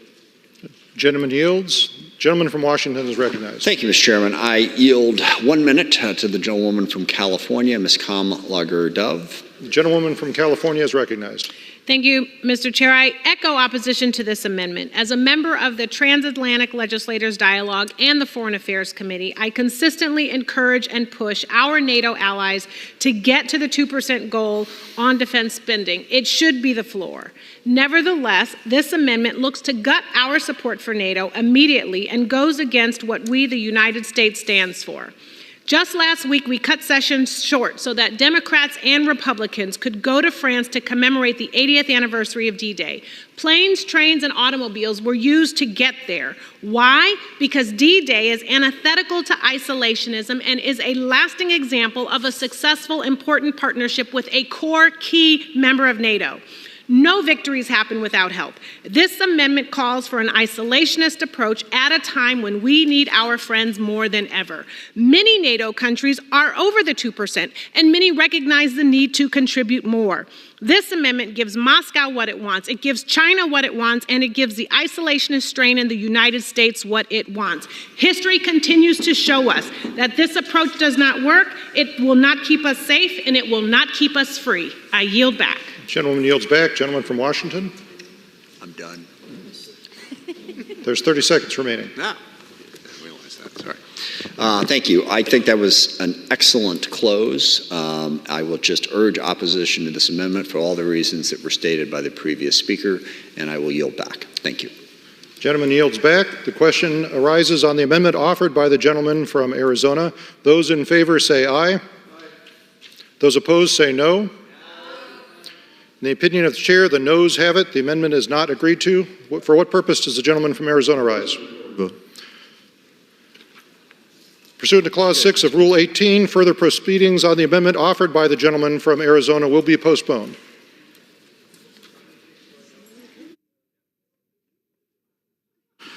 Pursuant to Clause 6 of Rule 18, proceedings will now resume on those amendments printed in Part B of House Report 118-551, on which further proceedings were postponed in the following order.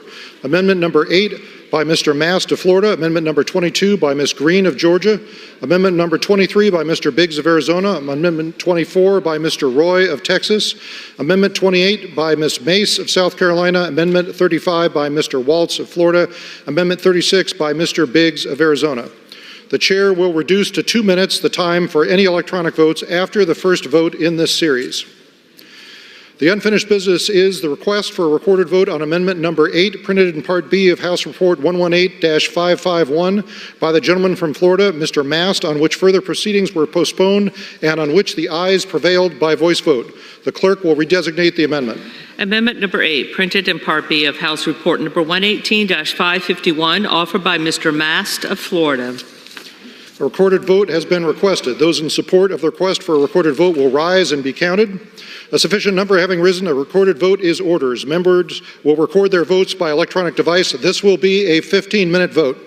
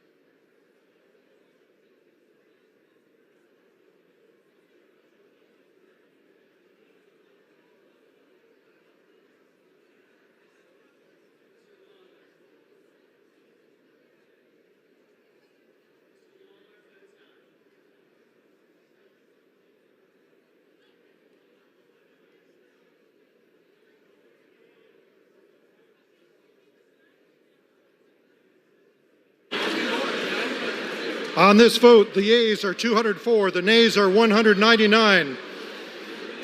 The amendment is adopted. The unfinished business is the request for a recorded vote on amendment number 22, printed in Part B of House Report 118551 by the gentlewoman from Georgia, Ms. Green, on which further proceedings were postponed, on which the ayes prevailed by voice vote. The clerk will redesignate the amendment. Amendment number 22, printed in Part B of House Report number 118-551, offered by Ms. Green of Georgia. A recorded vote has been requested. Those in support of the request for a recorded vote will rise and be counted. A sufficient number having risen, a recorded vote is ordered. Members will record their votes by electronic device. This will be a 2-minute vote.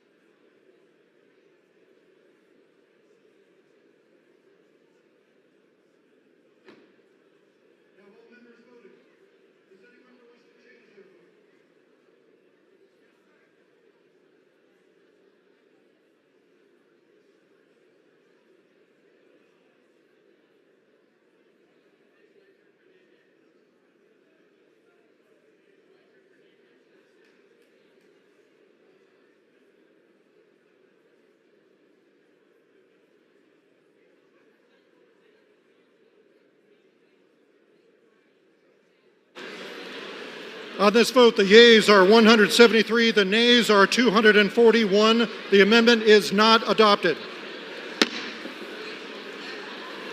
The unfinished business is the request for a recorded vote on amendment number 23, printed in Part B of House Report 118-551 by the gentleman from Arizona, Mr. Biggs, on which further proceedings were postponed and on which the ayes prevailed by voice vote. The clerk will redesignate the amendment. Amendment number 23, printed in Part B of House Report number 118-551, offered by Mr. Biggs of Arizona. A recorded vote has been requested. Those in support of the request for a recorded vote will rise and be counted. A sufficient number having risen, a recorded vote is ordered. Members will record their votes by electronic device. This is a 2-minute vote.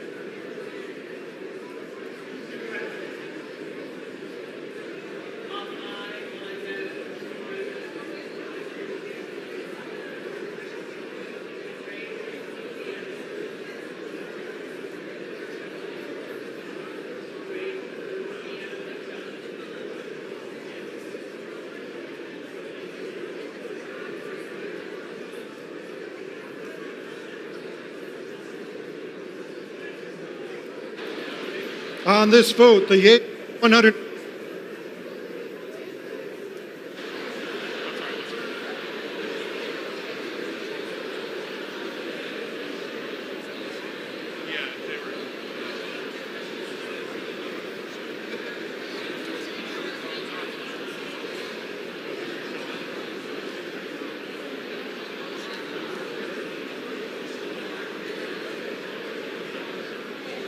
Are they open?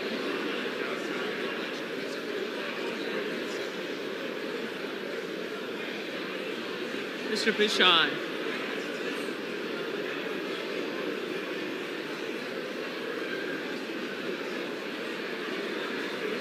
Mr. Bouchon votes aye.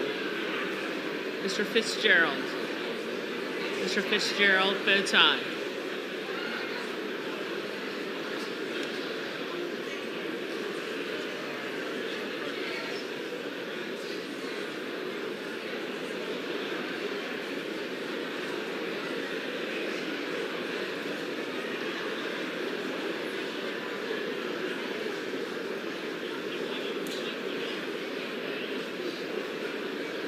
Mr. Carter of Texas. Off no, on aye from Mr. Carter of Texas.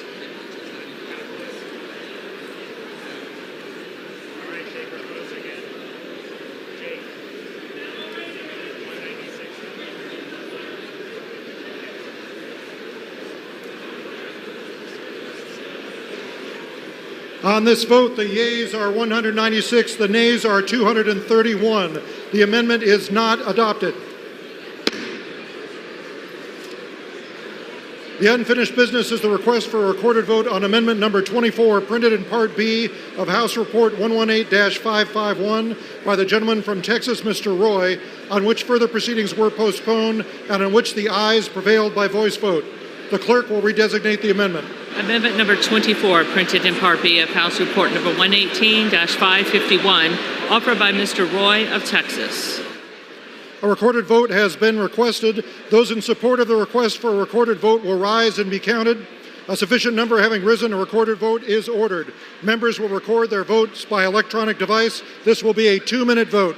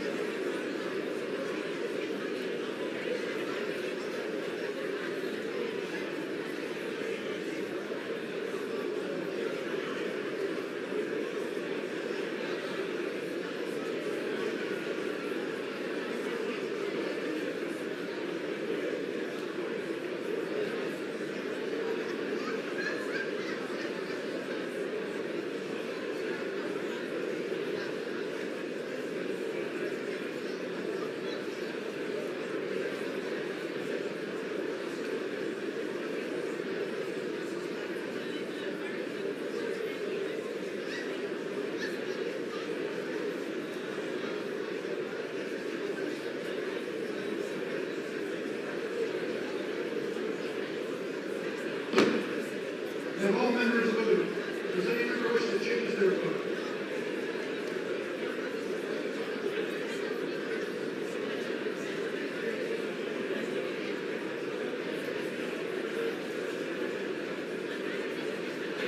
On this vote, the yeas are 215, the nays are 210. The amendment is adopted. The unfinished business is the request for a recorded vote on amendment number 28, printed in Part B of House Report 118-551 by the gentlewoman from South Carolina, Miss Mace, on which further proceedings were postponed and on which the ayes prevailed by voice vote. The clerk will redesignate the amendment. Amendment number 28, printed in Part B of House Report number 118-551, offered by Ms. Mace of South Carolina.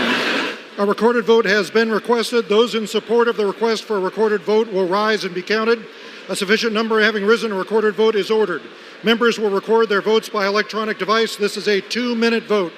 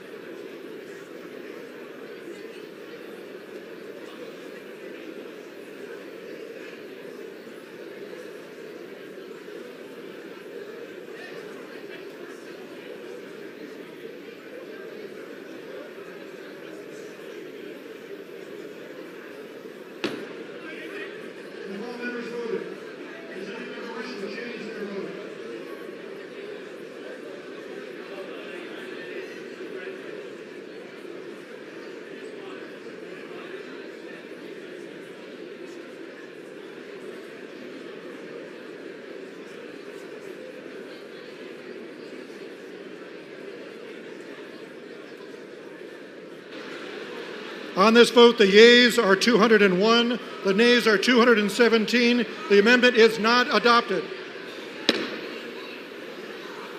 The unfinished business is the request for a recorded vote on amendment number 35, printed in Part B of House Report 118-551 by the gentleman from Florida, Mr. Waltz, on which further proceedings were postponed and on which the ayes prevailed by voice vote. The clerk will redesignate the amendment. Amendment number 35, printed in Part B of House Report number 118-551, offered by Mr. Waltz of Florida. A recorded vote has been requested. Those in support of the request for a recorded vote will rise and be counted. A sufficient number having risen, a recorded vote is ordered. Members will record their votes by electronic device. This will be a 2-minute vote.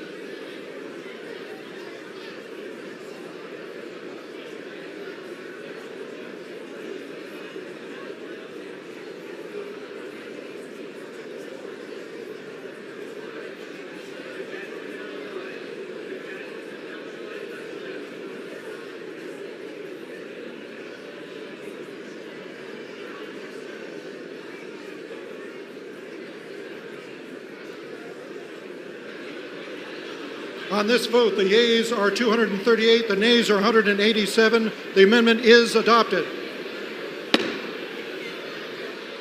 The unfinished business is the request for the recorded vote on amendment number 36, printed in Part B of House Report 118-551 by the gentleman from Arizona, Mr. Biggs, on which further proceedings were postponed and on which the noes prevailed by voice vote. The clerk will redesignate the amendment. Amendment number 36, printed in Part B of House Report number 118-551, offered by Mr. Biggs of Arizona. A recorded vote has been requested. Those in support of the request for a recorded vote will rise and be counted. A sufficient number having risen, a recorded vote is ordered. Members will record their votes by electronic device. This will be a 2-minute vote.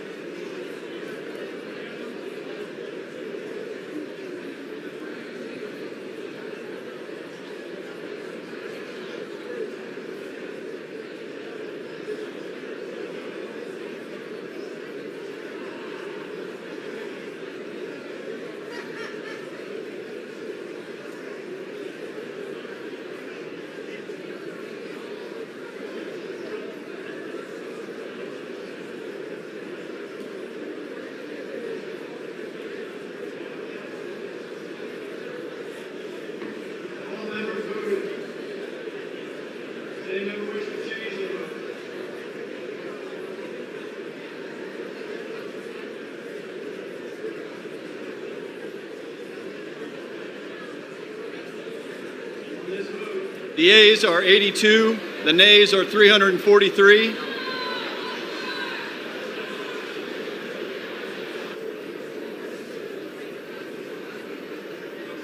Ms. Miller of Illinois.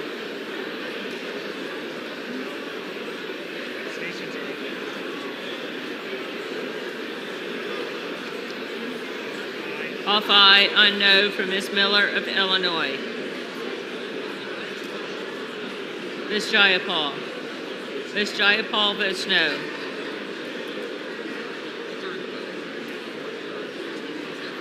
Ms. Sherrill. Ms. Sherrill votes no.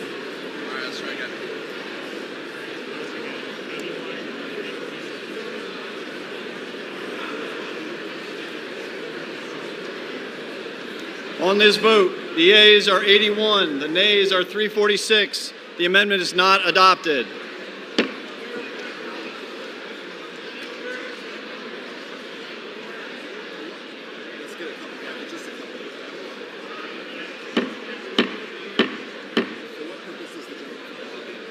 For what purpose does the gentleman from Alabama rise?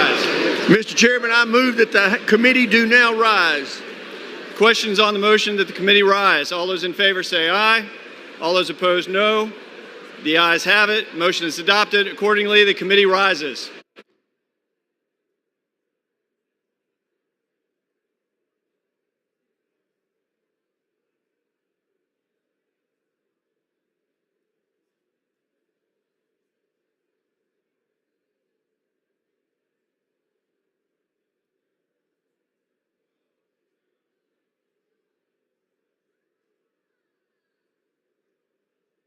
Chair. Speaker, the Committee of the Whole House on the State of the Union, having had under consideration H.R. 87, the report and discussion no resolution thereon.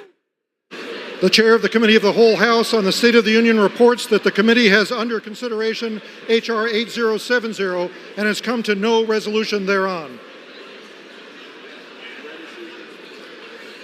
Pursuant to Clause 1C of Rule 19, further consideration of House Resolution 1292 will now resume. The clerk will report the title. House Resolution 1292, resolution recommending that the House of Representatives find United States Attorney General Merrick B. Garland in contempt of Congress for refusal to comply with a subpoena duly issued by the Committee on the Judiciary. The question is on adoption of the resolution. Those in favor say aye. Those opposed say no. The ayes have it. The resolution is agreed to. For what purposes, gentlemen from New York, rise? Yeas and nays. Would the gentleman repeat his request? I ask for the yeas and nays. The yeas and nays are requested. Those favoring a vote by the yeas and nays will rise. A sufficient number having risen, the yeas and nays are ordered. Members will record their votes by electronic device. This will be a 5-minute vote.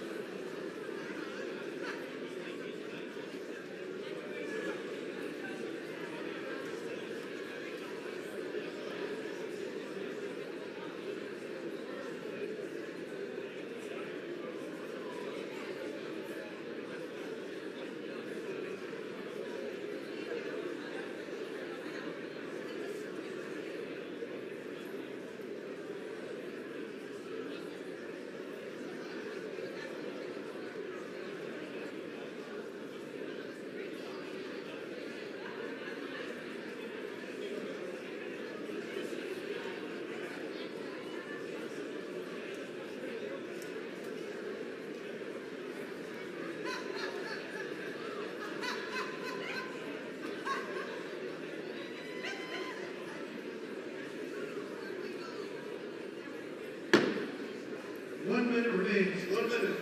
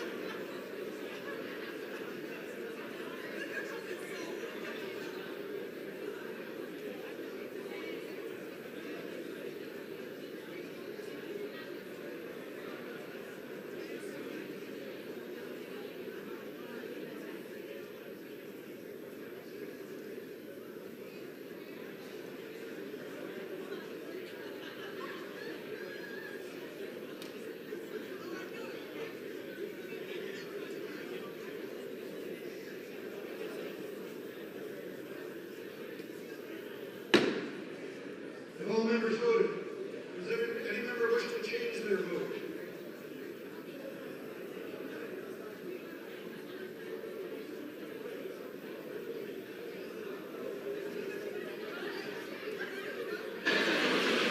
On this vote, the yeas are 216, the nays are 207. The resolution is adopted. Without objection, the motion to reconsider is laid on the table.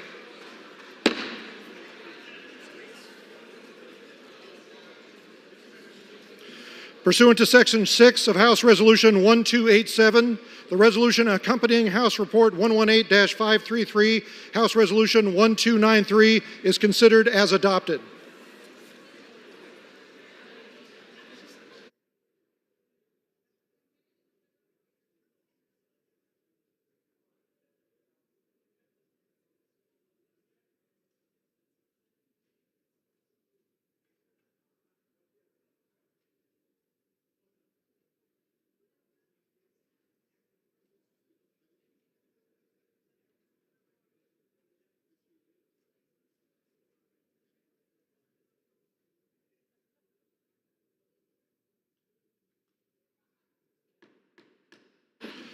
The House will be in order.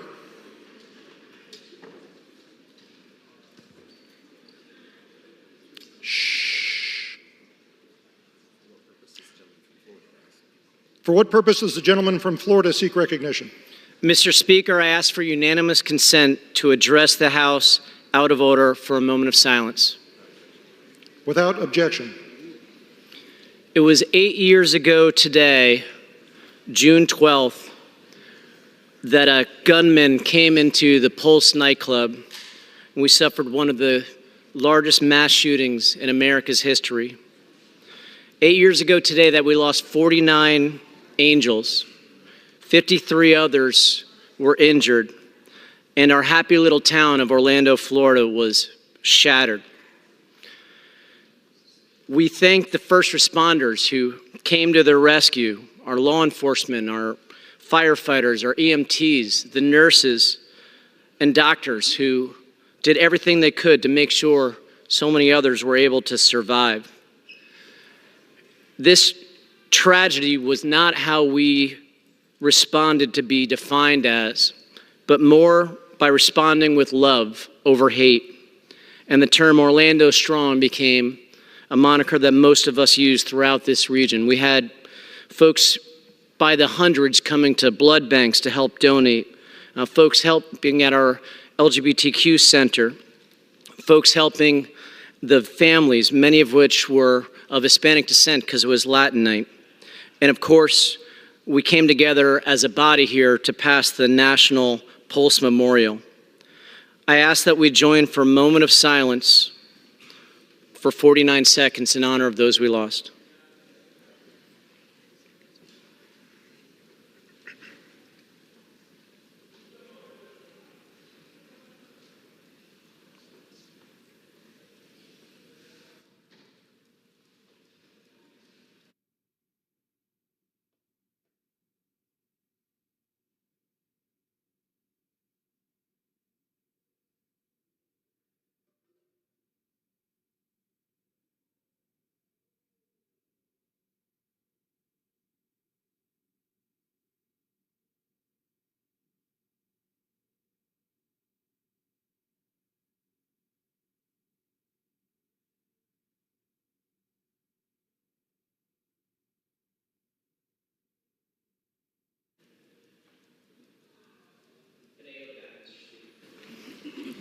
Gentleman yields back.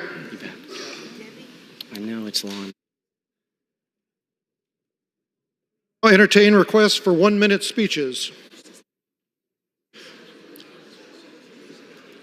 Gentleman from Texas is recognized for 1 minute.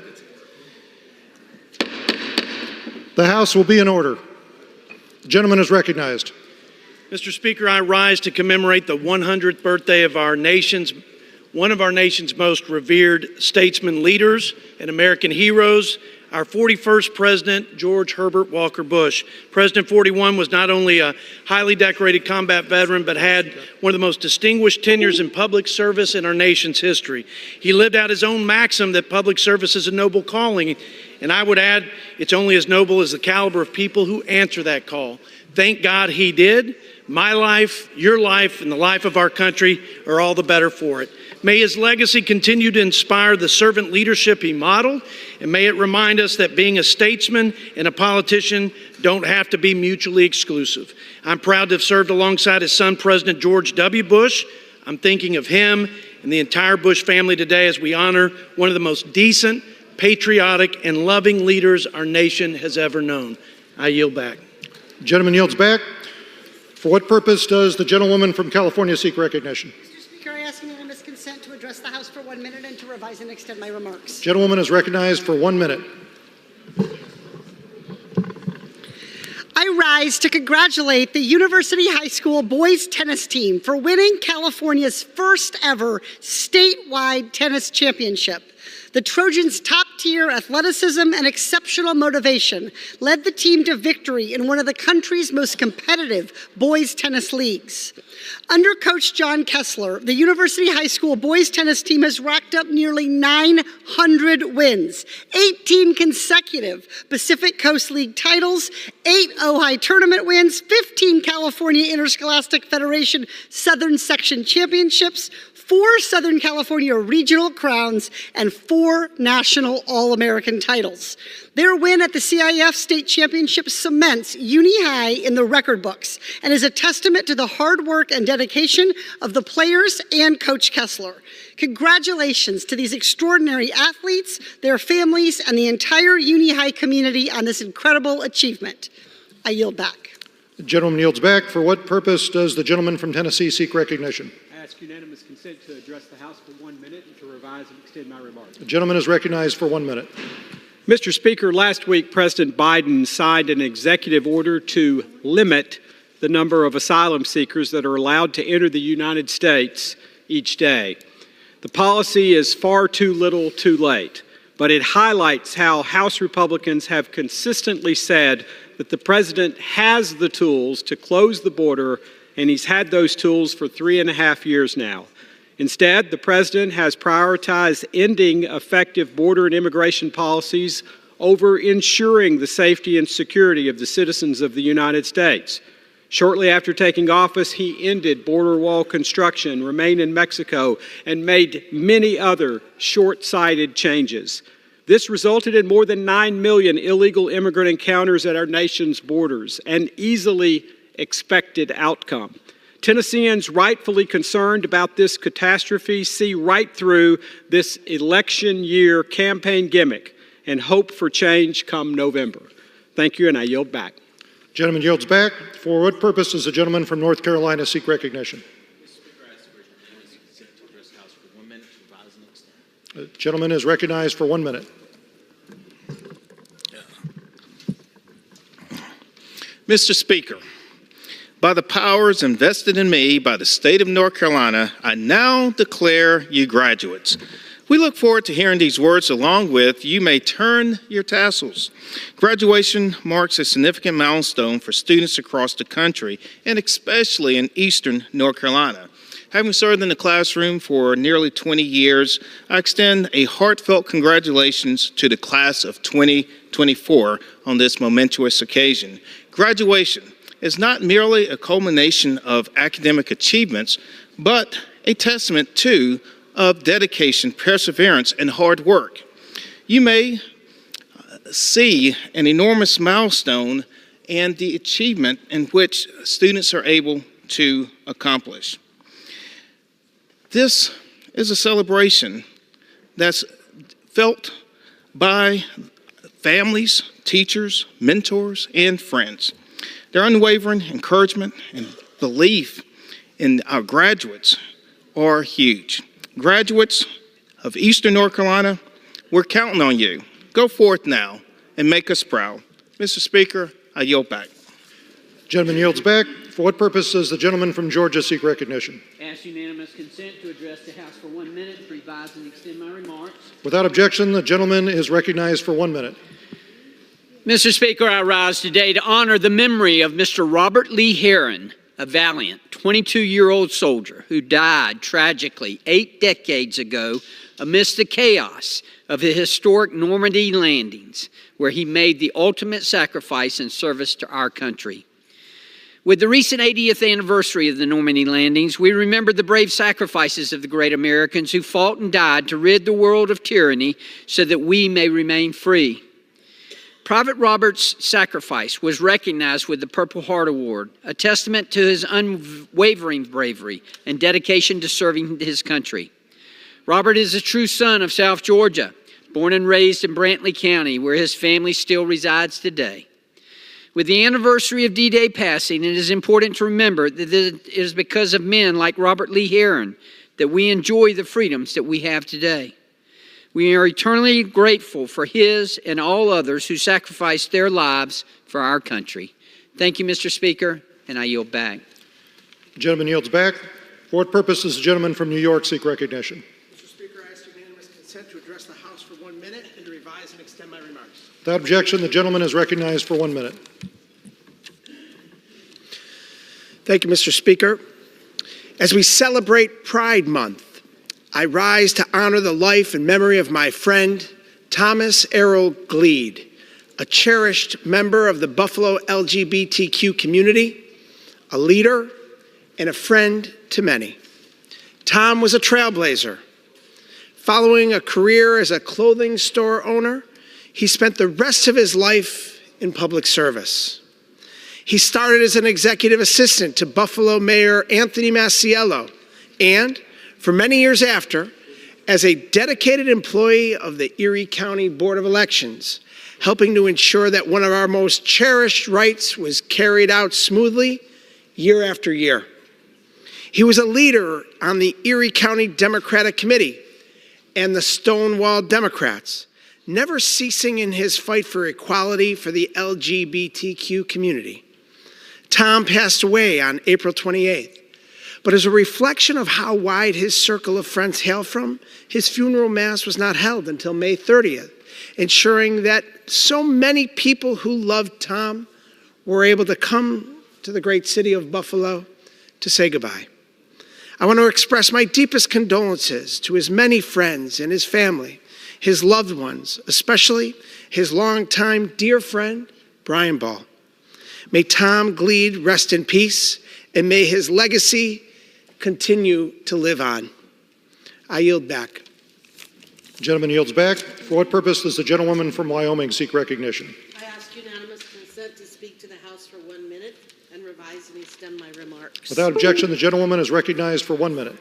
Mr. Speaker, I rise today to recognize an organization dedicated to promoting oil and gas production in Wyoming over the last 50 years. Western Energy Alliance was formed in 1974 to advocate for small, independent companies as our nation was grappling with terrible energy policies during the oil crisis, and there was a period of conflict in the Middle East in the 70s, a time that is similar today when American energy leadership is so desperately needed. Today, the Alliance continues to challenge Washington's anti-oil and gas policies. For example, the Alliance teamed up with the Petroleum Association of Wyoming to counter plans to close off 2.5 million acres in Wyoming from production under BLM's Rock Springs Resource Management Plan. The plan would starve our nation of the energy it needs to grow. Because of the Alliance, our nation over the past 5 decades has benefited from increased energy production and will continue to do so for the next 50 years. Thank you, Mr. Speaker, and with that, I yield back. The gentleman yields back.